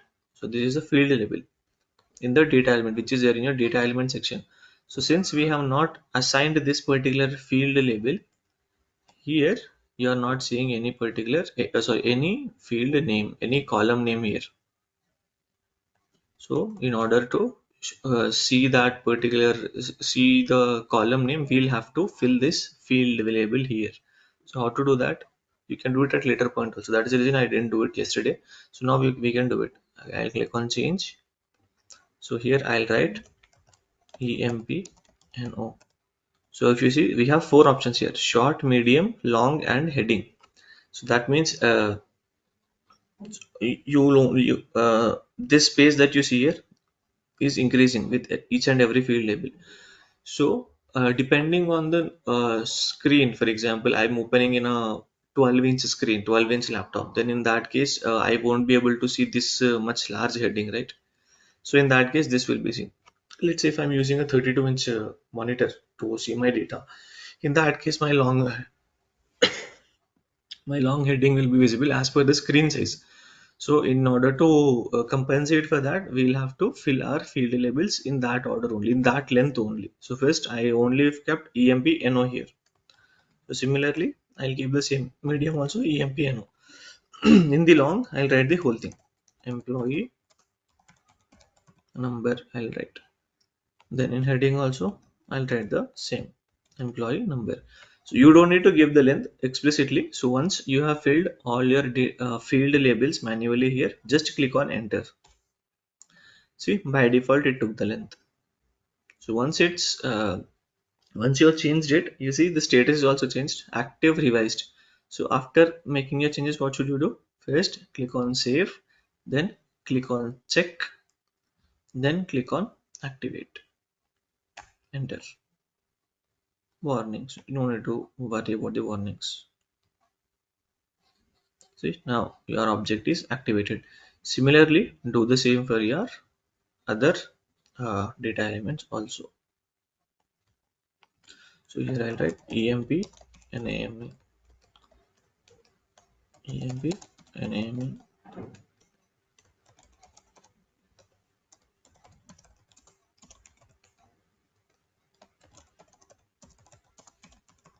employee name. Okay. Then after that, click on enter. So it says again the status is changed. So instead of doing the three things, I'll directly activate it. Like, activate it. So it will activate will save, check, and activate your object. Now, fine. For the first two, since we had data elements, we were able to create the field labels. But here we didn't create any data element at all. No? So that is the reason. So yesterday I told you, no, there is a limitation of using this particular approach to create your field. That is, you cannot give a relevant field label if you use this approach of not creating a data element and directly giving a data type instead of data element. Here you will not be able to create the field label for it. That is the drawback. So now if you observe, since I've already changed it here, so here I can see my field labels. Here the field label is there. Here also my field label is there. But still, if I'm going to my SM30, it still shows plus plus plus here, right? Why is that? Because whenever we change anything in the table level, it will not be refreshed in the TMG. Okay, I'll repeat it. So whenever we do any sort of changes in our table, it will not be reflected directly in the TMG. We will have to delete the TMG and recreate it at any given point of time. If you are making any changes in the table, you have to delete your TMG and recreate it. How to delete your TMG? Open the TMG from utilities, tables maintenance generator, and click on delete. By default, all the checkboxes will be checked. So be it like that. Click on enter. See, now request completed successfully. This is deleted. You will still see the details here, but yeah, it is deleted. How can you know whether it's deleted or not? By looking at the message that comes at the bottom here. Request completed successfully. So earlier you've seen edit and delete icons, but now you only see create icon, right? So that's how you differentiate whether it's deleted or not deleted. So now again, I'm making it to one step, one screen, overview screen. Then I'll click on create again. Again, same thing. What we have done previously. Save local object.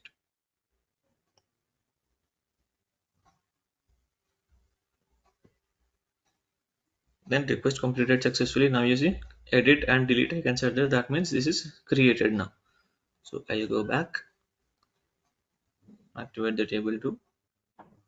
No.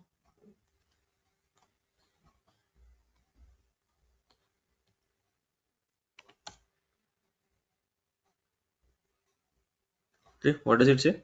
Dyn Pro was modified during the run. Why?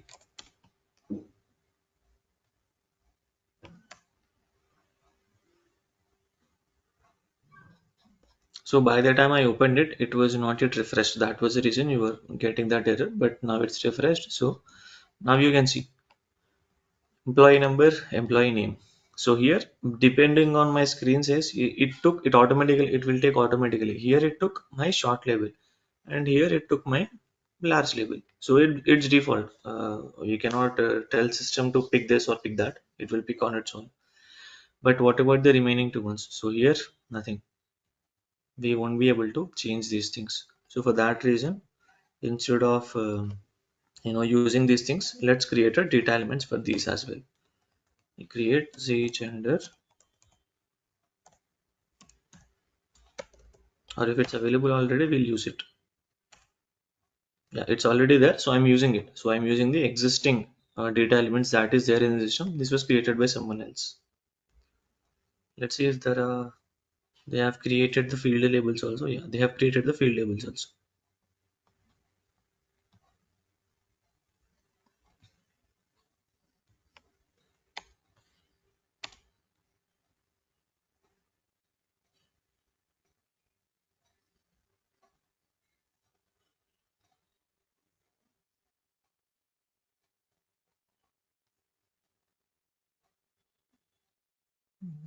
Then they have not created it correctly because otherwise it is giving error. So let's not use it.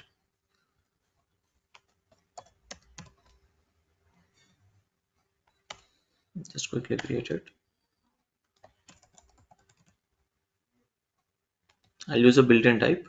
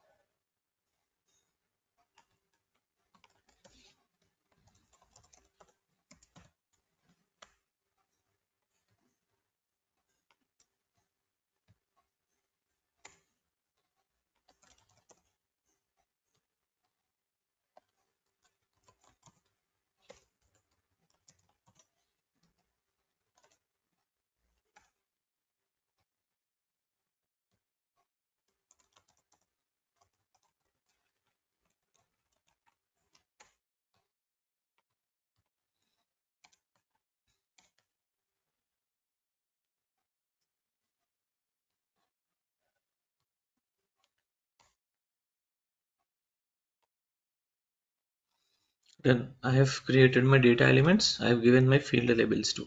So now will it reflect directly here? No, still not reflecting. Why? Same reason. We have changed the table level data. The table level changes. We made table level changes. So if we are making any changes at the table level, what is the post requisite of doing it? We will have to delete our TMG and recreate it. So again, we'll have to go to utilities, TMG, delete it.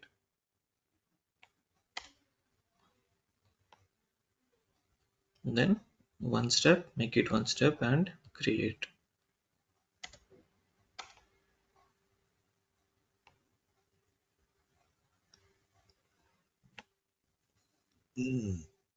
Done. It's created now.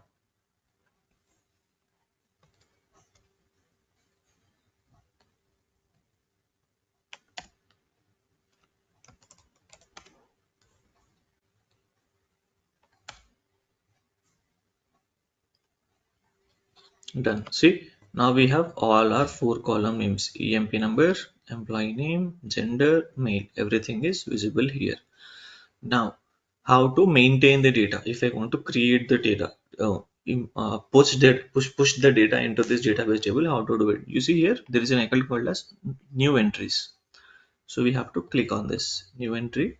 Here I can write my details. So what was it? 123. Then who was the employee of 123? Rohit, mail. I'll put Rohit, mail.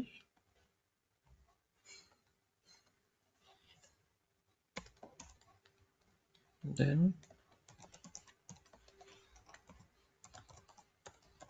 this is my first entry. So like this, you can fill any number of the entries that you want to fill. So I'll first try to fill only one entry, then I'll save it, then I'll show you the remaining ones. So here I've added my entry. So after adding the entry, I'll have to click on save icon on top here. So save. So it says data was saved. So now let's see if it's really saved or not. How to see that? You can go to SM30 only to see the data. You can click on maintain or display. Both will work. Display, see, the entry is added here. Or you can click on maintain also. See, you can see that entry here. And one more way to see the data is go back to your table, go to this contents icon that we have gone just now. So from the contents icon, we can click on number of entries. Now it should show us how many entries. It should show us one because I have updated one entry. So it says one now. Earlier it was 0. So you can execute it. The first icon here it says execute. So you need to click on execute icon. It will show you the data. 123 Rohit mail rohit@gmail.com. Whatever you have maintained there.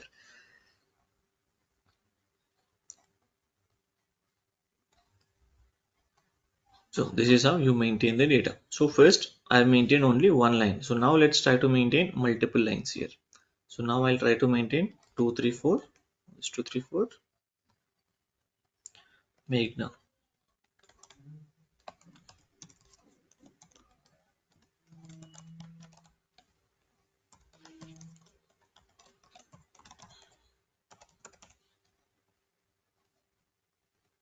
Then we've seen the relationship, na? Primary key relationship. We'll try to do the same. I'll show you the example on how system will show you the error in this case.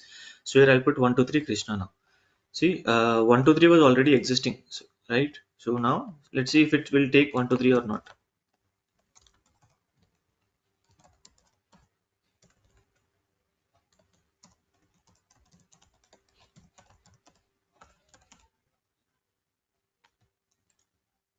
Then if I try to save this data for now, let's see if it will take it or not. So in this example, both are my key fields, employee number and employee name. Both of these are my key fields. I'll try to save the data. See, it accepted my data. And the key fields are also denoted like this. See, these are blue, these are white. That means all the blue color highlighted fields are your key fields. So the same combination is available, will be seen throughout the system. So even if I open it from my SC11 contents, see here also it says blue and gray. So blue fields are my key fields. Non-blue fields are my non-key fields. Now I maintained three. Let's try to maintain the error entry that I told. So which is my error entry? The last one, 234 Meghna. So this is already existing in the system. Second entry is 234 Meghna. If I see, let's see what happens if I try to put the same 234 Meghna Meghna female.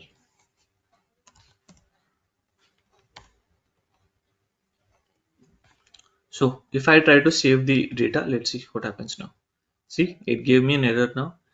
An entry already exists with the same key. That means this key combination is already available in my system. So 234 Meghna is already there. Now you're trying to push 23 Meghna again. If I change my Meghna name to something else, for example, Vishal, if I want to assign 234 to Vishal in this case, so now let's see if it will take it or not. So just click on enter. See, it took. So this is how your primary key relationship work. So first it will check whether the first record is existing or not. If it is existing, then it will check whether the second primary key is there or not. If its second is also there, then in that case only it will give the error. If the second is it not there, then it will accept the entry. So this is fine. Non-key fields you can repeat, you can have the same, you can have duplicates, you can have unique. It's up to you. Like it can have any type of data, the non-key fields, because female repeating, Meghna repeating, but here I'm not getting any error. So this is how your key and non-key field concept works. So clear anyone, or anyone having any doubts on how to maintain the data in table?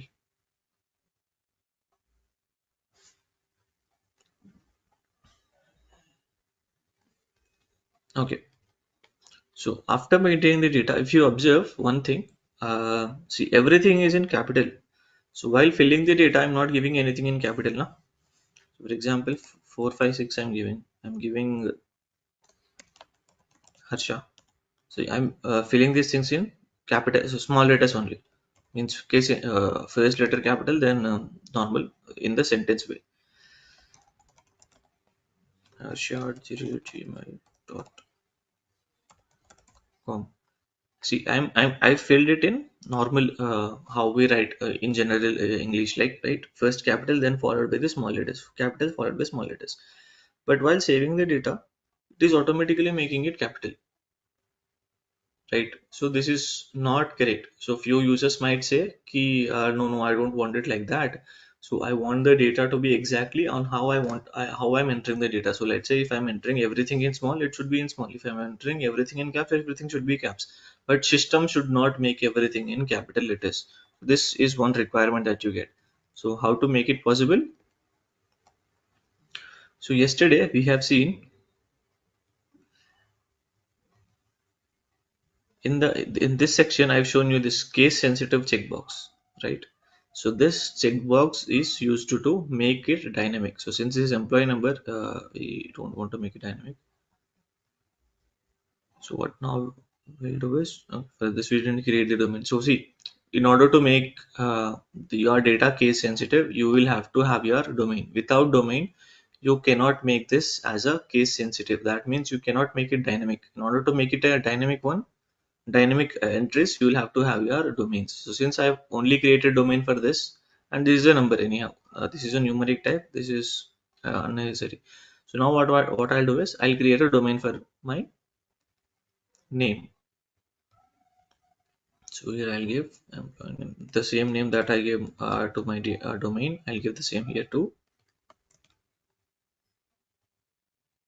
Yes, create yes, and I'll give PMP. Data type is char 10. Number of oh, sorry, not char 10. Give as char. When output number of characters is 10, I'll make it case sensitive. I click enter. I'll activate it. Done. I'll go back. I'll activate the data element also.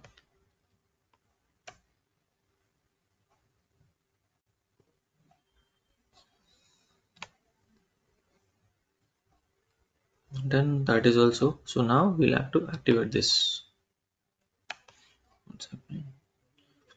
Activated structure trailer convert table. Okay. See, sometimes you might get these kind of errors also in your table activation. Like I'm trying to activate my table, everything is correct. So my data element is correct, whatever I've created is correct, but my things are went into partly active or inactive state. So in these cases, we have an option called as adjustment, table adjustment. So we'll also see this concept also, since we've just got the error. So how to adjust your table?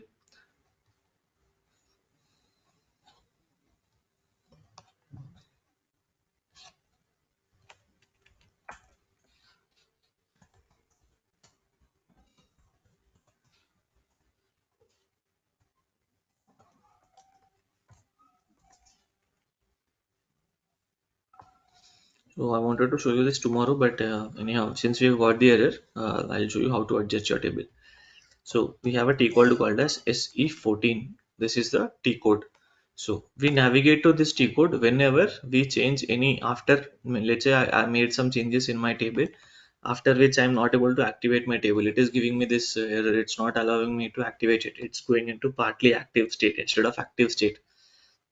In these cases, we have to navigate to this SE14. SE14, this T code, this is called as a table adjustment T code. So here give your table name and click on edit. Okay, first I'll have to come out of the change mode here. Then I'll click on edit. So you see here it says activate and adjust the database. So we have to click on this button, and we have to make sure whenever you're doing it, persist data should be selected. You should never select delete data. If you select delete data and activate it, all the data that is there in your table will be wiped out. It will be deleted permanently. You will not be able to roll back your data. So make sure always select the persist data or save data. In some systems you can see save data here instead of persist, you will see save. So select this, never delete, never select delete data. Then I'll click on activate and adjust. Yes.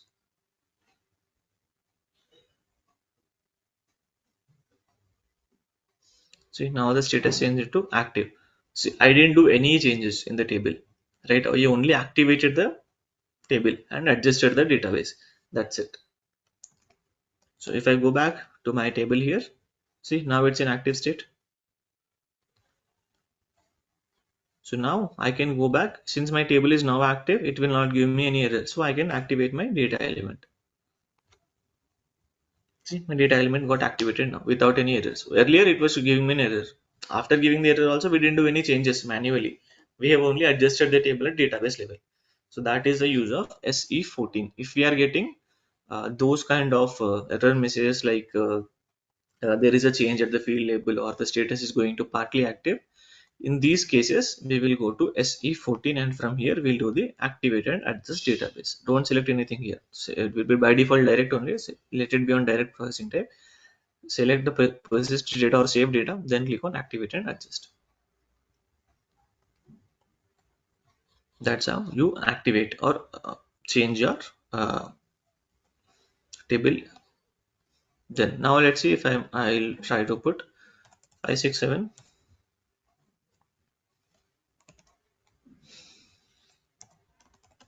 Vishwa mail. Sorry.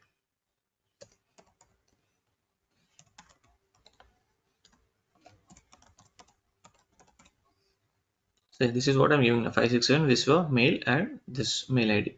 So if I save it now, what happened here? Length is not matching. Oh, okay. Sorry, I went. See, we forgot the thumb rule just now. So after making any changes in the table, what should we do? We have to delete our TMG and recreate it. So since I didn't do that, it gave me the error. So first change utilities, TMG, delete, enter, and one step, create, enter, enter.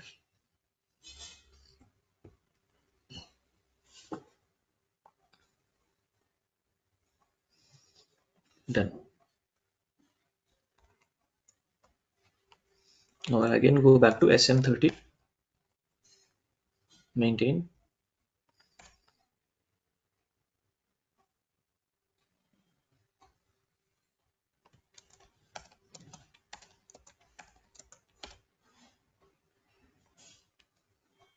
See, now it took the data in small letters.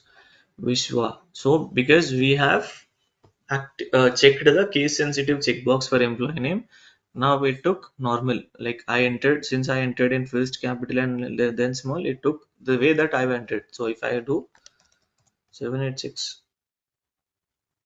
and again write everything in small now, which I'll write everything in small. Then I'll write this mail everything in small. Then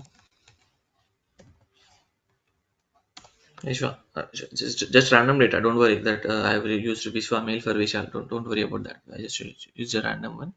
Then see here, I will give everything as small. But how for which field did we check the case sensitive checkbox? Only for EMP name. Only for the employee name we created the domain and we checked the case sensitive checkbox. So when I save the data, see automatically these two are changed to capitals and this remains the same. Everything is in small since I give everything in small. So this is the purpose of your case sensitive checkbox.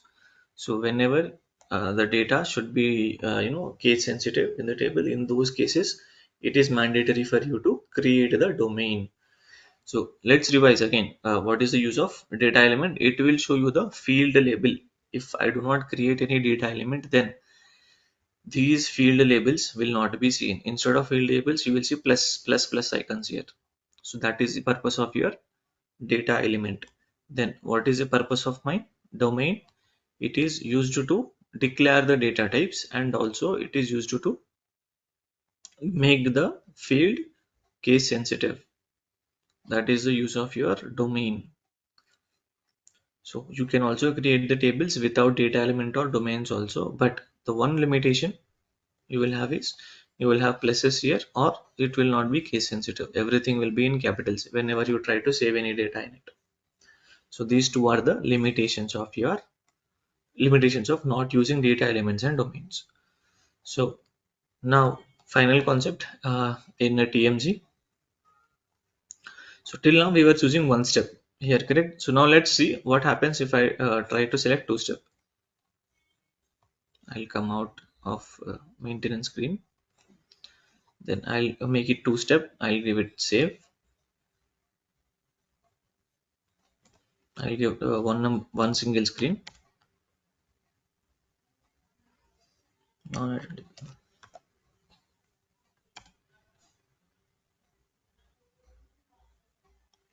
do this.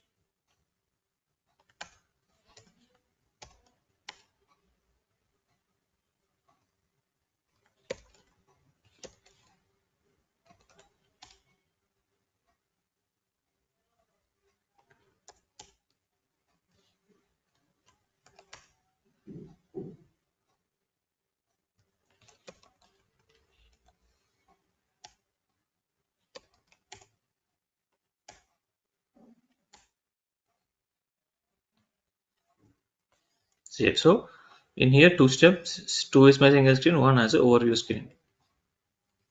Then again, now I'll go back to my SM30.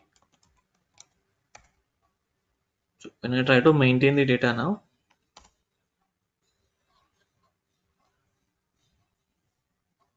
let's not exist.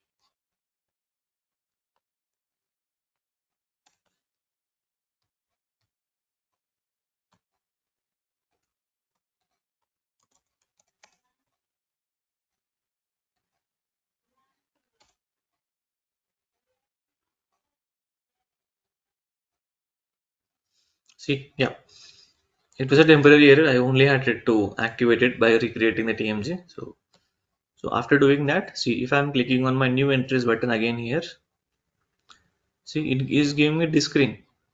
Earlier, what did it do? It gave us a tabular format, na? Like this it gave. When we try to maintain the data, it gave us this format. But when I try to maintain it now, it's giving me like this.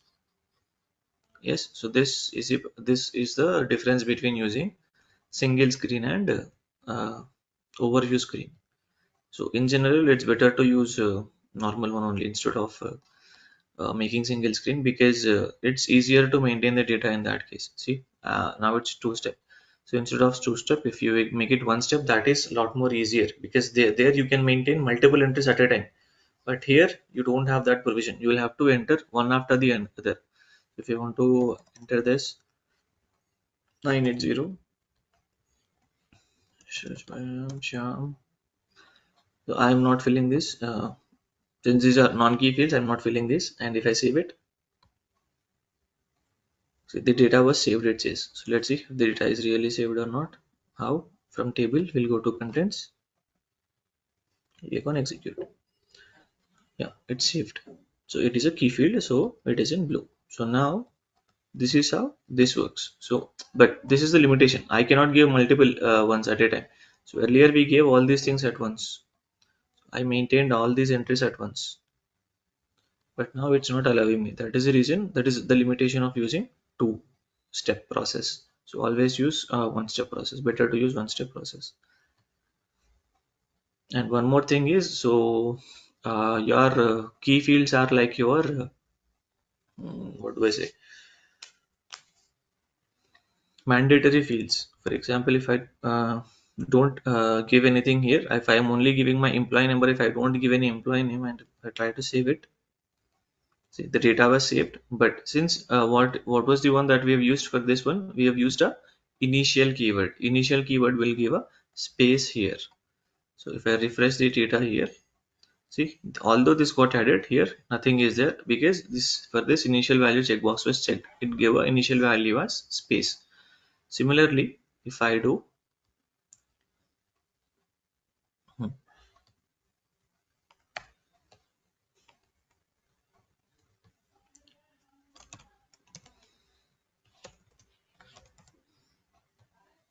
If I do this, I'm not giving anything on the employee number. I'll click on save directly. See, it took 0. Why? Because the initial value of numeric data type is 0. That is the reason it took 0 here. It took triple 0 because the length of the data type is 3. So here you see, I checked the initial value checkbox, and the data type is numeric, length is 3. That is the reason it took the default initial value as 0, and since the length is 3, it took as three zeros. But for this, since it is a character, and I told you for character the initial value is space, it took a space here.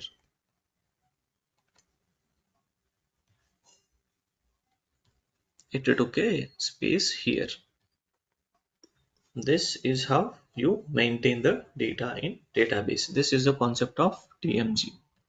So any doubts in TMG, table maintenance generator?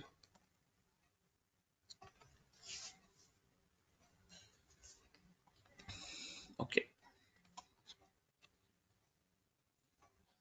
See, after maintaining the data, to see the data in order, let's say if I want to see only one particular employee number data, in that case, from this screen also, like this is the initial screen of content screen. So from here also you can give 1 to 3. I want to see the data of my employee number 1 to 3. So then execute it. You will only get one. Sorry, two, because I've given two employee numbers with the same employee, two employees with the same employee number. I'll give two, Krishna and Rohit's ID. Let's say I want to see only Krishna. I want to search with name. Then in that case also you can search it. If I give Krishna here, click on execute,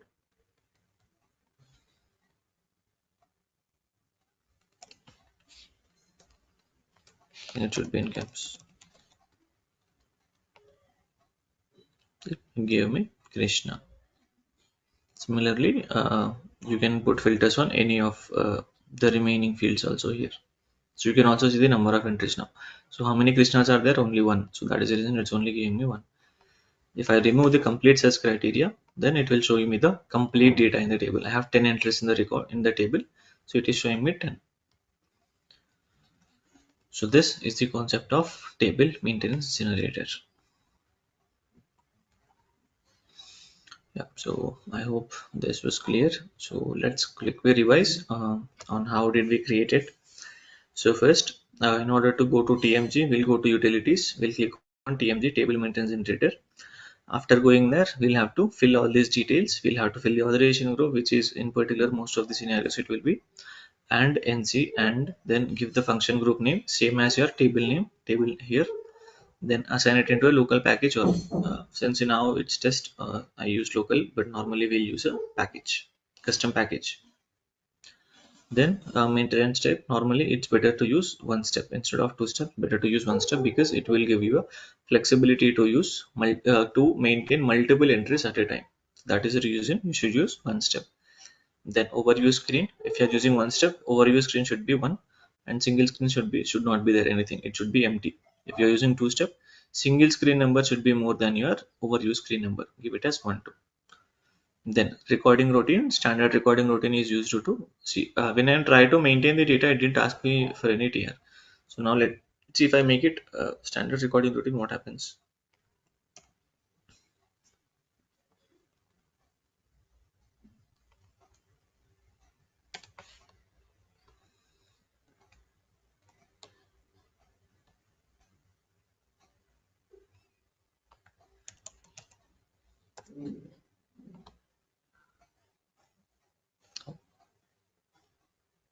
Then we'll have to again delete and recreate. So ideally it will ask for a TR. Let's not do all that.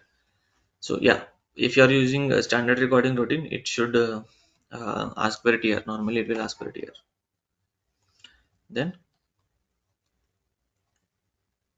we have seen what is the purpose of data element and what is the purpose of the domain. So we can create our tables even without the data elements or domains also by directly declaring the data types here, like char 10, numeric c, num-c 3, num-c 10, like that also you can create. But the limitation is when you try to maintain the data in the database, you will not see the field labels for these things here. So instead of this column names here, you will see plus symbols. So it's not very user friendly. User will not know now. what is plus, in which column should I maintain the data and all. So that is the reason it's not user friendly. We'll have to create our data elements and domain. So data element will give you a field label, appropriate field label that you specify here, and with the domain you will have the flexibility to make it as a case sensitive. So if you make it case sensitive, the data will be stored in the database the way that you enter it. Whenever you're maintaining the data, however you enter it, in that order only it will be saved in your database. That is the purpose of your domain. So yeah, and to maintain the data, we'll have to go to the T code SM30. SM30 is the T code for system maintenance. So normally we ABAPers will not maintain the data. So our job is only to create the database, create the table, create the TMG, and then leave it. So normally your functional people will use the SM30 T code. So as I told you, na, in the first class, so third class, when we discuss about transaction codes, all the T codes that are gonna start with SE are related to ABAP.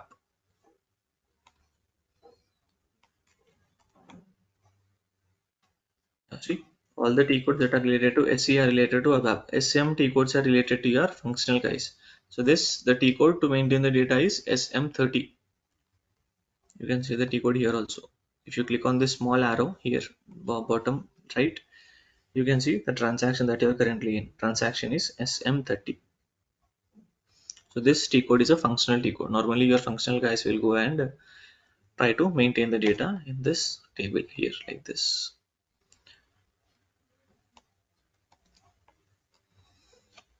And one more concept we've seen is table adjustment.